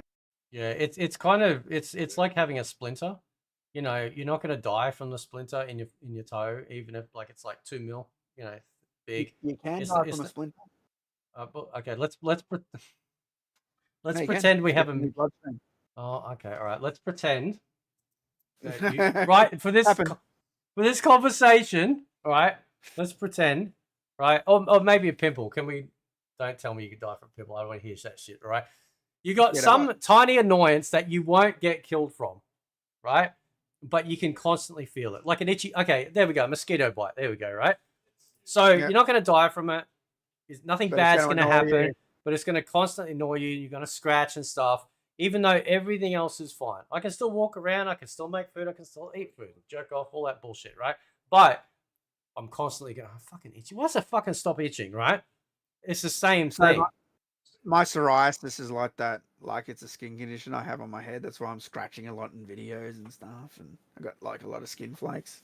It's not from like It condition or nothing. Like, No, irritation? it's not dandruff. I have the symptoms of dandruff. I have the flakes and everything, but it's like really aggressive. It like bleeds and like it Oh shit. itches, right? Yeah. And so like it's like yeah, it's like a mosquito's biting you, and you just want to scratch. You want to just like, Yeah. do you know what I mean? It's like so, it's so bad. Do you know Yeah. what I mean? And I've never gone. I just can't afford it. I just can't afford to pay doctors and have it looked at, and like, I Yeah. just can't. It's another thing. I just put up with it. Yeah. Do you know what I mean?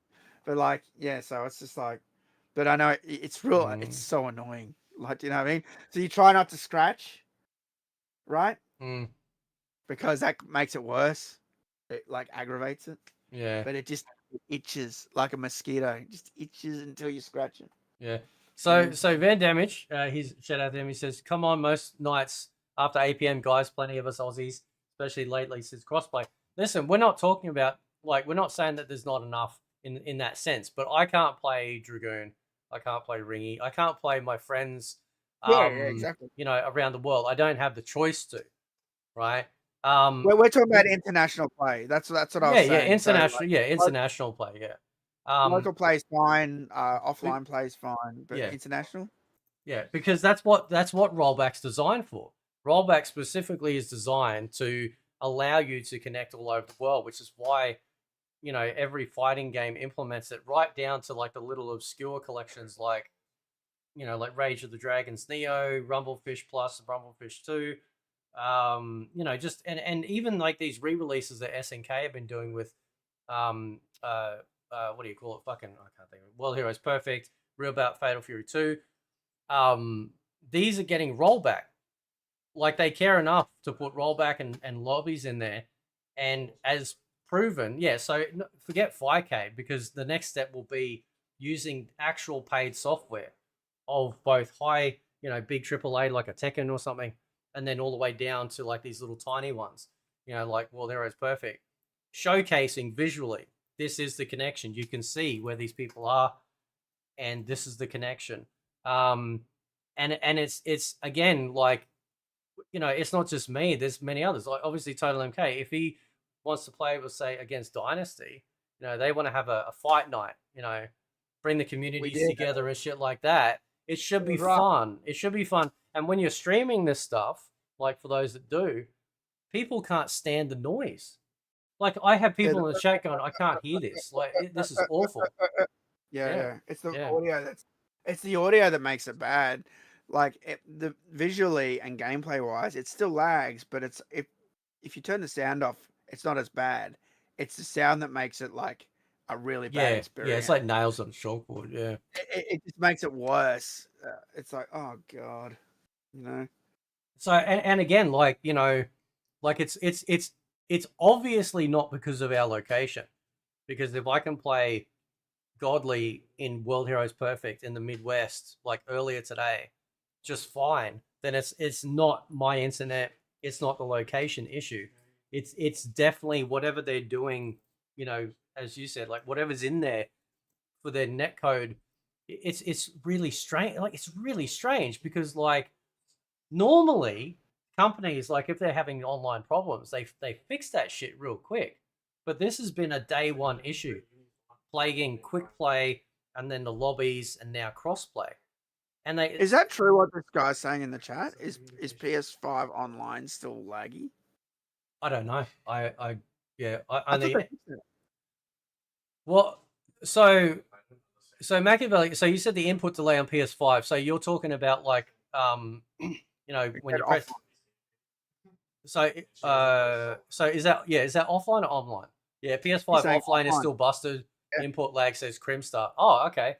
Um, yeah, well they reckon I they think they fixed that, they improved that, but yeah, PS5 had the highest input speed lag. versus everyone else. Steam was the lowest. And then I think it went Xbox and then PS5 I think. So but yeah, but these little things like hamper. So it's not that I don't want to play with you guys because actually the last few nights I've loaded up to see if you guys are on. But the thing is though that like if I say want to do a late night stream like now, like starting now or a bit later because I'm a night owl, most of those guys probably won't be on. which means that my pool of potential players is gone because I can't then join, any of the, East, West, or mid rooms in America or Canada or Brazil South, I think is another one that's popped up. I don't have any choice, or anyone in Europe. Forgetting America, Canada. What about? I can't even connect to Ringy properly without it bugging out. So, Is there any way they can make the cross-region match run smooth at the cost of slightly more input lag? Because I could live with that for the yeah, cross-regions. we've tried, so we've actually tested increasing and decreasing. Because how you got the input lag that you can set the setting. No one knows if that Doesn't. thing works or not. Yeah, well, that's the thing too. Like, it could be just a placebo. I think somebody said earlier or something. It could be just a placebo effect. I don't know. I hear everyone's confused by that thing because it doesn't. It's like, well, it's like numbers, right? 1 or 4. Yeah, yeah. But again, it's really strange because it's like everything around the actual issue. It's like, look, this is great. You got lobbies, you got crossplay, you've got this setting and that setting and room codes and blah blah blah. But for fuck's sake, the core is busted.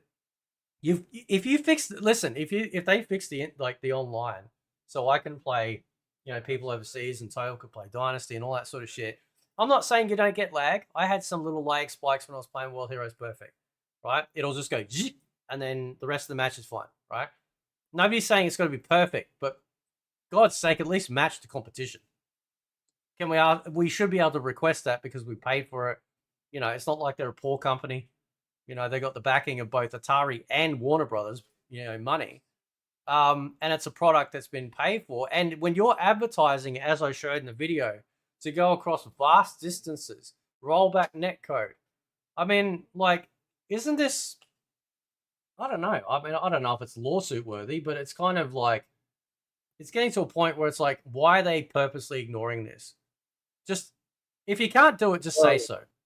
But then you could never sue them because you can still play long distances and it's still rollback code. Yeah, but then yeah. So that's the way You're around holding it, it isn't to it? standard. Yeah, Yeah. well, you're holding it to standard, but they'd be like, no, we delivered that. Yeah. We never said it. Well, that's how that case would go. Yeah, that's the shitty thing. Yeah, that's true. Yeah. Yeah, well, because they have big scary lawyers, so they deal with this shit all the time, so they word everything very carefully. But You know what I mean? that's the thing though. Obviously these guys like Steven and that are very passionate about doing this, and they seem to love it. Like Steven said to me, it was just a dream project that they always wanted to do. So I don't understand. Well, you've got developers and you've got the publisher, right? And that's where things can go tits up, right? Because you could have a whole bunch of developers, right, that wanted, like you said, they want to do a good job and they love Mortal Kombat. But then the publisher goes, you got to make it in 7 months. 7 months. We expect it to be out in 7 months. That's when the next movie comes out. We want to do cross promotion. Do you know what I mean? And then they go, well, okay. Do you know what I mean? And then it just becomes a rush to release it or something, right? And that's when you get problems, right? They should have released the game now. They should have released it now with the movie, and that would have been a great cross promotion sale. Get people in the door, and we would have had all of the shit in there. But this is the thing. So they look at every time. Like the longer something takes to come out, the more money they've lost because they've had to run the studio longer.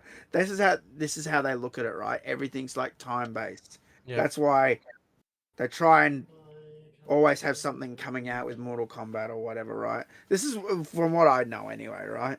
Yeah. This is what I hear, and I've read a few things and stuff, right? With them, it's always like a license. You got to do it by this time or for this reason or blah blah. And this is where you get clash with publishers and developers. And if there's pushback, you never hear about it outside the studio. It gets covered up.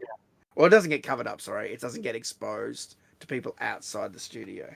Yeah. So things that happen inside the studio and things that happen outside the studio, they generally keep that shit so private.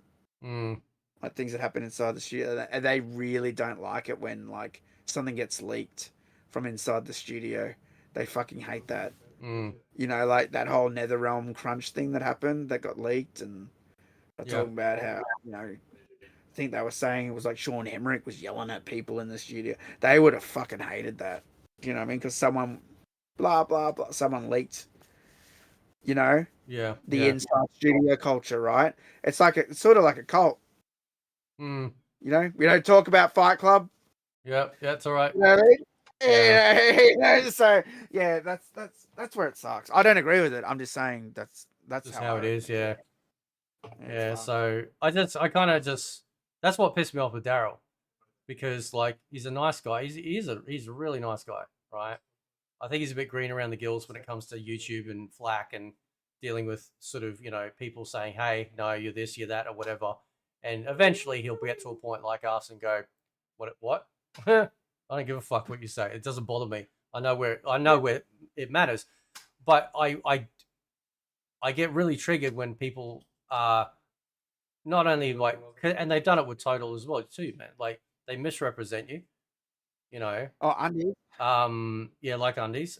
They don't, they act like you're the poison in their happy well, right? And that's what it was kind of sounding like. And it's like, look, you know, you can check my videos. I'm not dogging on it because it doesn't have this game, so it's a fucking failure. Yeah, I've expressed interest. Yeah, it'd be great if they could add in gold and Mega Drive Ultimate MK3, maybe Mega CD. I think you've advocated for MK2 Japan version as well.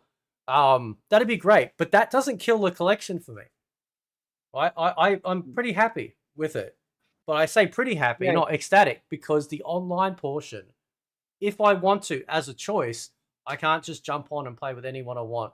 Now, again, obviously, you're gonna get some laggy matches and stuff, bits and pieces, but that's just the odd byproduct of playing online, not the staple, and it shouldn't be the staple connection.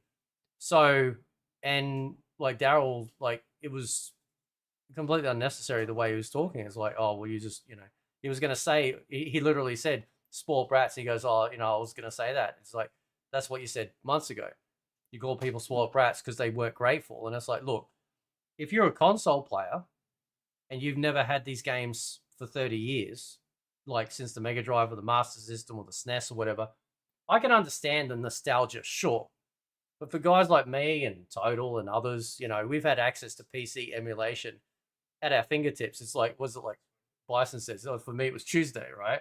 Like we've got, like it, the nostalgia is not there in that sense. But having the official collection, like that's what I was pumped for. Because like now it's like I don't want to deal with bullshit fucking Terminators from Brazil and Fightcade anymore. I don't want to deal with that shit, right? I wanna be able to have an official collection that looks great, it sounds great, and it does. That shit has got MK Aura written all the fuck over it. And the only thing holding it back is their rollback is botched. Something. I don't know if they forgot a switch. That they forgot the flick. I don't know. But something is seriously wrong. And I'm trying to bring awareness to that. Godly is, I know Total's brought it up before. Something, we need some response. If they can't fix it or this is the best they get, okay, fine. It is I don't what it think is. they're ever going to respond to me. They won't even respond to me about my squiggle cover. Oh, really? No, they've never said a thing about it. Mm. Yeah, it's funny Not a though, word. because you're in the fucking documentary. I mean, Well, technically, my website is. isn't that, yeah, but that's yours. Isn't that technically, like, aren't they supposed to ask you a permission? Because they're No, selling it. it was in the public space. It was public information. That's fine. Is it? Yeah. Yeah, it was just it was just a public website. It was great though, because me and my son were watching it, and I'm like, Right. there it is. I know, and I deleted the website not long after that. So I'm like, I didn't time. Yeah. Yeah, the website got technical issues and it was just severely out of date. And I'm just like, it's just time to pull the plug now. Yeah. Yeah. And I still want to put some of the stuff back. I just want to. There's going to be no website. I'm just going to have like an archive or something Yeah, I of mean, some of the. I know people do that. They do like I'm just lazy. I just haven't done it. yeah. Bushin Rio Cat with a $10. Thank you so much, brother. He says my review of the MK movie is 7 out of 10. Focused on Kano, but made him a joke character. 3 needs to focus on him, Cabal, Black Dragon Clan, and have them build. Yeah, I didn't even talk about Black Dragon. Have them build Cyrax and Sector. Yeah. What song would you put in the Lu Lao fight? I'm sorry. Yeah, that's something I said. If they do an MK3 movie, I'd like to see the Cyber Initiative evolved for sure. Yeah, because they haven't even I don't think I said it tonight, but they I haven't said it. even hinted at it. Haven't even hinted at No, it yet. Yeah. they're writing it at the moment. They're writing the next movie. Yeah.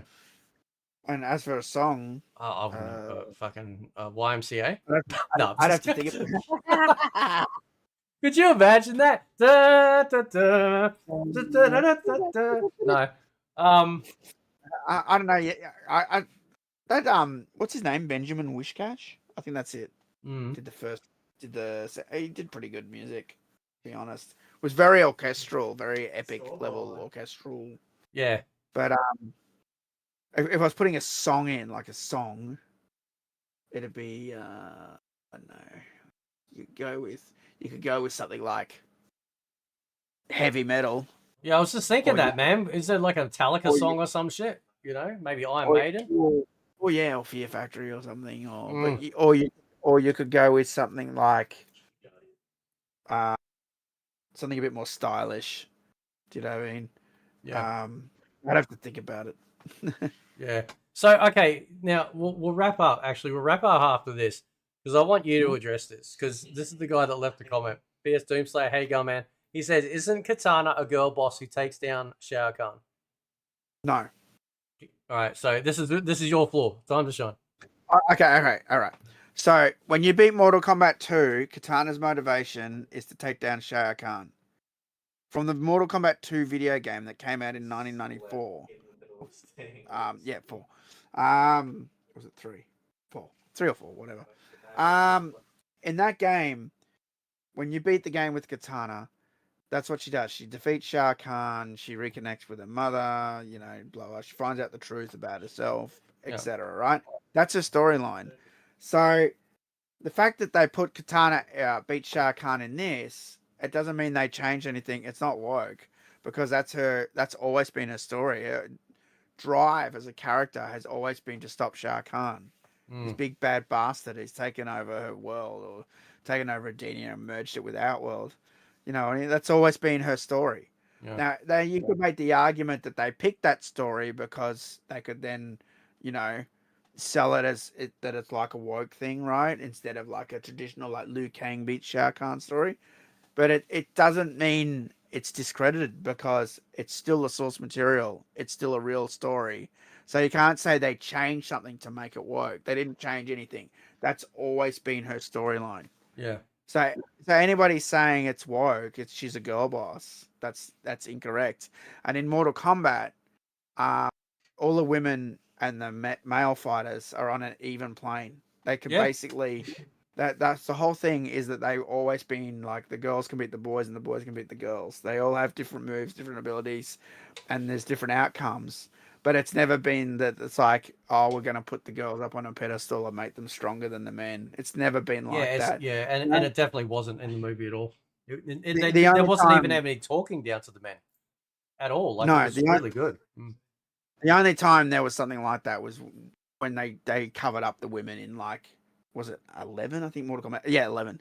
Mortal Kombat 11. And I did videos about how they put metal all over the women. I'm like, that's stupid. Yeah. Do you know what I mean? Like, yeah, I was covering them up, and you know that was the only time I'm like, oh, what? So they need armor now to fight the men?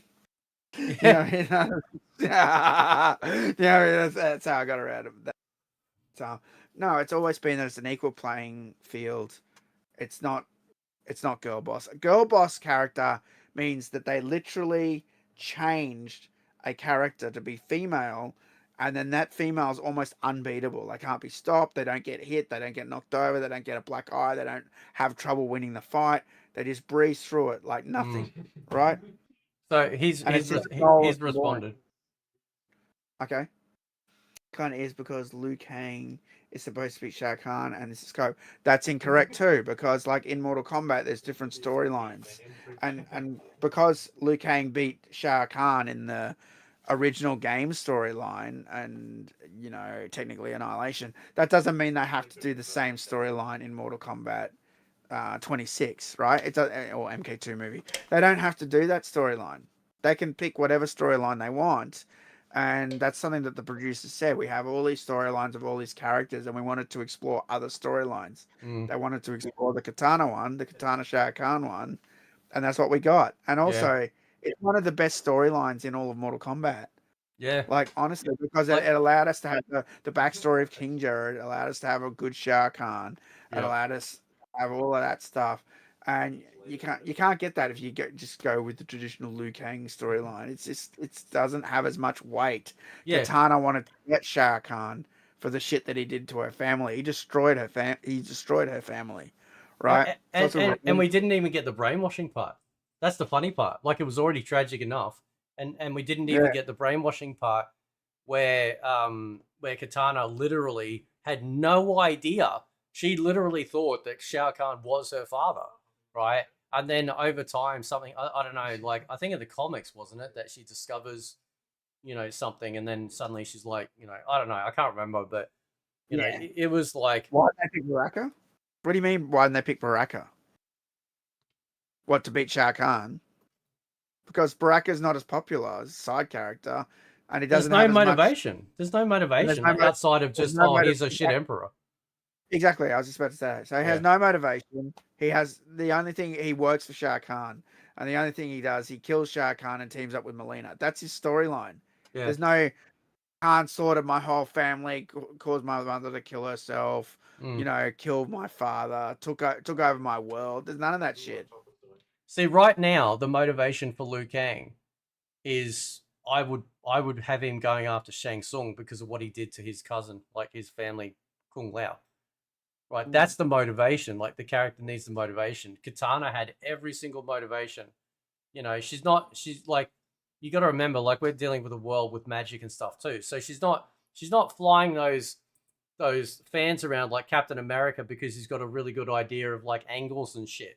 Like, there is magic involved with what she's doing. You know what I mean? Like, I gotta interrupt.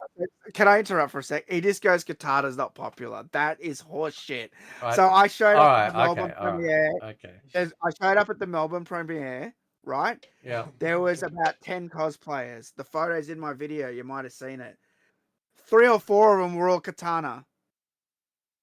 There was 2 Johnny Cages, a Kano, 3 or 4 Katanas, I think a Sub-Zero, a Scorpion. Katana was the most cosplayed character. Girls like being Princess Katana. Girls like princesses. Do you know what I mean? You're wrong about that. 100%. Yeah, that's a wild take. That is wild. I saw a review, and someone was like, "Why did they show King Jared getting killed? Like we all know that happens." And I'm just like, you need it for the emotional weight on the characters. Does anyone know anything about storytelling anymore, man? Like, come on. Well, that's, yeah, you have to have that emotional weight on the characters, right? You have to have it. Because, like, if you just go in and watch the movie and it's like, you're expected to know this shit, like I was talking about the phantasms or whatever in the fucking Superman, I didn't know anything about that shit.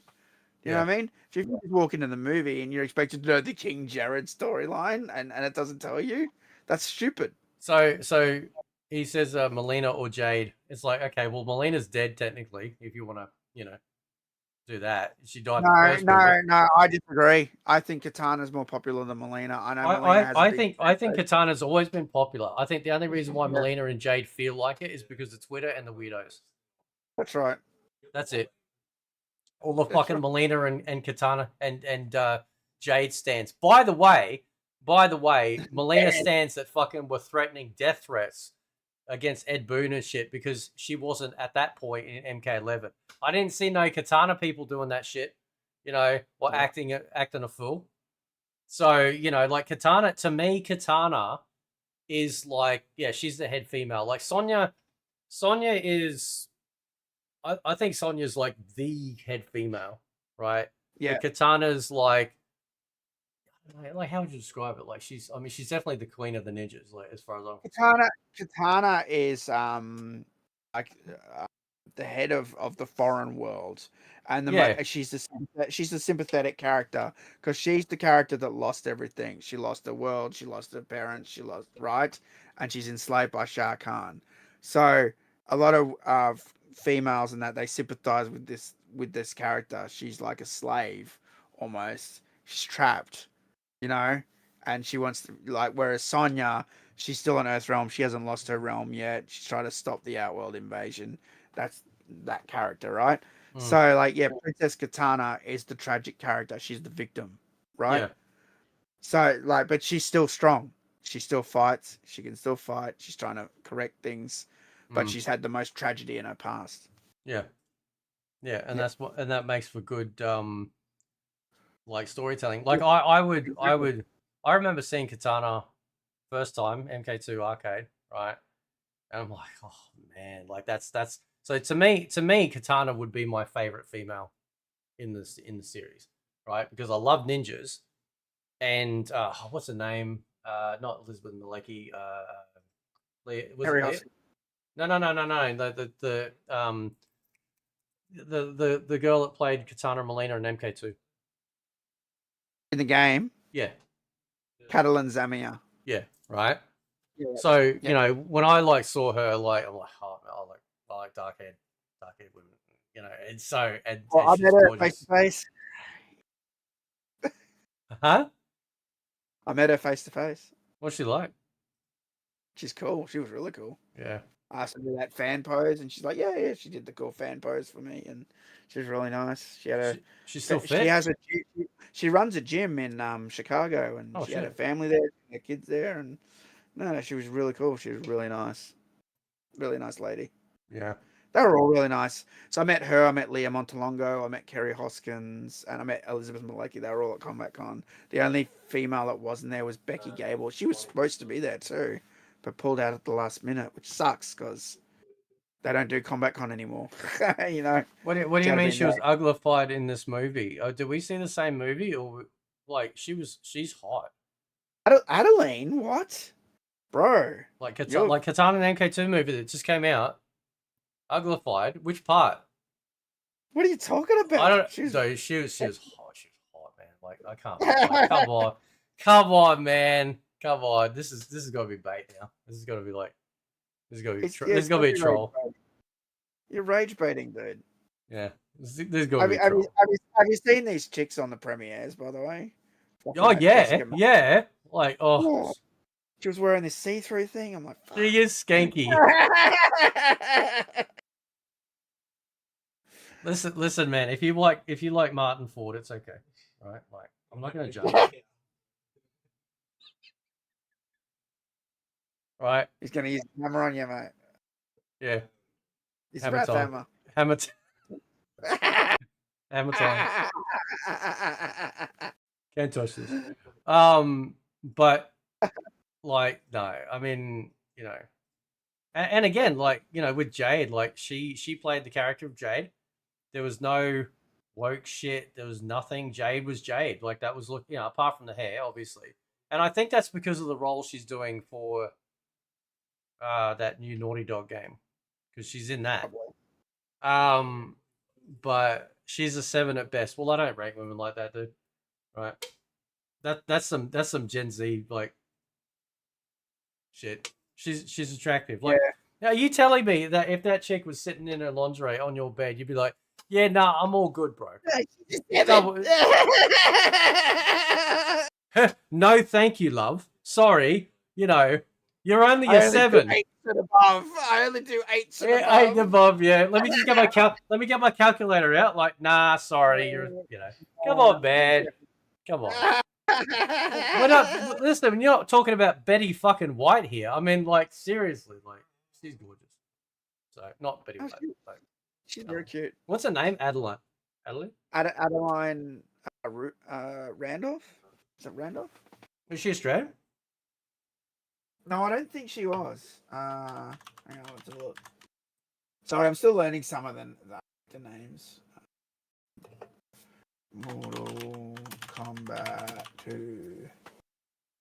There she is. Yeah, so the actress that plays Jade, she's not ugly. It's like she's actually attractive, and again, like I was kind of that that Jax thing, like literally in the middle of the fight, he's like oh damn, hey, there you go. Actually, Predator number 1. I didn't know that. Adeline Rudolph.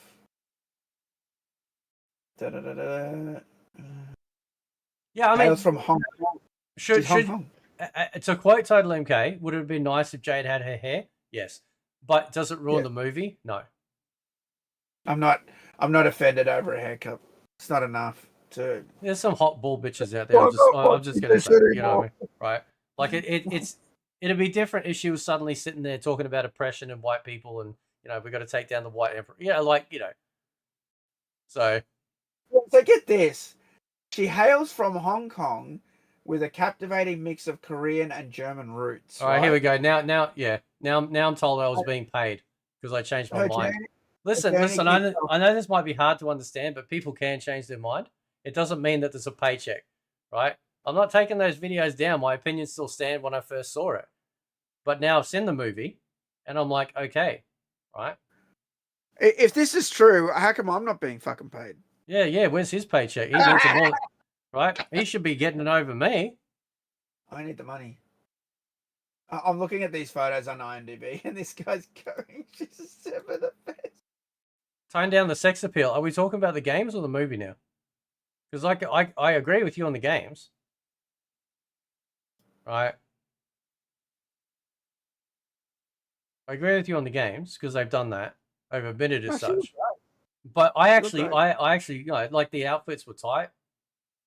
I'm pretty sure there was a part in the movie where I was staring at one of the chicks' asses. Because I was like, wow, okay, yeah, they weren't like covering that shit up with like some sort of skirt or something to, stop the male gaze.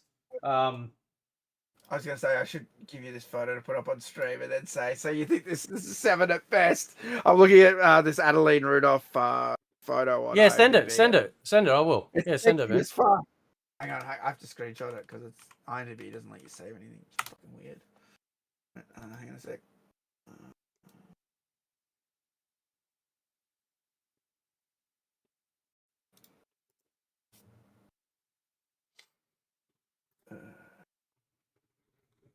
I can send it in this Discord, can't I?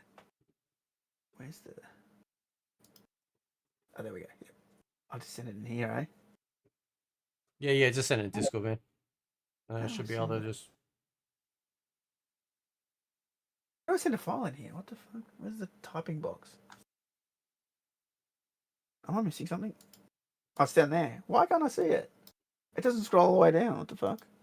Oh, there we go. That is a real curse when it comes to being like doing stuff publicly. Is that like you declare something, right? And then like down the track, something happens and you change your mind, because whatever, right? It happens. Okay. And it's like, all right, thanks, man. I'll save that. All right. Actually, I am saving it. And then I'll capture the image. I'll load it up in an image thing. Mm-hmm. Let's see what he says. Fucking 7. Fucking jeez, like come on, man.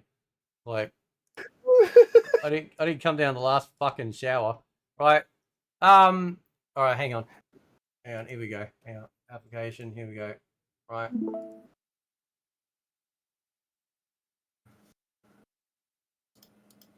Oh, you're joking now. Why? Because okay. Listen, I don't care if you're joking or not. This is funny. And now we get to... You weren't joking. You were like, she's a 7 at best. You didn't say LOL or anything. You'd have to be a straight homosexual to not find this attractive. You know what I'm saying? Well, you can't be straight and a homosexual. This is true. Poor choice of words.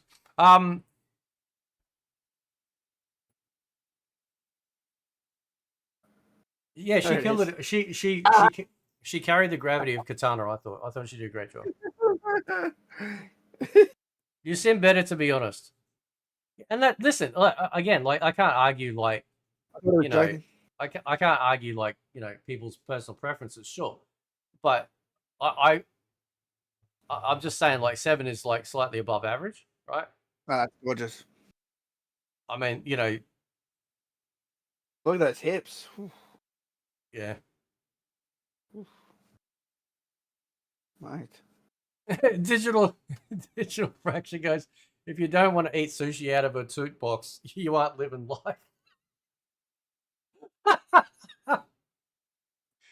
Yeah, man.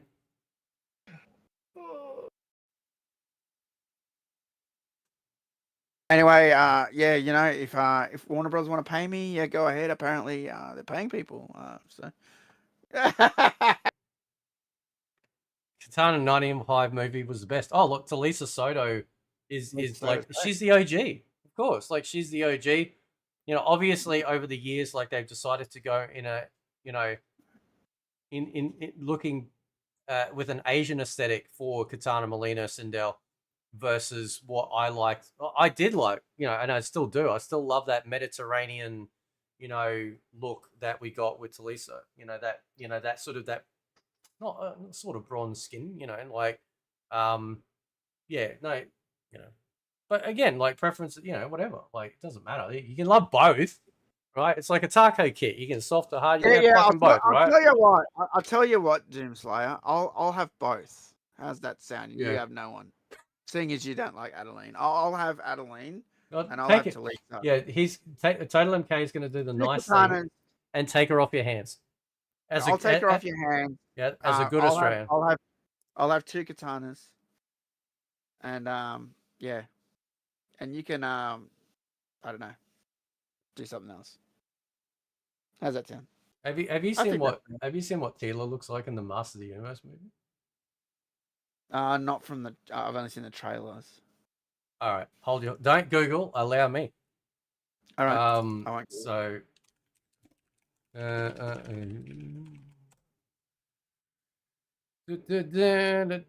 on. Where's my images? There we go.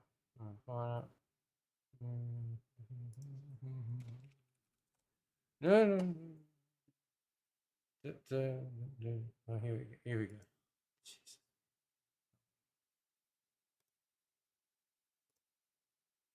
Yeah, right. Put your shit on, Magic Mike.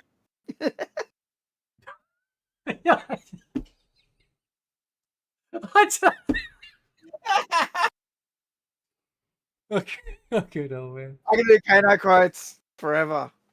Normal. I've never been more proud to be an Australian than watching Kano literally be us. Like every fucking time. Every time he opens his mouth, it's like, Roll on the ground, it's just you grub. fucking funny. Yeah. I dusted off the dirt. All right, here we go. Here we go. So this is Tila in the new Masters of the Universe movie. Should I watch it live or should I wait for it to pop up on the No, you should see it on the screen now. You should be able to see it here. Yeah. Ooh, hello. Did she only give you a 7 or was it 7 inches? You know what I'm saying? By the power of Grayskull. I have the boner. I have a boner.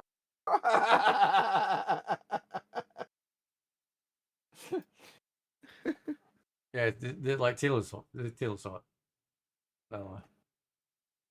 So. Yeah. Real console fanboy said Fate did great on Rex's. Oh, thank you, brother. Yeah, no, that was the first time I've ever spoken to Rexa. Both me and Godly had to educate Rexa on who the great Total MK is. No shit. We sat there for like 5 or 10 minutes straight going, you don't know who fucking Total MK is? Oh my god, dude. And we just fucking both went, oh my god, this is... So, I'm glad he knows. So, yeah.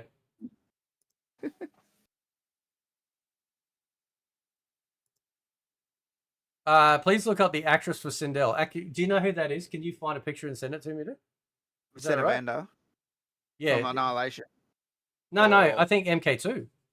Are you talking about MK2 movie? Yeah. Yeah, I don't think I've actually... I'll get it. Just gotta... Scars of Honor. Oh, okay. Hang on. All right, let me check. I didn't know there was open play. Oh, Anna through Newen. Anna through Newen.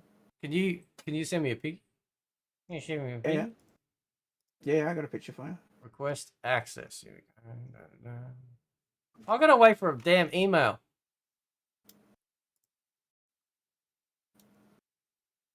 Thanks, Digital. I gotta wait for a damn email now. Anna Thunugan. Is she Thai? Isn't that a Thai name usually? Nguyen's can be Vietnamese usually. Or oh, okay. Yeah. Sonya was much hotter in MK95 though. Oh yeah, look, I mean, what's her name? Bridget Wilson. Oh yeah, she's a hot. She's beautiful, man. Like there's something. Yeah. Like if you made me choose, I'll be like, yeah, I like her. Like she's fucking hot. Right? But let's be honest, neither of them are choosing me. So right. I put the picture in the Discord. Anna through Nguyen. All right, here we go. Hang on.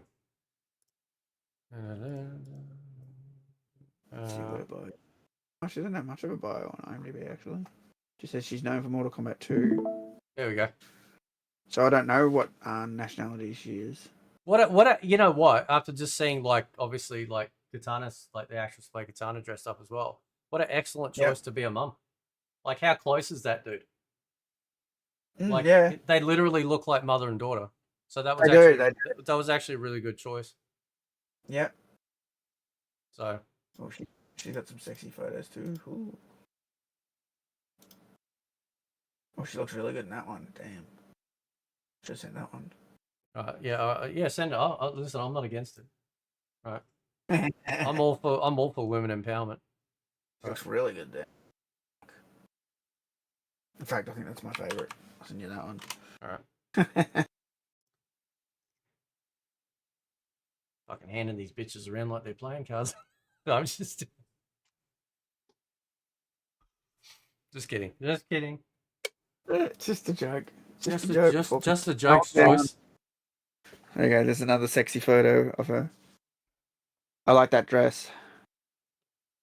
What movie was this for? Oh, Primitive War. Oh yeah, that was with Ryan Quanten in it. Yeah. Yeah, that's the other movie she was in. She was in that and MK2. There was something else. I wonder if she lives in Australia then. Because wasn't Primitive War filmed here as well? I'm not sure. Oh, yeah, she probably is Aussie. I don't know. She doesn't have a full bio on IMDb, so I don't know. It looks Aussie. She hasn't been in a lot yet. I was going to say something that could be conceived as racist. I probably shouldn't say it, but it was trying to be funny as a comedian. Can I say something kind of funny? Right. I promise I'm not being racist, right? I promise. But like, I'm just saying that like, if somebody came out one day and told me that she was the source of COVID, I'd still hit it. Right. I'd be like, you know what? It's fine. It's fine. Oh, okay. Right. So because it's fine. It's fine. It's fine. Oh. She's been in 13. No. She's been in 13 things, but it looks like the last 1, 2, 3, 4, 5 things. Godly said we should change the name to the Goon Cast. This is nothing, bro. I can go harder than this. She's Australian actress, Vietnamese descent. Oh, yeah. Yep. I called it. I said Vietnamese. Oh, there you go. Isn't it one of your best mates' wives Vietnamese? Thai. Oh, Thai. Yeah. Okay. All right. Yeah. My best friend's wife is Thai. Yeah. Well, technically speaking, real console fanboy, the entirety of Australians are comedians because every time we open our mouth, it's funny. So, I guess, yeah, we get away with it. That's funny. Do you want to see my power? Yes, please.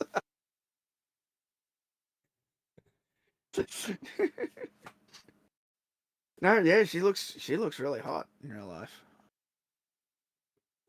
I haven't seen her in any. I haven't seen Primitive War or anything else. This chick, yeah, like this chick wouldn't give me a second glance. She'd look at me and go, there's a billiard hall missing a pool cue, ball, like. Roger. Yeah. She probably lives in Queensland. It's like, and then I'd say, well, hang on a sec. Does that mean you're going to put me in a hole? I better stop, man, dude. Right, like They're I better gonna they're stop. gonna they're I gonna better call us stop. Kano 3. Kano Fucking 3. Kano, a Kano cast. Yeah. The Kano cast. Kano! You know, it's funny. You know, it's funny, by the way, because we got Daryl Sung in the community, right? But like this here, this right here, I've been saying since day one is the Australian Shang Tsung. He is. He literally look at this motherfucker. Look at him. Literal Shang Tsung and Kano. Right? Holy mine. Your girlfriend is mine. Fatality. Yeah. Oh shit.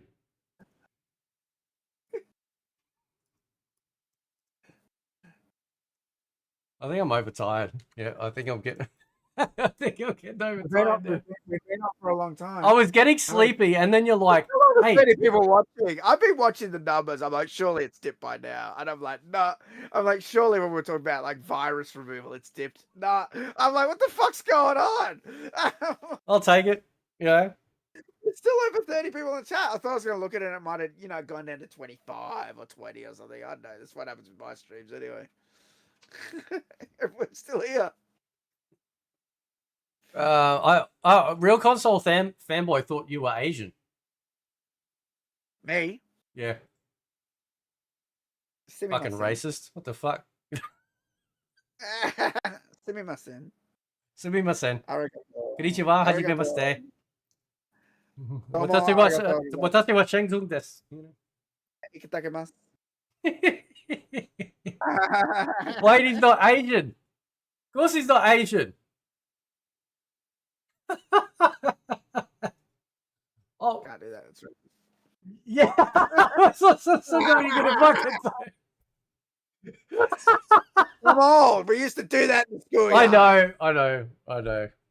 Yeah, we just we get that shit clipped and that's all fucking over for a week. So. That's right. Oh, I don't care about people clipping me anymore. Go fuck yourselves. They tried that once already and failed. Did you see that Ross Poet posted a picture? He was posing. You know what he said to me once? I think it was after I put that "Make Mortal Kombat Great Again" hat out. He replied to it with, "This guy smells like absolute dog ass" or something, and I was gonna just reply to it and go, "How the fuck do you know what a dog's ass smells like?" Smells like that's fucking. Yeah, how the fuck do you know that? Hang on, here we go. I need to get the outlaw one. Yeah, the purple one too, because that's just goated, man. So, oh, look how, there's fucking. Oh, that's alright. Here we go. Where's your purple hat? Where's your purple one? I can get it. All right, get your purple hat, man. We're gonna sell some merch, right? We're all about that dollar bill, yo. Right? Fuck that. Kind of tight. Damn. Ow! The fuck? Oh, I think I got a pimple on my head. Make out while purple again. That's right. The original hat. Getting sunny with hit with all the hotness, little pictures. In Australia, don't you call them dingoes? What? Yeah, they're just dingoes. They're just wild dogs, basically. Yeah. I think no, dingoes are different to dogs. They're like. Are they canine though? Oh, they yeah, I guess they are, but they hunt in packs and stuff. They like have a different behavior. Oh, more like a wolf pack type thing. Domesticated. Yeah, that's all I meant. Like as a domesticated pet. Yeah, they're sort of like a wolf pack. You know who told me that? I didn't even know that. You know who fucking told me that? Mm. You're gonna laugh. The real Shang Tsung, Philip Arn MD. Oh, really? Yeah, I'm talking to Philip Arn MD at CombatCon, and he was saying how much he really liked Australia, and that his daughter almost came here and worked here and that, and he said he loves dingoes. He's really interested in them, and they hunt in packs, and like, yeah, he knew all this shit about Australia. I'm like, bro, I didn't even know that. Yeah, no, he's really cool. Philip Arn. He actually put the photo I took. I didn't know this. You know, he put a book out called Mortal Doctor. Yeah, because it was always wild that there was a literal doctor doing martial art Yeah, capture. and I took a photo at Combat Con. I said, "Can you do the the MK2 fatality where he holds the person up and he like sucks their soul?" And I got up on a chair and we took the photo, and everyone was taking photos of this. And then when I got home, I did some like shitty Photoshop and added like a green soul Yeah. coming out of me, like his hand. He put that in the book. Someone sent me a photo. Holy Do you shit! know I go, do you know you're in this book? I'm like, no. I'm like, that's fucking cool though. I'll take it. Yeah. Real console fanboy says, "Fate, do you hate MK92 arcade like most people, or do you love the game?" Oh yeah, I love the first one, dude. That's where it all started, man. Yeah, most of my playtime is on like Mega Drive, right? So I have like a real I like playing the arcade. There's nothing wrong with the arcade. I love it. But I get really nostalgic playing the Mega Drive one. Because that was the one I'd sit in my bedroom with all the time because we didn't have access to having arcade, like the actual arcade ports at home then, right? We had to get the best what we could from whatever console we had. So, and I I think, saw yeah, I saw the arcade version and didn't play it at first, and then it got popular, and then I tried to play it, but it was too hard, and then it came out on Sega, and then so I mostly played it on Sega Mega Drive and got good at it. Then I went back to the arcade once I got super good at the home version yeah, and started to come to the arcade again because it stuck around for a while, right? When a game's like that's so popular, it was around for a long time, and that's basically how it went with me. So I didn't play it a lot in the arcade when it first dropped because it was hard. mm, And the big kids, I'd say the big kids, like I was fairly old then, but you get some like even older guys, and they'd hog the machine, fucking mm, bastards. Do you know what I mean? Yeah, there was always only one machine where at our local arcade, yeah, people would hog it. You know, it's hard to get on MK. You know, because you got especially if you got two guys just fighting each other nonstop. It's like, come on, yeah, bro. You know what I mean? You can't, even if you put your dollar down there, they're still going to play 100 games before they let you on it. Do you know what I mean? I yeah, remember once I went to an arcade and these two guys, I think they'd done the trick with the fucking cigarette lighter and they'd zapped the cabinet. And I guess because I distinctly remember this was my local arcade. They had 29 credits on MK1 and they were just, and they'd done something to the game. And I'm like, and they were like, oh, and I think they told me, I think they were, oh, we got all these free games, and I'm like, cool, can I play? And they're like, nah, we're gonna play. They said something like that to me. I went, okay, I'm just gonna go tell the attendant now that you've got 29 free games on it. They go, oh, leave you one credit or something. And yeah, they did. They left me one credit at the end. So Uh, this feels like a loaded question. Console fanboy says, "Do you think Sonya's leg grab infinites and glitch jabs is it cheating?" Well, is there like a leg grab infinite? yeah, in MK1, yeah, it was Sonya. You can Yeah. block, but you can block that. Hang on, you can block that.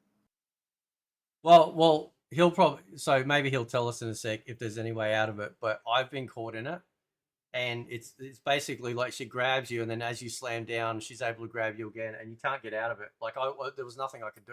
I couldn't block my way out of it. Couldn't activate any buttons I to used try to and do that on the home. Yeah, I used to do that on the home versions. You throw them and you throw them again and throw them again and throw them yeah, again, right?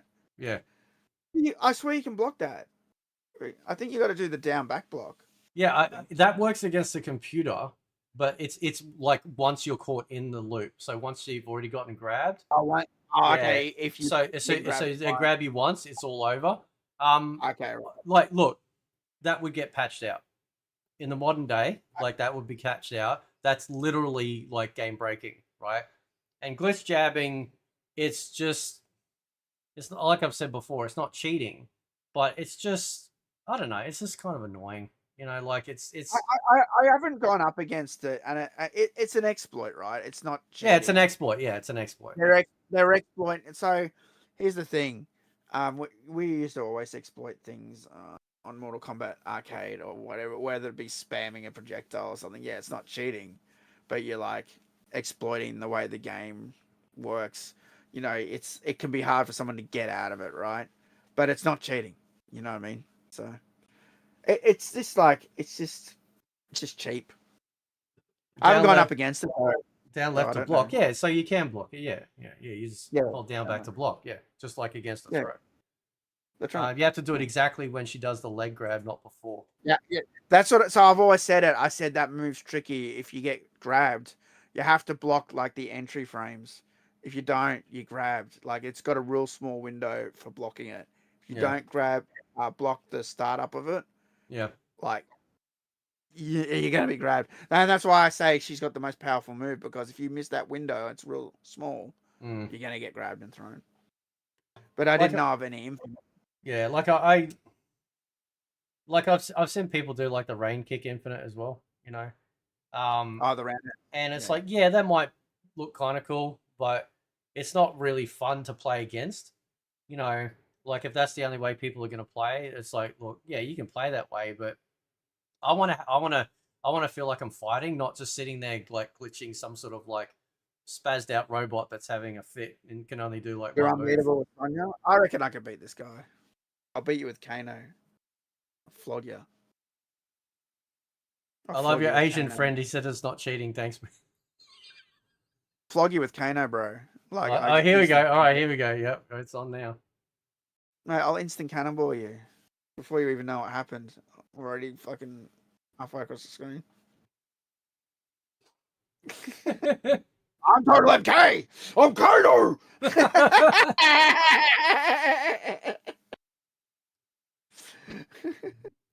I wonder. I wonder when he's gonna get his faceplate. Like I wonder when that's gonna kick in. Yeah, Yeah. I thought that might have happened in this movie because he mentioned that in an interview. Like, yeah, we hear what the fans have to say and blah blah blah. I thought maybe we'll get it in this movie, but that didn't happen. Did Infected Jello ban you because you beat him in Mortal Kombat? Some people can handle it. He got beaten. Yeah. Apparently, Godly says TMK he loses to a Kano. This guy Toad whoops his ass. Okay, there's fighting words. Kano. Kano's my best character in MK1. Kano's lethal. Fucking hell, he's lethal. Yeah, but not my favorite story wise. It's Scorpion. Yeah. But like, if I want to beat somebody, I'll go Kano. Mm. Oh, did you see like yesterday? Like when I was just in normal Discord. I don't know if you know this trick. So, because I got a Steam controller, right? The new Steam controller. I was trying it out with fighting games. It's pretty good actually, so that's good. Anyway, and Dragoon, you know, because he used to compete on X-Band and shit. He's like, are you able to hold? So he said this. He goes, if you can do this, I approve it as a controller. I said, what's that? And he goes, you got to hold down. Like, so this was Liu Kang in MK2. He goes, you got to hold down with like part of your thumb, like this bottom part, right? And then you kind of you go tap forward with this bit, right? And without like losing that, and then pressing the button, you can do the move. So you're not even blocking; you're just holding down. You do the movement. What move was it? Liu Kang in MK2, like, or you could do it with any character, pretty much. Like so, like I think there's got what move? Oh, like low fireball, high fireball, flying kick, like that forward motion. So he's showing. Okay. So he's showing me like he's like so on the D-pad, right? Hang on, there we go. So he's like you use like the base of your thumb to hold down, and if you're pressing this direction, you kind of like go tap tap while holding down. You go tap tap and then press the button. Oh, okay. And then the move will come out. Yeah. Right. Yeah. It's faster. Yeah. Yeah. So and I could do it on that controller. So he's like, oh, okay, that's good. And I'm like, all right, thanks, Dad. But I reckon I could just do it fast without holding down. Maybe I'm wrong. I don't know. I used to be pretty fast at that move.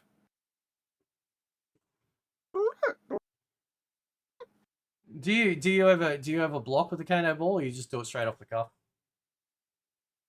I just do it straight off the cuff, like just instant.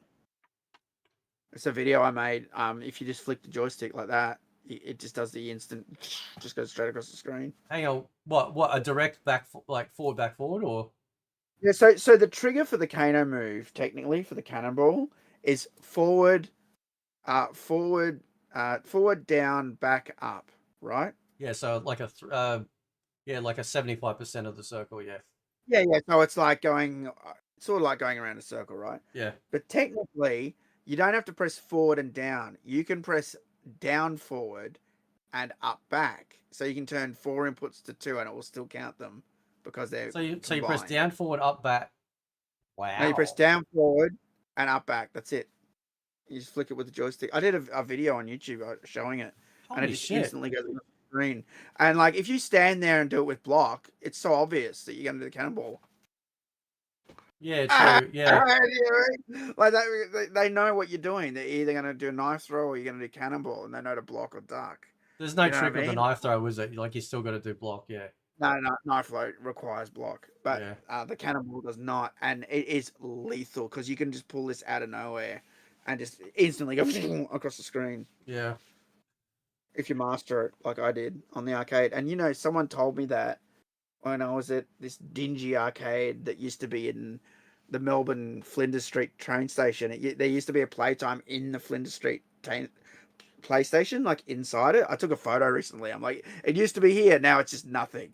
Yeah. Like it's just an open area, but there used to be this like little playtime in there, and you go in there. It was real seedy. There were people eating like Hungry Jacks, and there was like fucking shit everywhere, and people smoking, and like, you know what I mean? I'm pretty sure there was some drug culture going on there. I didn't give a fuck. They had Mortal Kombat, right? Yeah. That's the first place I went there to play Mortal Kombat, and then some guy, yeah, I don't know, he came up to me once, and he goes, "Oh, do you know this trick to do this cannonball? Like you just do this." And so I've known about it like for ages. Do you know what I mean?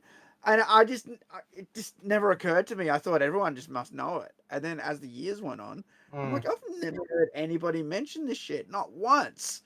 Do you know what I mean? And then yeah, I started to show people, and people started to freak out. Go, fuck, that's awesome. You know, and yeah, so I did a video and I put it out there now, and I just did it on my arcade one up because it's in here. It's just easy to film Yeah. it. But it works on arcade the same way. You just flick the joystick like that, just like that. I can do it that fast, and it just the Jesus. cannonball. That's all right. Yeah. That's pretty good. Yeah. Console Fanboy said he supported Jello for months. This is infected Jello, dude. He's like some young kid. Made shorts, donations, shared his content. He banned me because he was pressured by my haters to ban me. Jello is a young, weak, disloyal, ungrateful kid. Well, you know, like The younger generation, they're yeah, just loyal. I They're just opportunistic. it's obvious with the way certain behaviors with some of these people that they're terrified of any sort of like anything that makes them look bad. You know, whether it be by association, whether it be losing in a fight. That's why like Scotty Combat was dodging Dragoon because Dragoon like flogged the fuck out of him. Like there'd be nothing left, right? Because Dragoon can back up. You know, he knows how to do it, right? So and he openly just straight up lied. I've covered it. He's just lied. You know, that's why we say GG Room 4 because he was saying GG's Room 4, and we're looking at the screen. You know, because the boys came to me, he goes, look, and you're looking at the screen. It's not full. Come on, it's not full, right?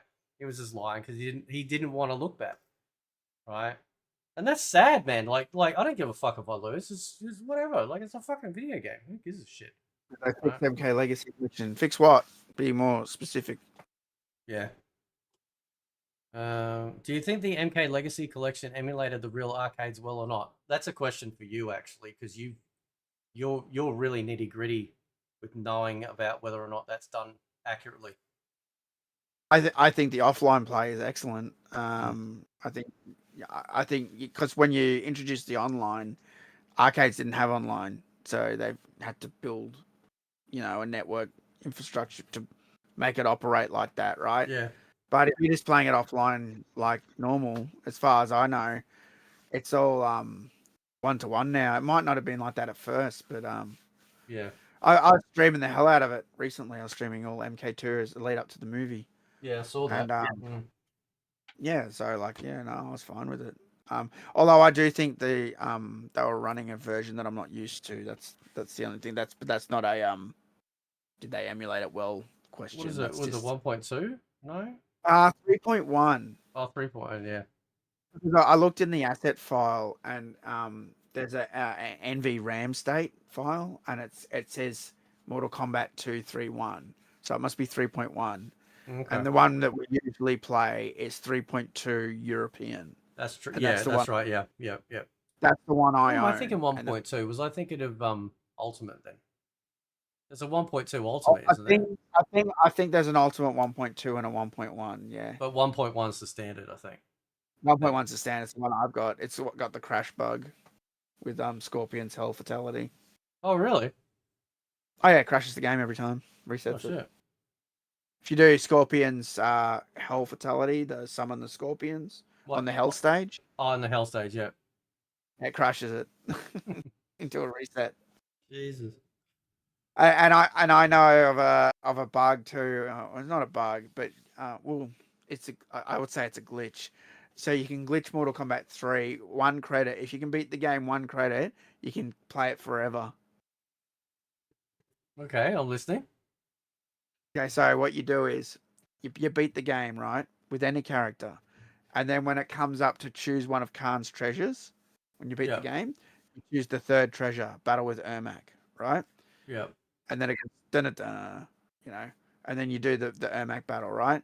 What you got to do is you got to win one, and you got to let Ermac win one, and then you win the third one. So you got to win 3 rounds. The reason is you got to do mercy, right? Then you do mercy, right? And then you hit him, and then it says finish him. Don't do anything. Let them just like fall over. yeah. The game glitches and goes back to choose your destiny. I Damn. knew this. I knew this. I tried on my arcade and I went, what the fuck? I didn't tell a soul that shit. So that was an accident. Like you found that by accident. No, I read it and I tried. I'm like, fuck, you know. So I didn't tell anybody. I didn't tell any of the people who played my machine. I didn't want anyone fucking knowing that because they would just fucking be on it all day long. Yeah. Console fanboy wants to share his Japanese accent. Oh, we'll do it next time, man, because I'm probably gonna run off soon because I'm getting sleepy. Ultra says N92 MK Genesis is not the same version. Yeah, so I know Isn't it's it? I know it's petty. I know it's fucking petty. All right. But I really had that fatality jingle in MK2 Genesis, MK1 Genesis. Right. Because one of the things, okay, so is it Matt Furness that did the soundtrack? Or Yeah. So his soundtrack is godlike, right? And for whatever weird reason, when you don't have the fatality jingle and it's just still playing the stage music even through the fatality, Yeah. it's fucking cool. Like, Better, and that's yeah. and that's what most of us had. If there was one request, like, this will be a wild take because this would be really selfish. You know, this is a selfish request that wouldn't affect anyone else. I would take the Genesis 1 version, like revision 0, over MK Gold being put into the game. That's how much I love that version. I wouldn't. Yeah, I know. That's why it's a wild take. But yeah. Bushin Rio Cat says apparently you were a good mentor to Mike. I don't think I influenced anything. I watch his stuff because of your influence on his content. I don't think I influenced his content at all. What are you talking about, man?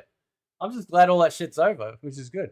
But yeah, because so, like I know what you mean because the thing that bugs me about, and I hate hearing that jingle too and the fatality. I do. I hate it as well. yeah. You know what bugs me about it is it's the test your might music. Yeah, You know what yeah, I mean? yeah. If it was a fatality jingle, I might like it, but it's not. It's the test your might music. Yeah. I'm like, why the fuck is it playing the test your might music when I'm doing a fatality? I'm like, didn't do that in the other version. It's actually, so I get it. It's actually really jarring because it's not. It's the wrong sound.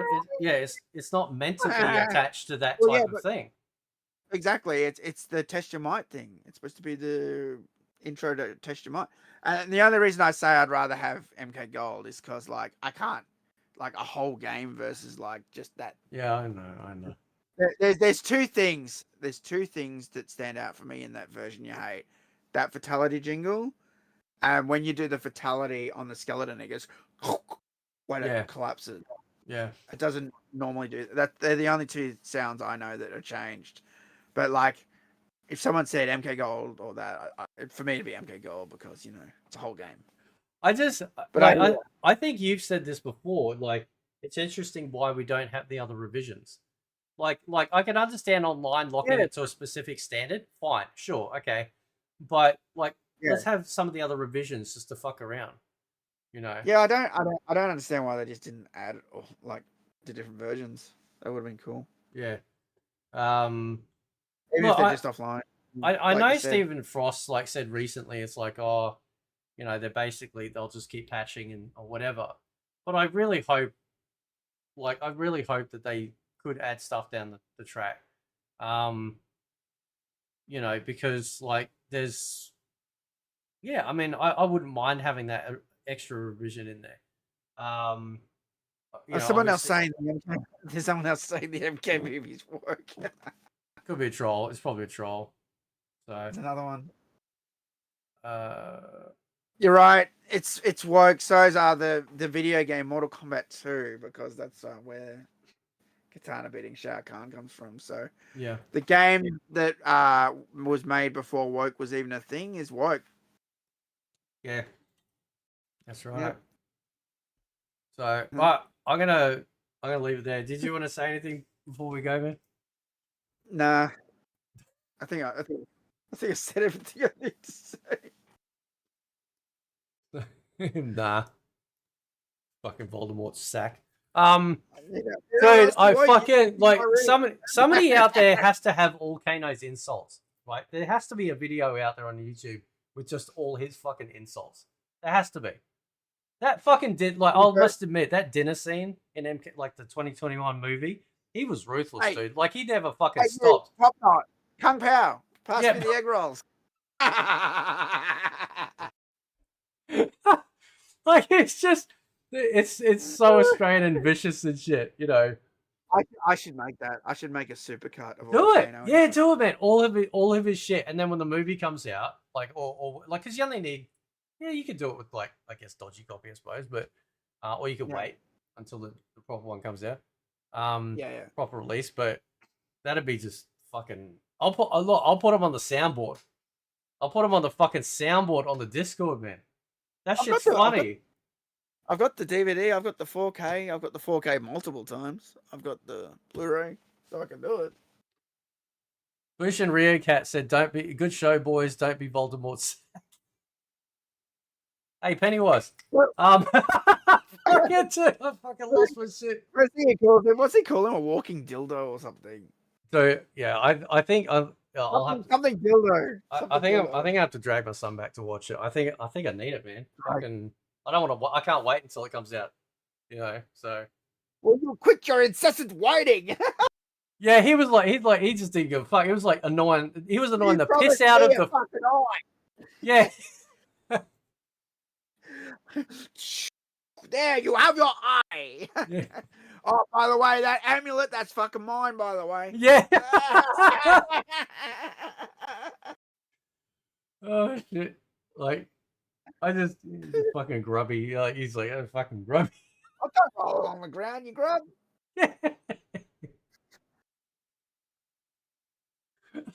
It's fucking good. Oh shit! Somebody said earlier about a Kano spin-off series. So imagine they do the Kano comics from the 90s, right? The spin-off series that Raiden gets him to do. Raiden and Kano. Oh my god! He's like, "Here, come here, fucking Sparkles!" It should be Kano and Johnny Cage, Carl Urban and Kano. Oh, yeah. Because that's literally Australia versus New Zealand, right? Because Carl Urban's Kiwi. And he called him the C word. Yeah, I know, dude. That was okay. Yeah, he's Australian. Yeah, there we go. He got it out. I think that's because of the boys.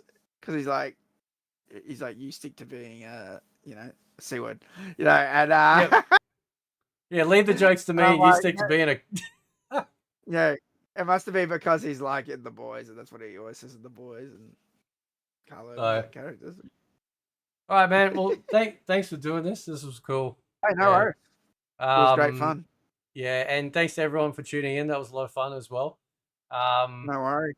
And if you want to stay in the chat, I'll just round Yeah. it out and say whatever. It But all depends if right, the katanas are coming over or not. The two katanas. the what? It depends if the two katanas are coming over my house tonight or not. Dude, No? imagine imagine your door opens and they actually walk in behind. Like, dude, our viewership would go up. You know what I'm saying? Like, you need to put in some calls, right? Like, you know, that should be fucking. Well, I mean, that guy doesn't want it, so I'll have it. It's fine. Yeah, because she's only a 7. You know, Only a 7. Oh, I'm just kidding. I was fucking. Anyway, all right, guys, I'll leave it there, and yeah, I'll catch you guys next time.